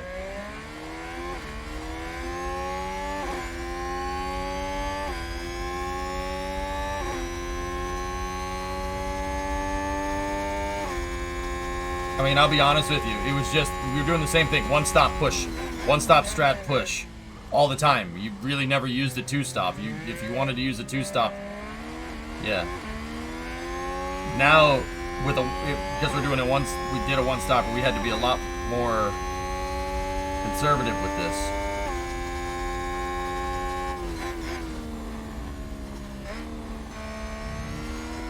No, Capcom, I don't think the rate of degradation is gonna work. If anybody's gonna pit, for softs, it'd be probably in about 3 laps. Actually, the window for softs is now. If you wanted to pit now for softs, you could do it. But if we look at the report here for the tire attributes, like do some basic math out here, right? So look, compound performance. All right, time loss from deg, 13 seconds per lap. They last 11 to 25 laps. If you're pushing, they'll last 11 if you go super aggressive. The time differential, 128.9 to 129.271, which means you're gaining about 0.3 per lap. So, okay, you push 11 laps, you're gaining 0.3 per lap. That's 3.3 seconds, right? For a 15-second pit stop? Or a 23-second pit stop? No, don't do that. There's no payout there. The math doesn't add up. The only time that... Oh, Sector 3 yellow. Bought us again. Sounds like The only time that would really make sense is if you were so far out in front you could afford to pit for softs and try to get fastest lap. That's the only time that makes sense. There's really no payoff.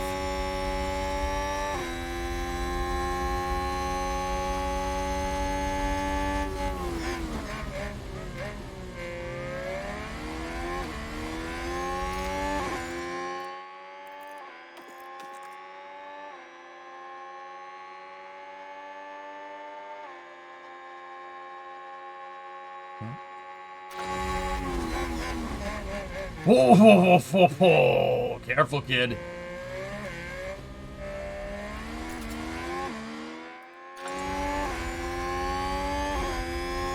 Yeah, Sun Temple, that safety car was just a little bit too early for it to really, really help us. It helped us a lot, but if it was really, really going to help us, it would have been a little bit later.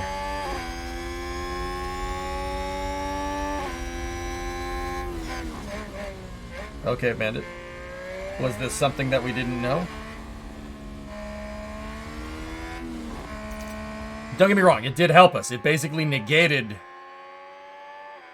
We took the track position. Everybody else pitted and they ended up being all behind us.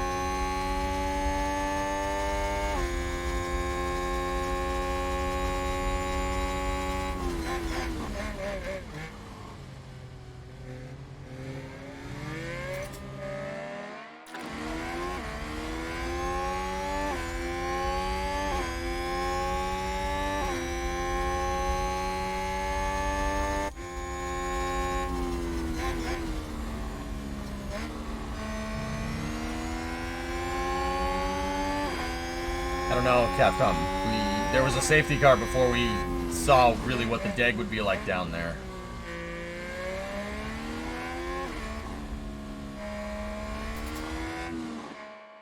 It's a shame, dude. If this helped us, but if the safety car had ended up coming out like right here, oh, we would have been sitting pretty, dude. Like, that would have been ideal, but this was still pretty good. We got good track position from it.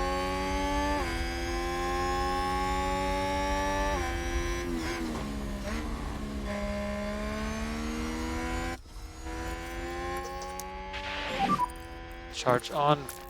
Understood. Charge off. Copy. Charge on. Copy.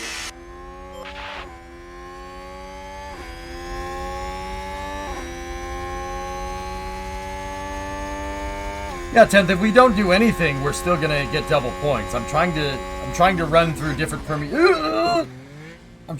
different permutations of strategy here to see if there's any inherent advantage to pushing it at the right time. I mean,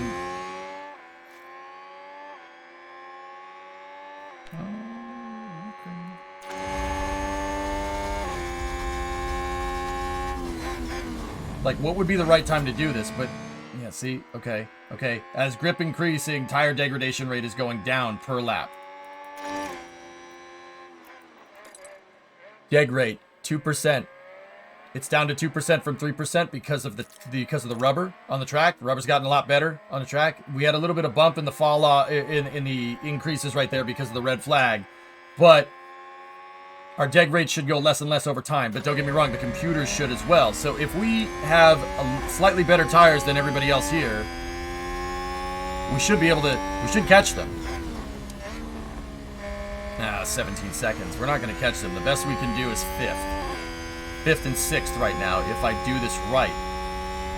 Because we didn't push here except for Mick. Mick did push. He's not exactly in line. He's right in line with the AI. And I'm right in line with some of the AI as well. But see, like, Gasly is running 55, so I'm not too worried about him. Oh crap.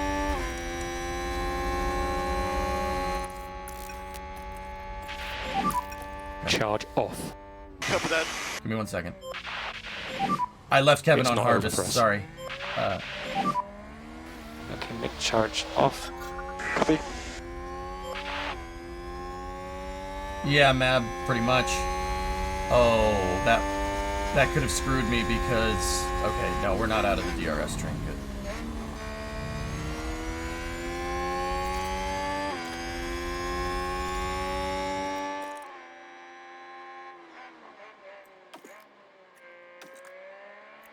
To 60 down to 55.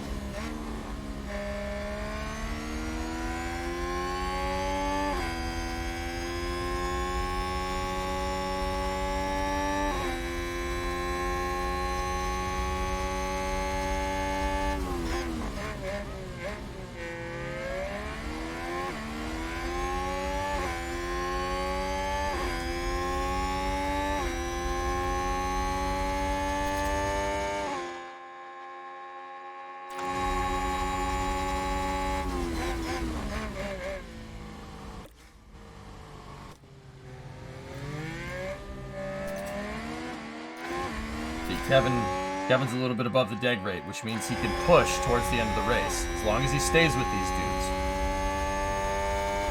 You think some of them are going to pit for softs? Now would be the time to do it.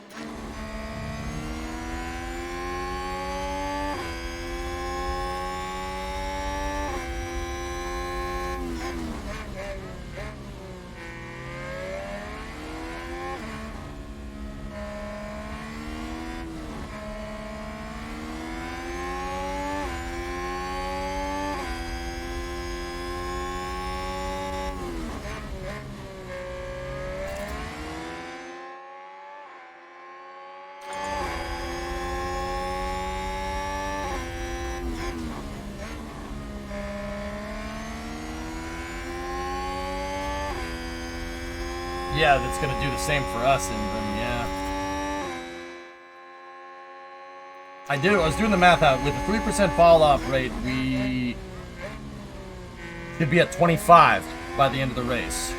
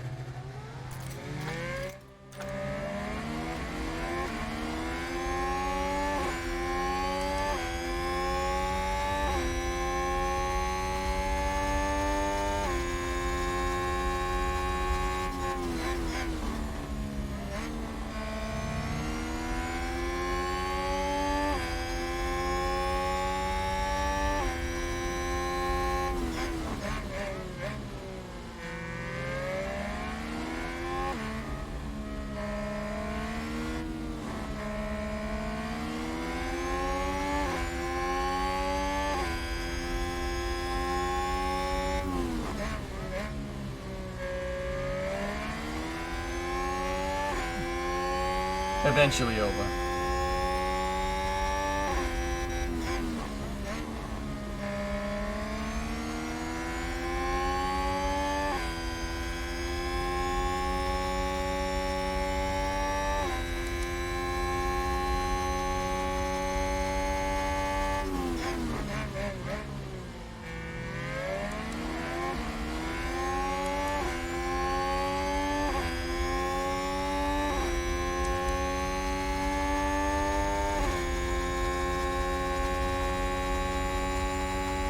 They're all starting to push, except for George. George is interesting. Him and Ocon are kind of in line with us.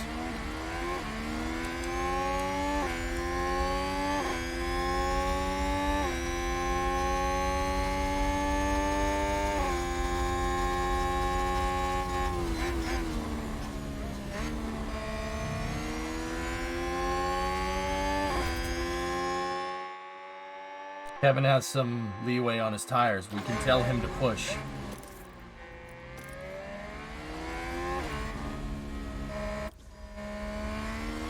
I don't think, as I said, I think conserve is going to keep us out of the DRS train. Okay, back off.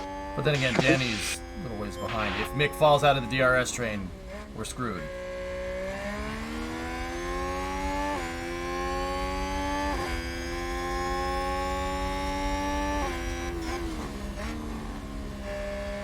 No, not much lap traffic around, dudes.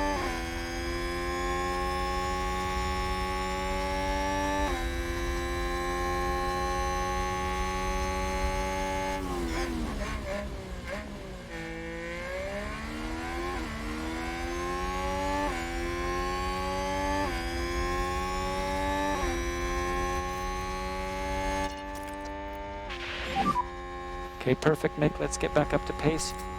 Copy.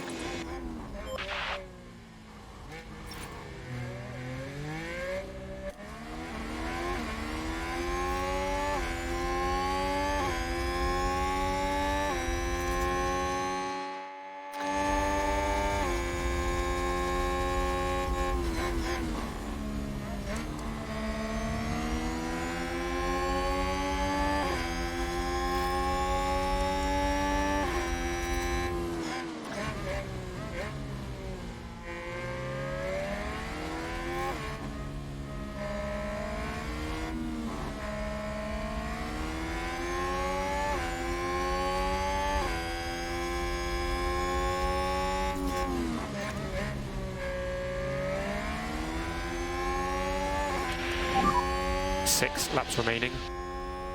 Copy.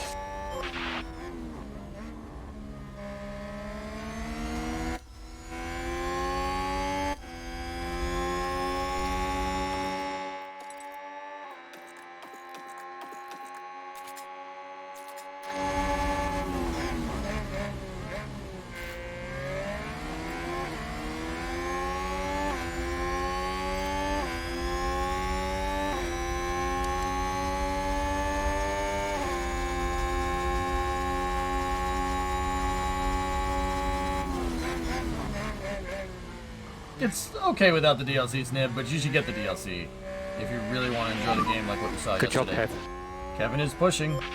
It's because Gasly's tires are 39. Is that a new race position for Haas? Sainz went in the pits. Sainz went in the pits? There's 4 laps left. God damn it, Ferrari.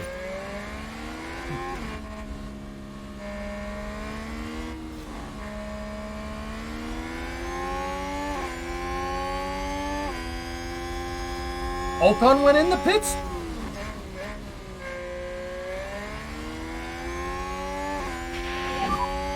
Five laps remaining.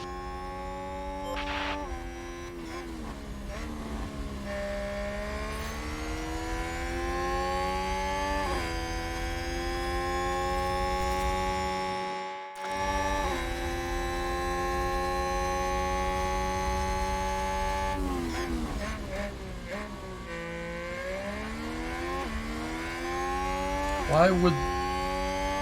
Sainz came out on softs. And Ocon came out on the scruff set.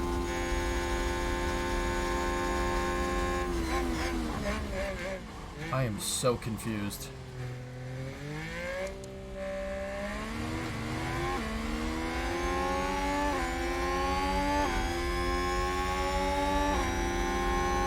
There you go, Kev.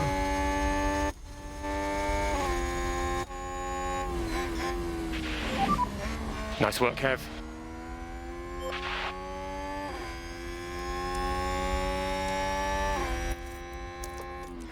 Haas with an overtake there. Mode push. Got it.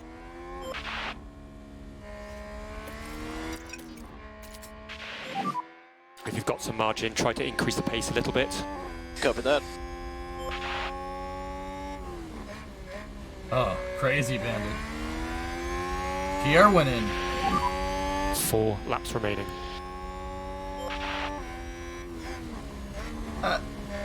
Okay.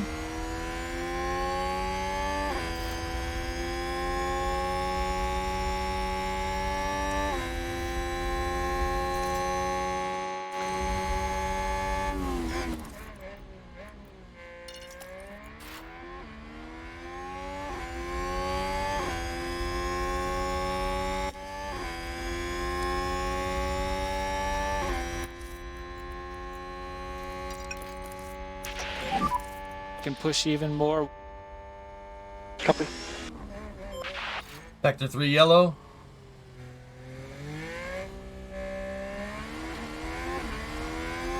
Sounds like we've had a spin.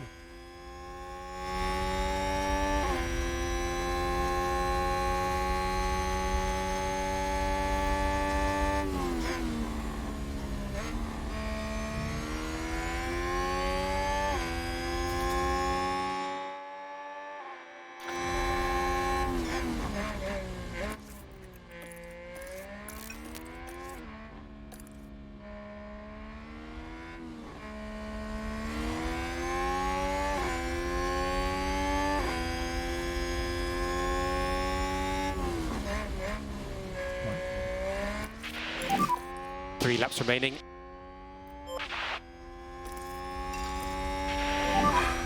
Mode push, mode push. Copy.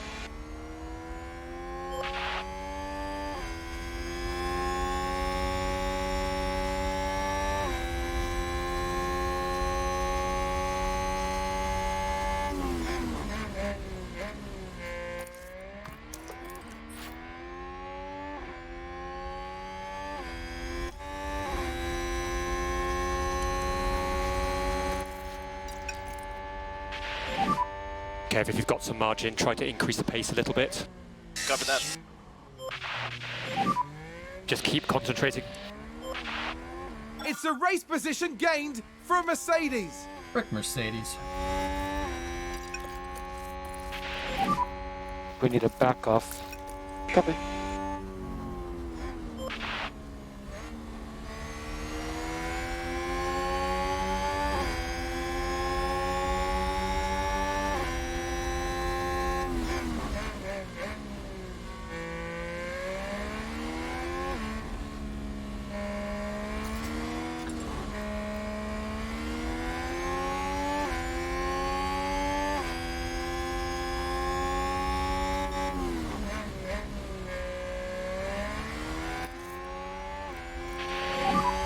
2 laps remaining. Charge on, please. Copy that.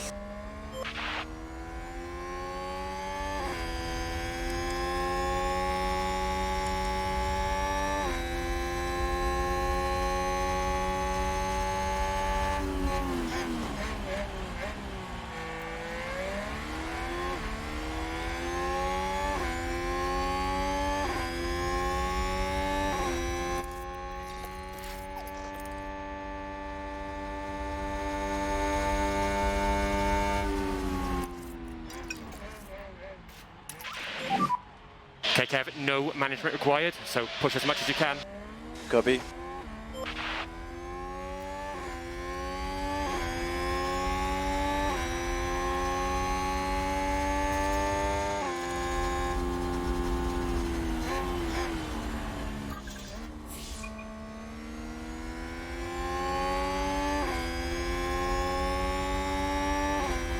So Mick's got solid 7th.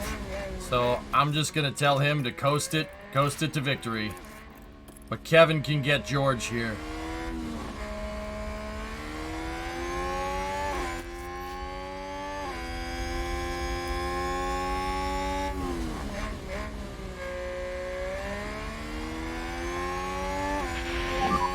This is the final lap.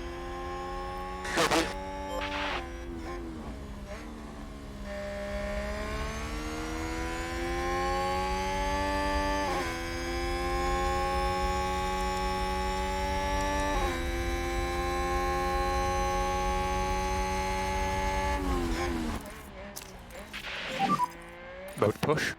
Copy that.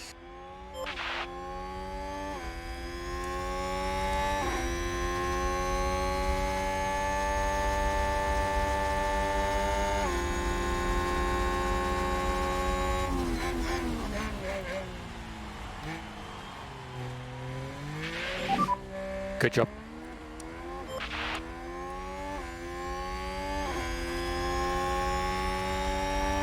Haas with an overtake.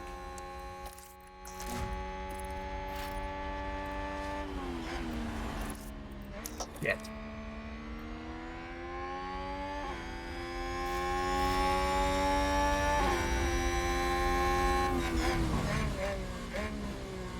Max Verstappen over the finish line and today's winner. Come on. Mode push. Copy. Come on, Kevin.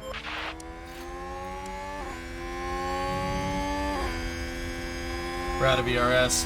Ah! Damn it. Fuck you, George, and your weird-looking eyes. Son of a bitch.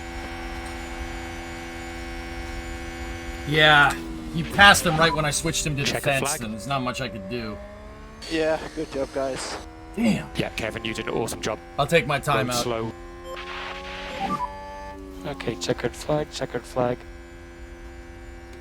Yeah, car was great. Thank you. Ah, 6-7's a Good good job, Mick. outcome, though. Over and out. Ah, we could have been 5th. I could have been 5th. I could have been 5th. I set him to defend, and Russell's already passed us. What could you have done better? I don't know. Maybe wait till the second straight to overtake.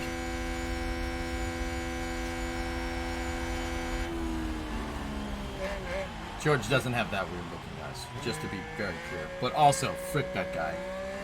Stupid Mercedes.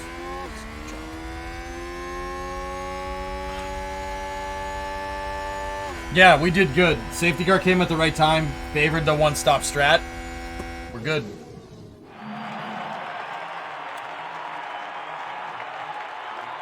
I don't know what Kevin that achievement Magnussen was, but- showing us how it's done. A great result. I'll take it.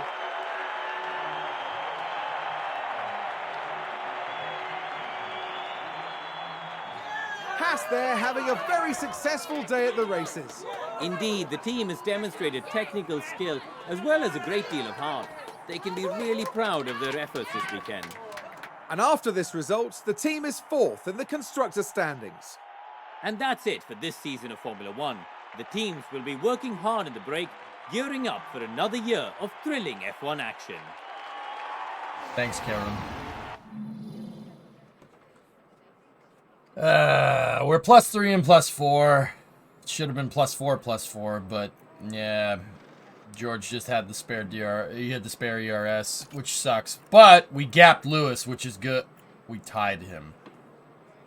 But we scored points, he didn't, so I guess it's putting us in 5th. 5th and 10th in the Constructors is not bad. Lewis and Alonso crashing was huge. Yeah, we came in 4th in the Constructors. That's going to get us a good amount of money, dude. How's Max so fast? Red Bull things? Just Red Bull things? I don't know.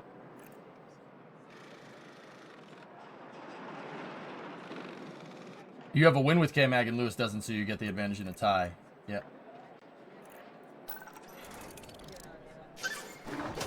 Mick got a dev point.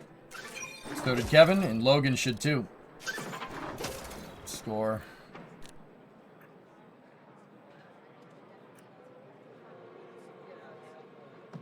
Yeah, we did good. We did good. I think the tire degradation is something we can work around, guys. We can work around it. It's not that big of a deal.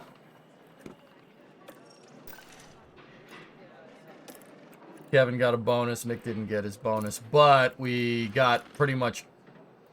We didn't get fastest lap. Wait, I thought I got into Q3.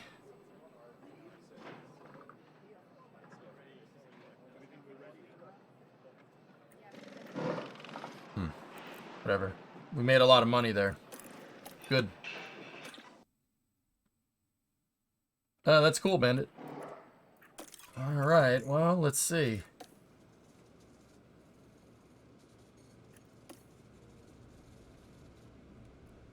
We are no longer allowed to design or manufacture any new car parts until next year. The warehouse has also been cleared out because any parts that we design this year will be invalid for next year's constructors. Season results. And there goes another fantastic season of Formula One. After a battle for every place in the championships, we saw Ferrari earn a Constructors' Championship win and Charles Leclerc crowned as Drivers' Champion. This game's totally unrealistic. This has been a great year for the sport. Okay, yeah, generic stuff. Okay. We came in 4th. Kevin came in 5th in the drivers, right behind Checo. Not bad. Well, Checo, not right behind him at all, but whatever. Clowned is champion. Yes, yes. We are exceeding expectations. Midfield victory. On behalf of the board, I want to reach out and congratulate you, and I want to see that you exceeded our expectations, and we are overjoyed to see the team's progress. Needless to say, this has given us even more confidence in your abilities as a team principal. Keep up the excellent work.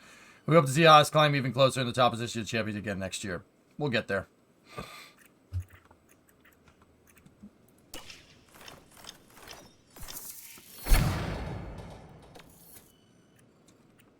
My weather center. Nice.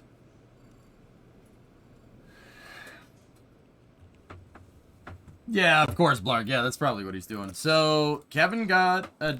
Mick, Kevin, and Logan all got dev points. So, let's compare him to Kevin. Where does he really need to work?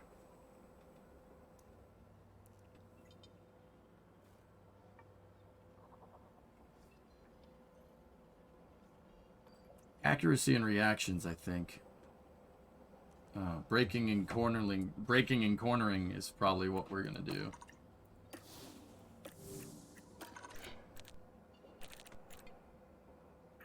Cornerling. Yep. Am I drunk?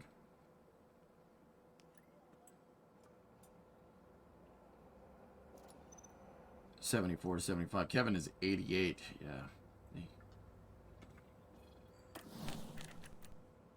Discovery, go at throttle up. Okay. Kevin, what are we going to upgrade for him?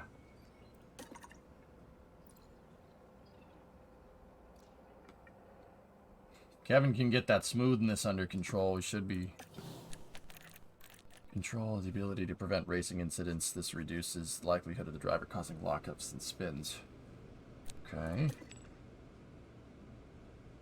Smoothness.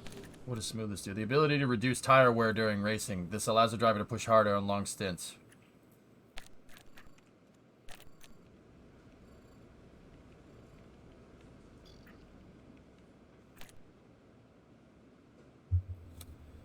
65 defending costs, Kevin. Yeah. Yeah, okay, that's fair. That makes sense to me. What about Logan?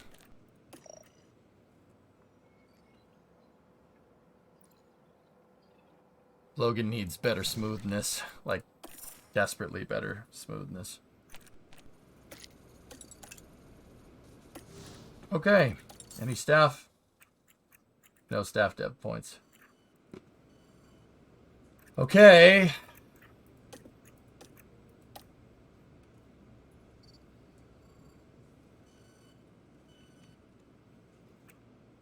Hey, Blark, welcome to Mission Control. You're going throttle up. Thanks for the sub, dude.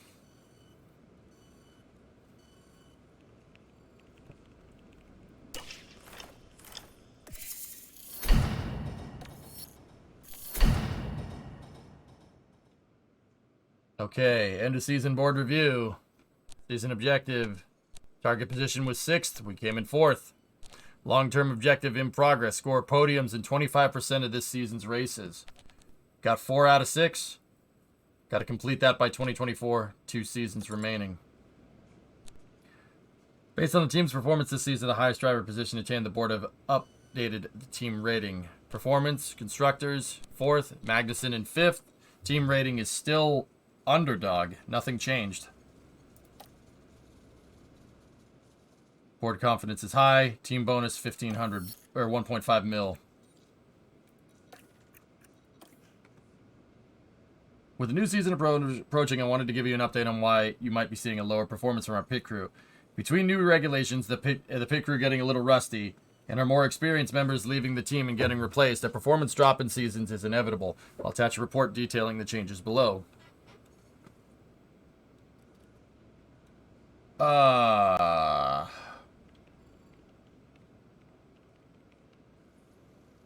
Lark, hey, thanks for all you do. Hey, no problem, man. Thank you.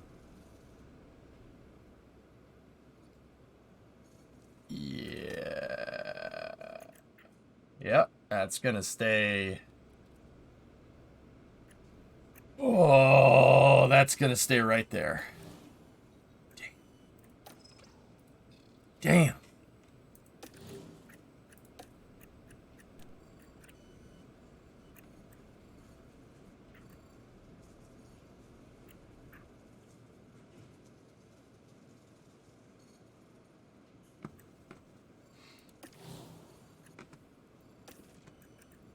Reg changes.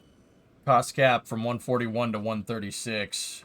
And then we have a bunch of minor technical changes. I got to completely redo the car, though, to take into account these tire digs. Actually, you know what? I don't think I need to redo it as much as we think I need to redo it. But one race isn't good enough to really give me what I want to know with the tire strategy, you know?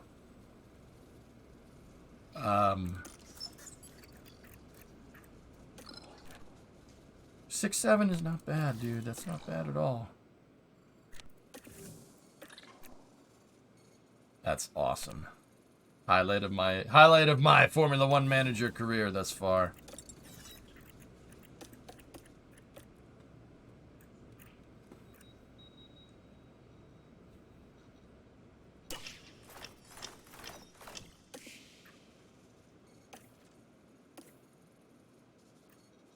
Here's our annual, so driver changes. Here's our annual postseason report on the driver roster attached to the bottom of this email. Please feel free to use the link below to look at any individual more in depth. If there are any gaps or upcoming retirements, I would recommend talking to our scouting department. Yep. How'd it go? 6th and 7th. Not bad because we can't research anything until the end of the season, Azazel. At least that's what it said.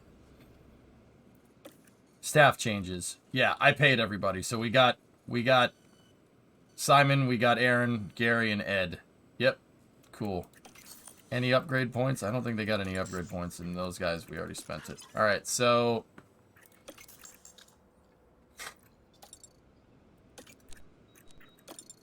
I don't think we can mess with research. Oh, we can do research. Damn it.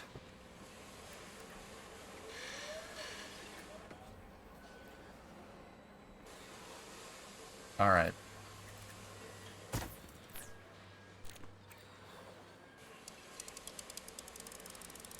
I really want to upgrade the chassis of the car here.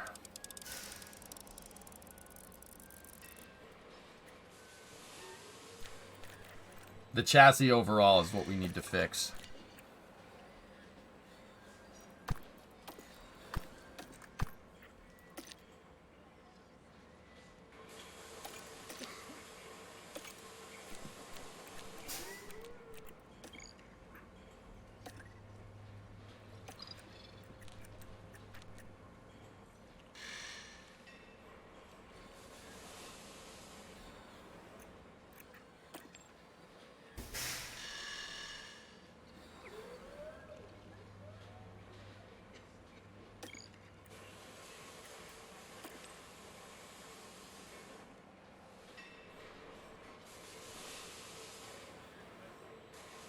Okay, yes. Yeah.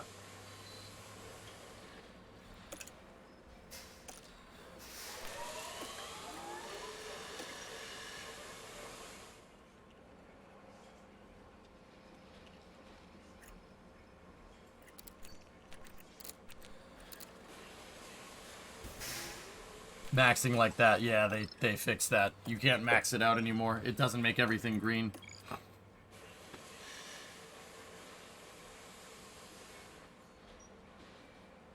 Top speed goes up by 0.07 kph.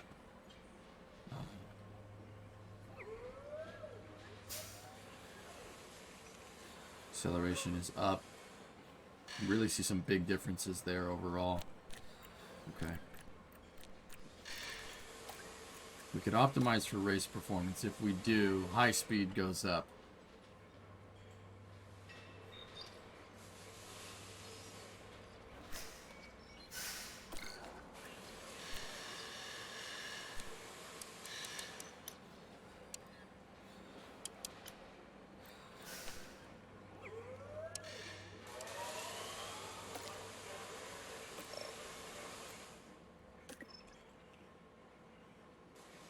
Yep, okay.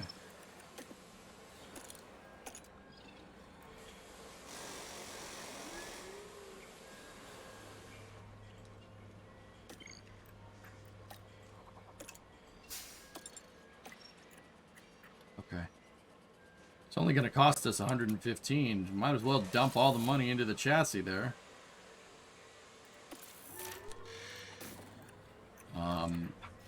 I think I did work on a new front wing.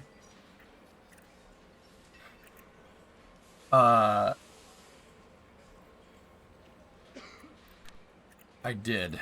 So no reg changes to the side pods, but we need to do suspension. But we can't. We gotta wait a little bit. I dumped all that research into the chassis project.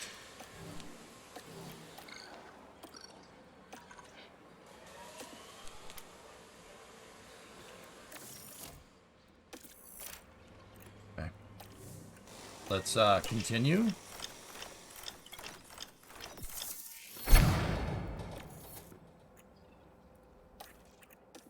Wind tunnel refurbishment is complete. Oh, thank you.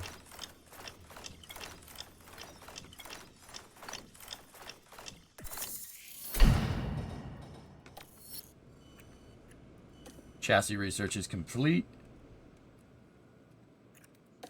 Unused scouts. There are currently idle scouts in our scouting department that haven't had an active assignment in a while. You should give them assignments to research drivers or staff members that you're interested in recruiting as soon as you can.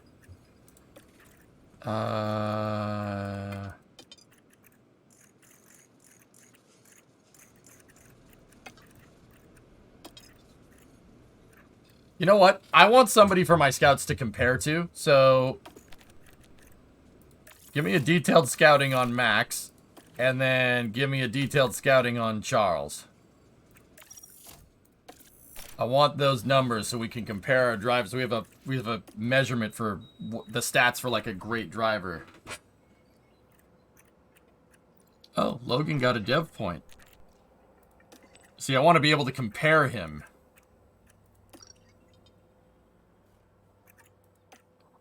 Yeah, see? See? We gotta be able to compare them.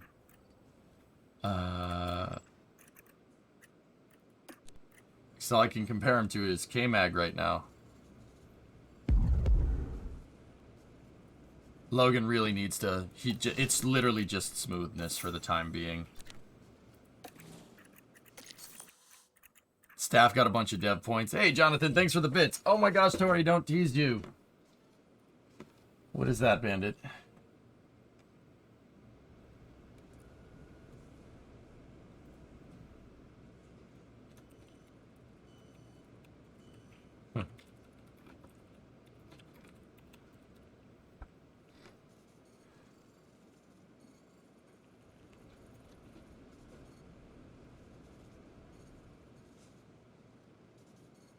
What does adaptability do?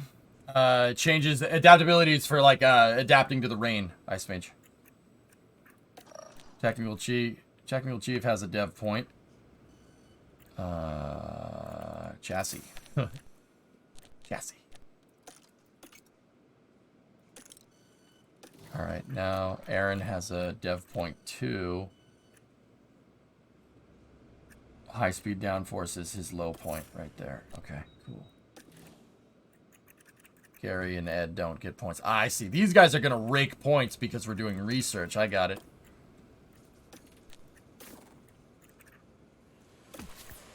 I used up all my AFR in the research period. So, back it up again. Go over here. Shut up.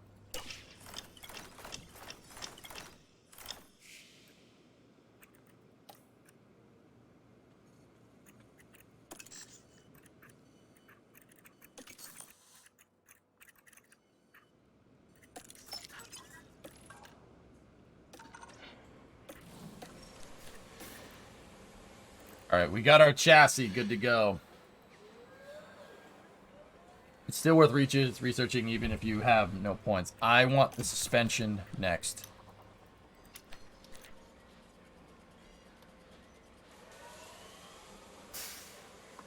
We are at the end of the ATR.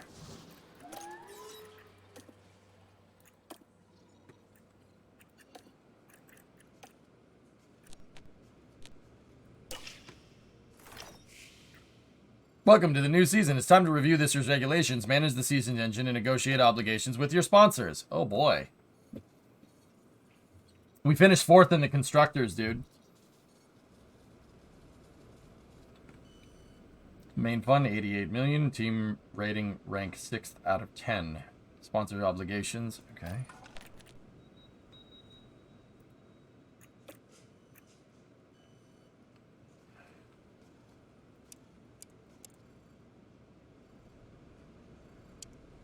I have no idea what I'm messing with. You must create team merchandise featuring your sponsors. Paying to have that merchandise made requires an upfront cost, but selling it will increase your sponsorship income per race.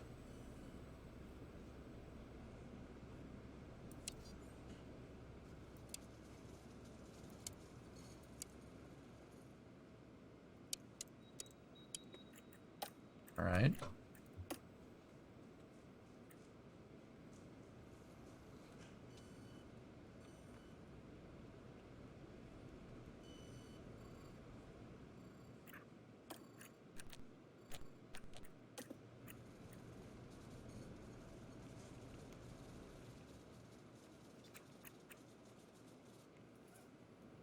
I really don't want to change any of this.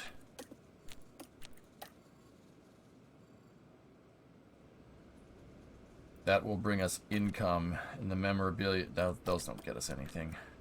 All right, yeah, that's fine. That's fine.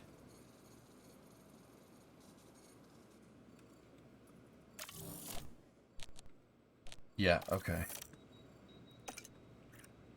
We have 23 million to screw around with.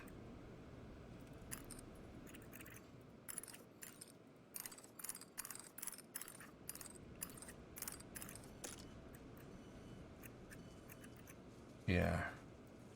Season prize share. Ooh. Yep. This is for the constructors here. We came in 4th. So that means we got 64 Gs. Not bad, not bad.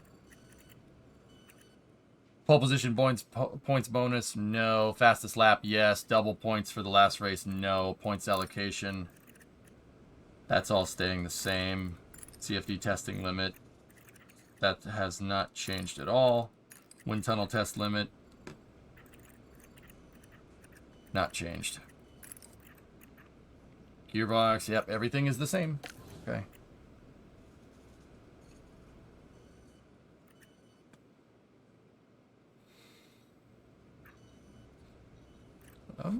I want to stay with the Ferrari motor. It's better to go with what you know, especially with engineering dudes.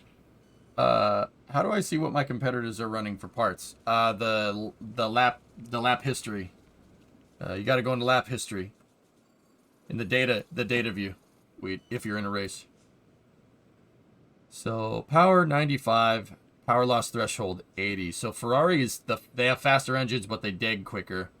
That seemed to work in our favor. Wear resistance is not very high. Thermal resistance, so the engine gets pretty hot comparatively to other engines. It looks like Red Bull has the best powertrain, and it's less expensive.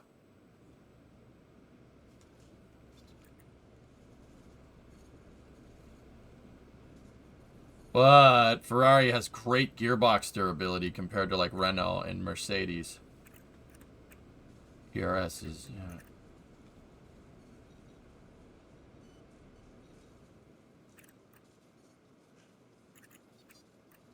$40 fuel efficiency. Yeah, Ferrari's what we're doing. Yeah, we're staying with Ferrari.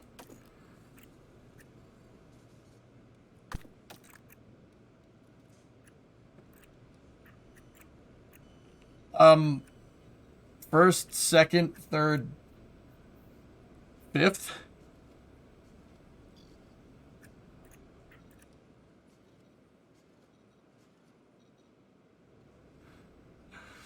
First, second, third, fifth. That's all right. I know it's team finish. I thought it was funny. Yep, Ferrari's our guy. 20 million. Yep. Okay. Okay. Car part development is open. ATR allocations announced. Oh, we got scouts back. Whoa. Alpha has Kubica as their reserve. Actually, let me look. Did this change? Ferrari... Piastri? Ferrari has Piastri as the reserve? Buemi? Buemi's the reserve driver for Red Bull. Okay. Mercedes, that's the same. Nick DeVry is the reserve. That makes sense. We're the same. We haven't changed.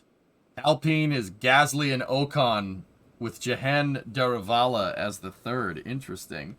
Seb went to AlphaTauri with Alonso.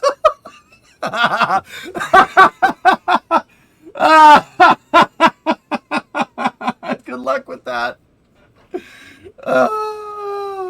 Alpha is Bottas and Stroll. Stroll left his dad's team? What? What? McLaren is still Danny and Lando with Gio as the reserve driver. Wait, Gio's the reserve driver for McLaren? Okay, Williams has Albon and Joe. Joe went to Williams, and then Doohan's the Williams reserve driver. Aston is Yuki, and Gotifi lives to the 2023 season. Stroll left his dad's team. That's so funny. And then Uselessberg is their reserve driver.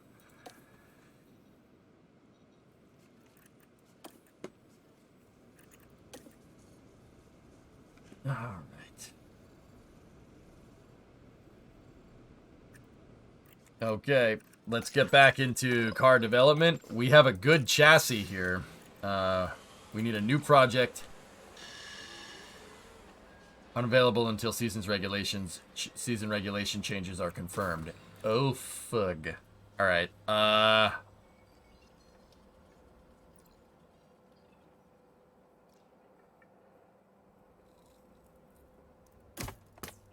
We have 4. That's the new chassis, right? Is that the one that I just made?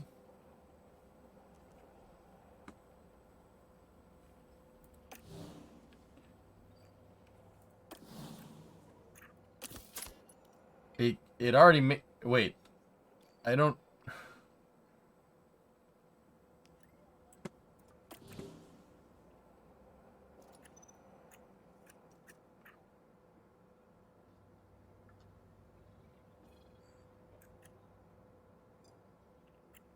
It made us 4 chassis. Research is not new parts. No, I understand that, but they said they threw... Guys, they said they threw all those parts away. They get renamed at the start of a new season by the look of things. But I got an email saying that, oh, we got rid of all the old parts. The research is not new parts. They're the ones you built last season.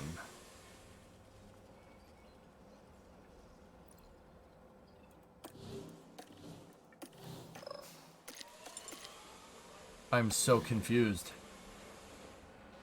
I just did new chassis research, but if I go to make a new... If we go to manufacture a new chassis, I do not have the option to make a new chassis. What happened to all that research? Hey, Ricky Tiki.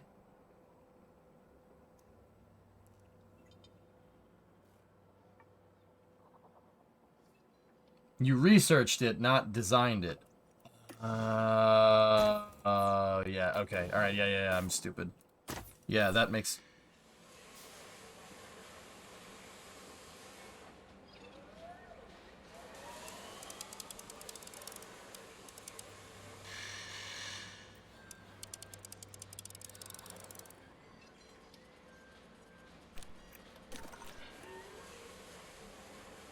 Research improved your new car for this season. Yeah, okay, yeah, that's right. Sorry, I got confused for a second there, fellas.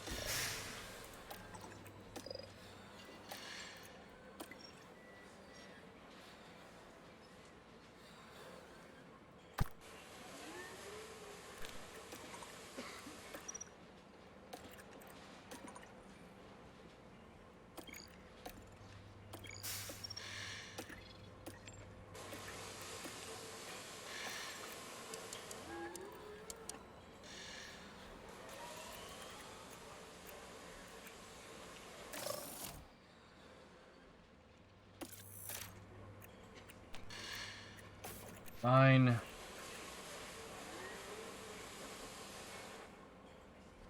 I don't know, 10th maybe.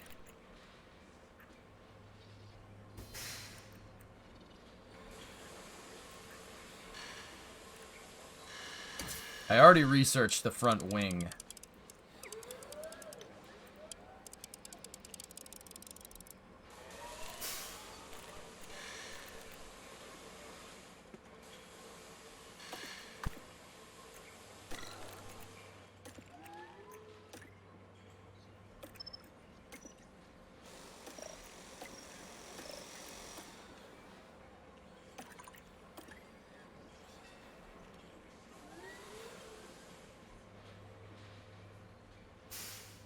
What happened to the Risk game? That's Hearts of Iron? We can play Hearts of Iron again later.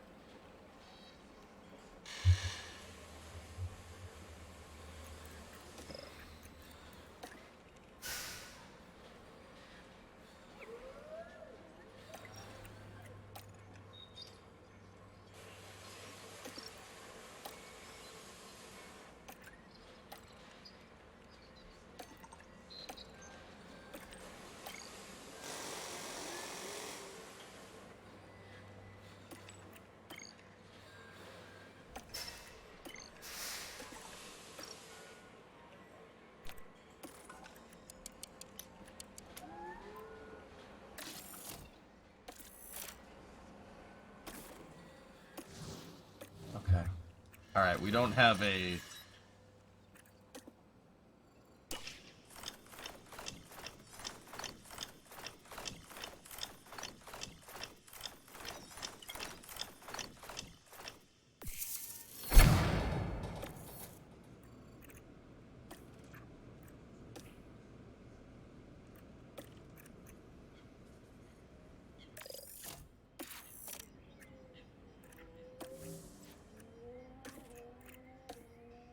We scouted Max. Oh, Logan got some good development points. Okay.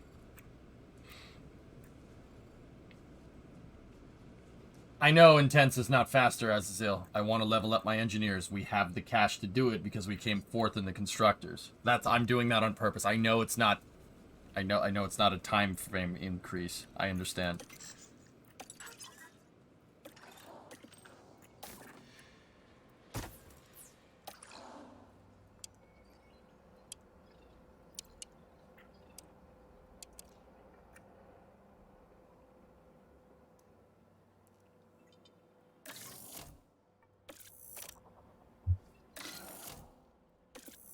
Make 4 of those chassis.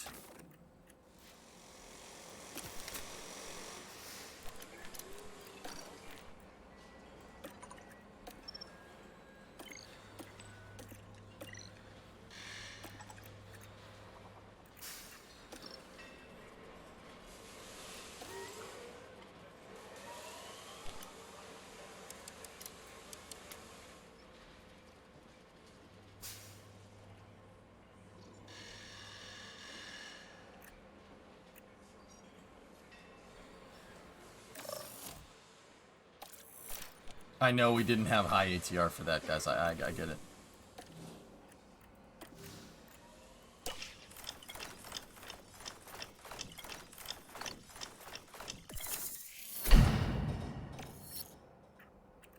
I'm making... Guys, what I'm doing here is I'm making new parts for the car.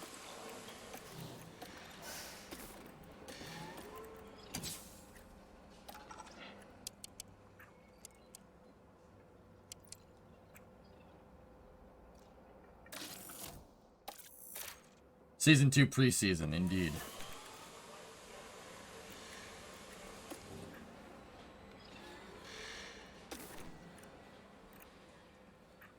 Rear wing, underfloor, and suspension all have stuff that we need to change. But in the meantime, we could probably... H23 SP1. That's just manufacturing. We don't need that. We have plenty of side pods. I'm trying to get us ready for the new season.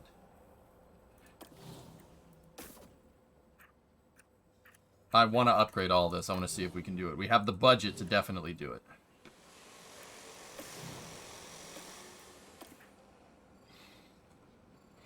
(23-2). That's good. Memorabilia room is in poor condition. Furbish that.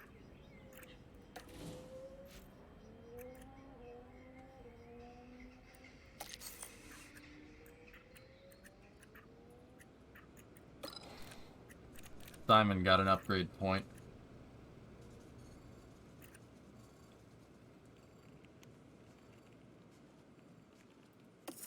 Chassis, baby.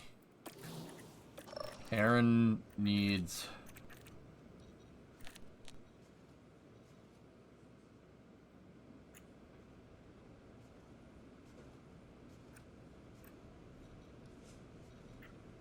Yeah, we gotta upgrade the DRS Delta. That's his weak spot. Drivers have dev points too. What does Mick need?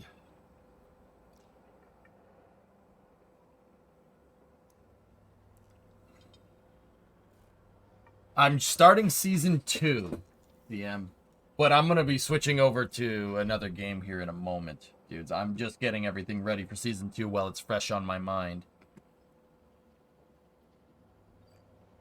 Had to sack K-Mag after he totaled 2 chassis in a weekend. Yikes. Your scouting is done, so you should be able to compare. Oh, yeah. Compare. What's Max looking like? Max is good in the rain. That's not something we didn't, and not anything we didn't know. Where are the biggest deficits here? 16. That's 9. 12. 11. Whoa. Yeah, adaptability, but whatever. How many races does it rain? Mick is smoother than Max. Interesting, interesting. Control, 10. Braking, 75 to 93. That's, what is that, 18?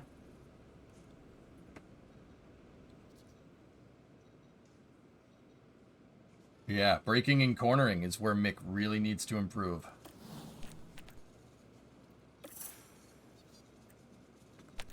I thought he had 2 dev points. Guess not. Kevin, let's compare Kevin to Char Legoik. Legoik. Yeah, big deficits over... Well, that's actually not too bad. That's 5. That's 9 on cornering. Logan had 2. Yeah, that's right. Control... Control is a big deficit there. That's 15. Yeah, not bad. Kevin's better in the rain than Charles?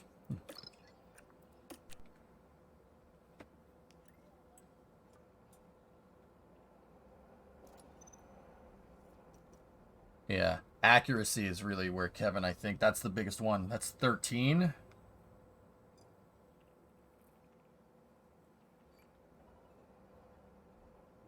So that's 7. 2. Adaptability. Max is good in the rain, so I'm just, whatever, I don't care. Kevin is smoother than Max, interestingly enough. Control is 10. Braking is 5. Cornering is 15. 15. Cornering. Get up there, boy. And then Logang.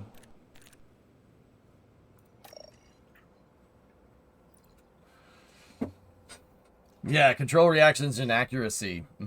Logan honestly just needs smoothness. His smoothness is garbage. Just garbage. Yeah, I'm putting both of those into smooth. But his adaptability sucks too, but whatever. 72. Very nice. Good. Good, good, good, good, good.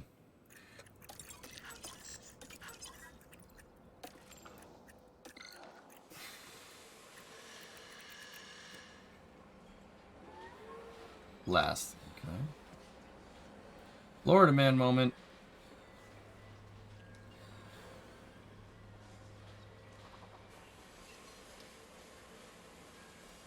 Yikes.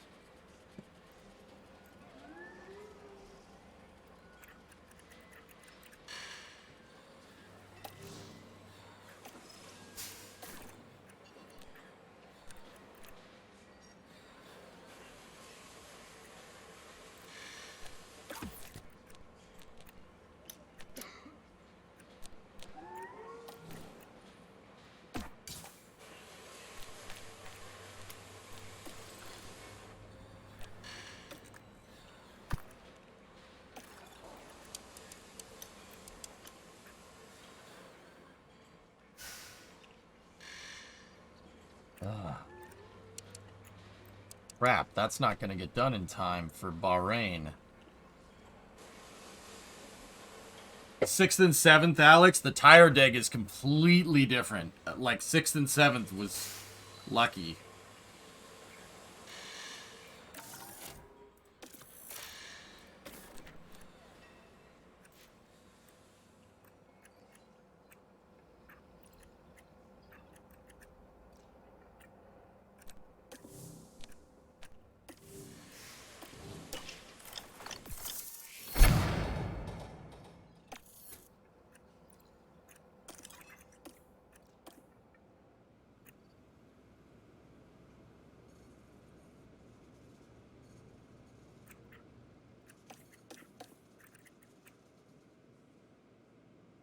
Yeah, underfloor and rear wings are the time-consuming and expensive parts. Yeah, I just saw that, yeah.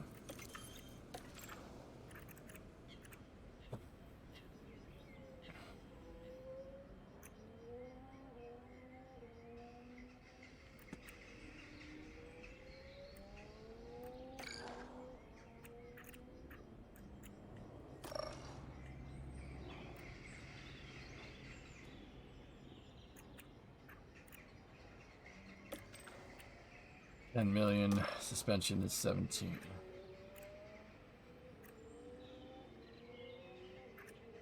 I think the wind tunnel is more important.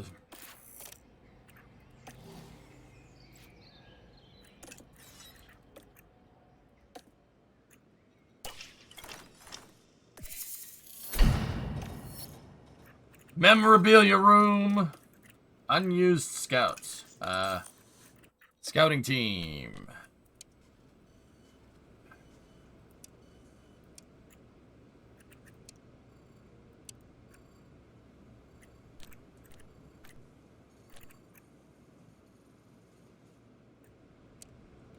Scouts don't cost anything. Let's just keep them the way they're doing. Active scouts. Yeah, you know what? We should scout other technical chiefs. Who's at the top here?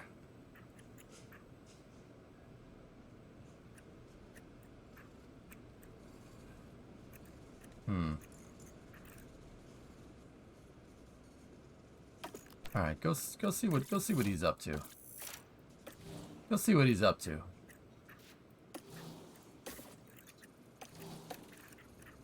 Where's Nui?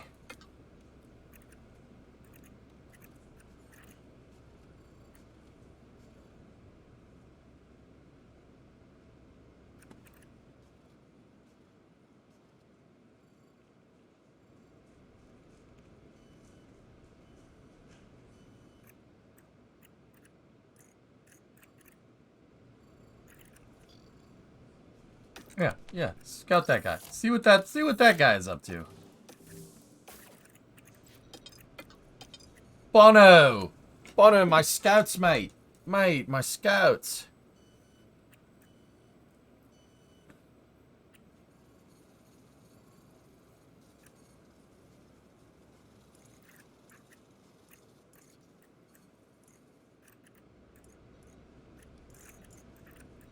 Yeah, we don't have any more scouts.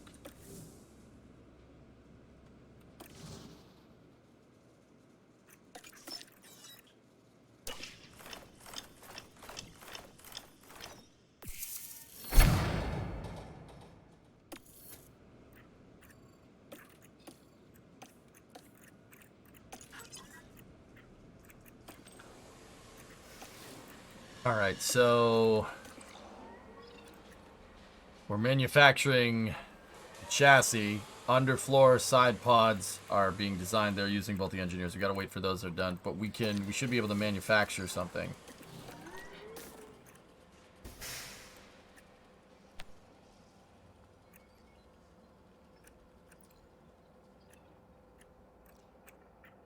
Nope. Okay. We gotta wait a second. We gotta wait a couple of days. The SP2 side pods are good to go.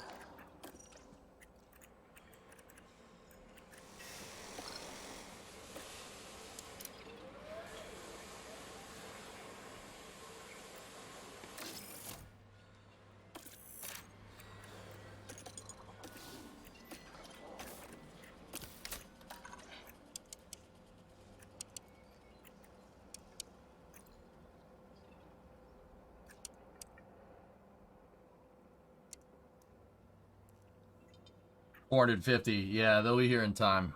Get Ross Braun? Yeah, right. Emergency is 1.5 mil. But there's, yeah, I mean, we're going to have 3 by the time Bahrain comes around. Bahrain's in 31 days.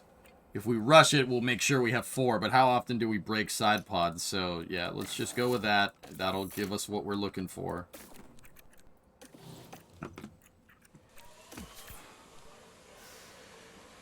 I want to wait on that until the new ATR period. Design focus. Balanced.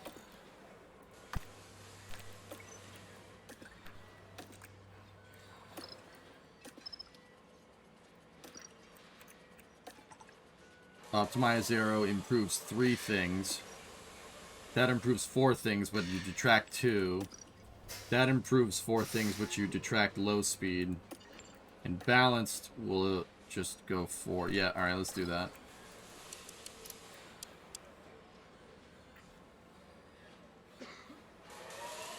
Not going to be ready in time, but that's okay. Alright.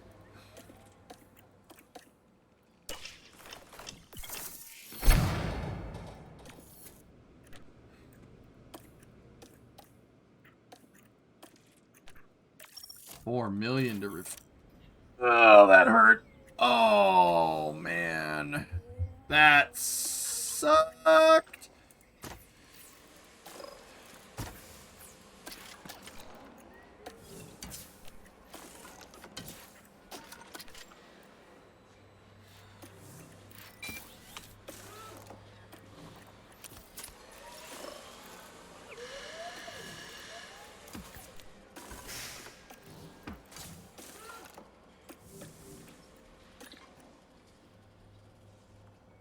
You might want to check this out. Yeah, I know. It's been linked already. We'll check it out in a moment.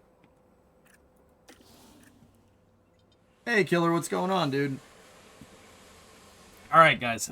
Yeah, I think we'll get this up to snuff here, and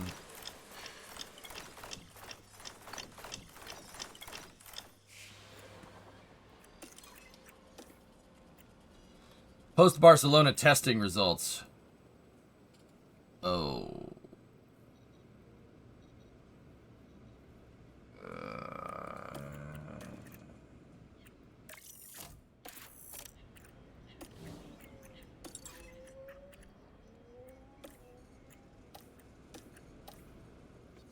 Gary developed Logan. He's got 2 more points. ATR starts today. That's good. Board confidence check-in. High confidence. Welcome to 2023.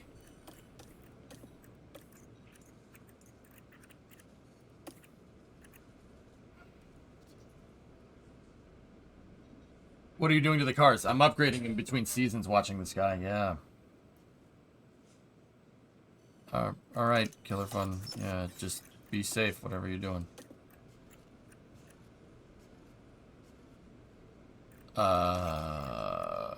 Post-Barcelona testing results.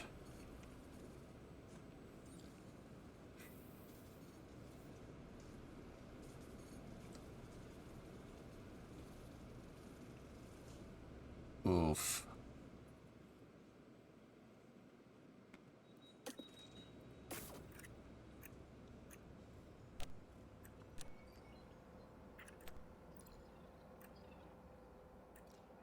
We have enough, Chaz. We have enough that we're designing the rear wing.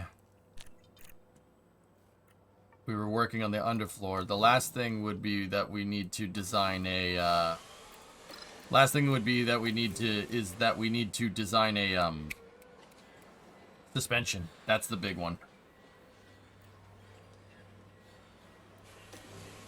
I'm not sure we're going to be able to roll out this stuff in time.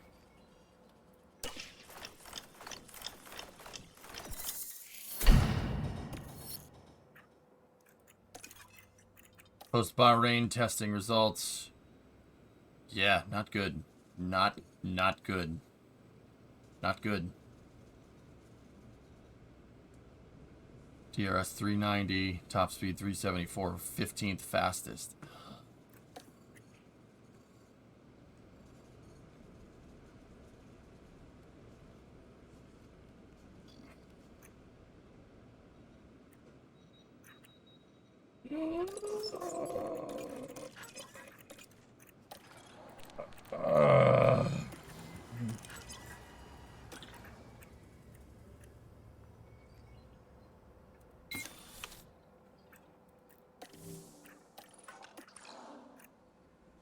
Side pods are almost done. The rear wing is not going to be done in time, and neither is the underfloor. Oh, we're really going to pay for this. Which kind of sucks. Race weekend is in 3 days. All I can do is manufacture right now.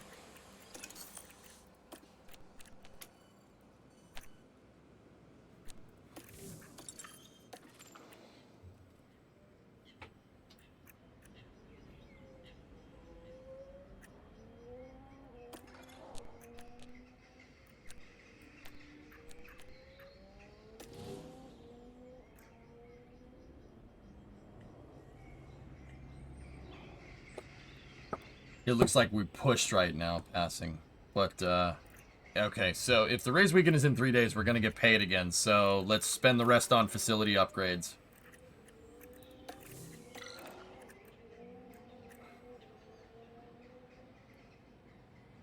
Weekly experience gained from staff is that. So let's just look around. Operations.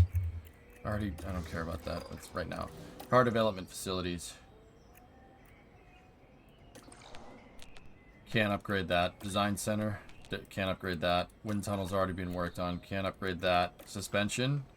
We can upgrade the suspension simulator, which will have better brake cooling. And then car part test center will give us... Yeah.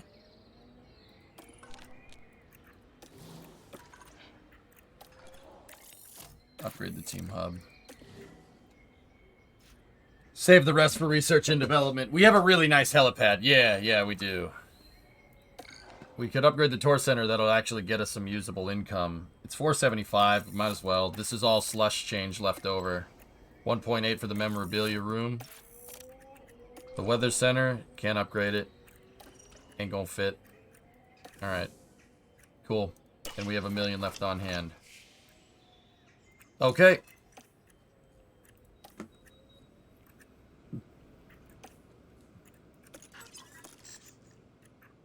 Logan has 2 more development points. We are going to put that into his smoothness. Any staff development points? Gary has a couple. Ed has... Sweet. Okay. Alright, guys. We will save.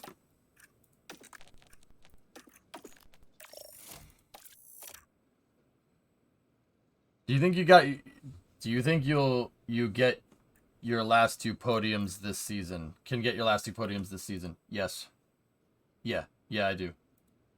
Well, this is nice. Yep. It is. Alright. Okay, guys. Let me switch over to Space News. That was fun.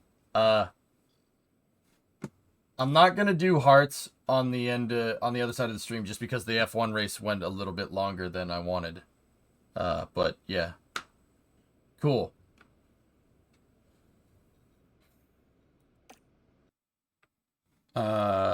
So let me put on a video here. And we'll go from there. Let's see if we can find something cool.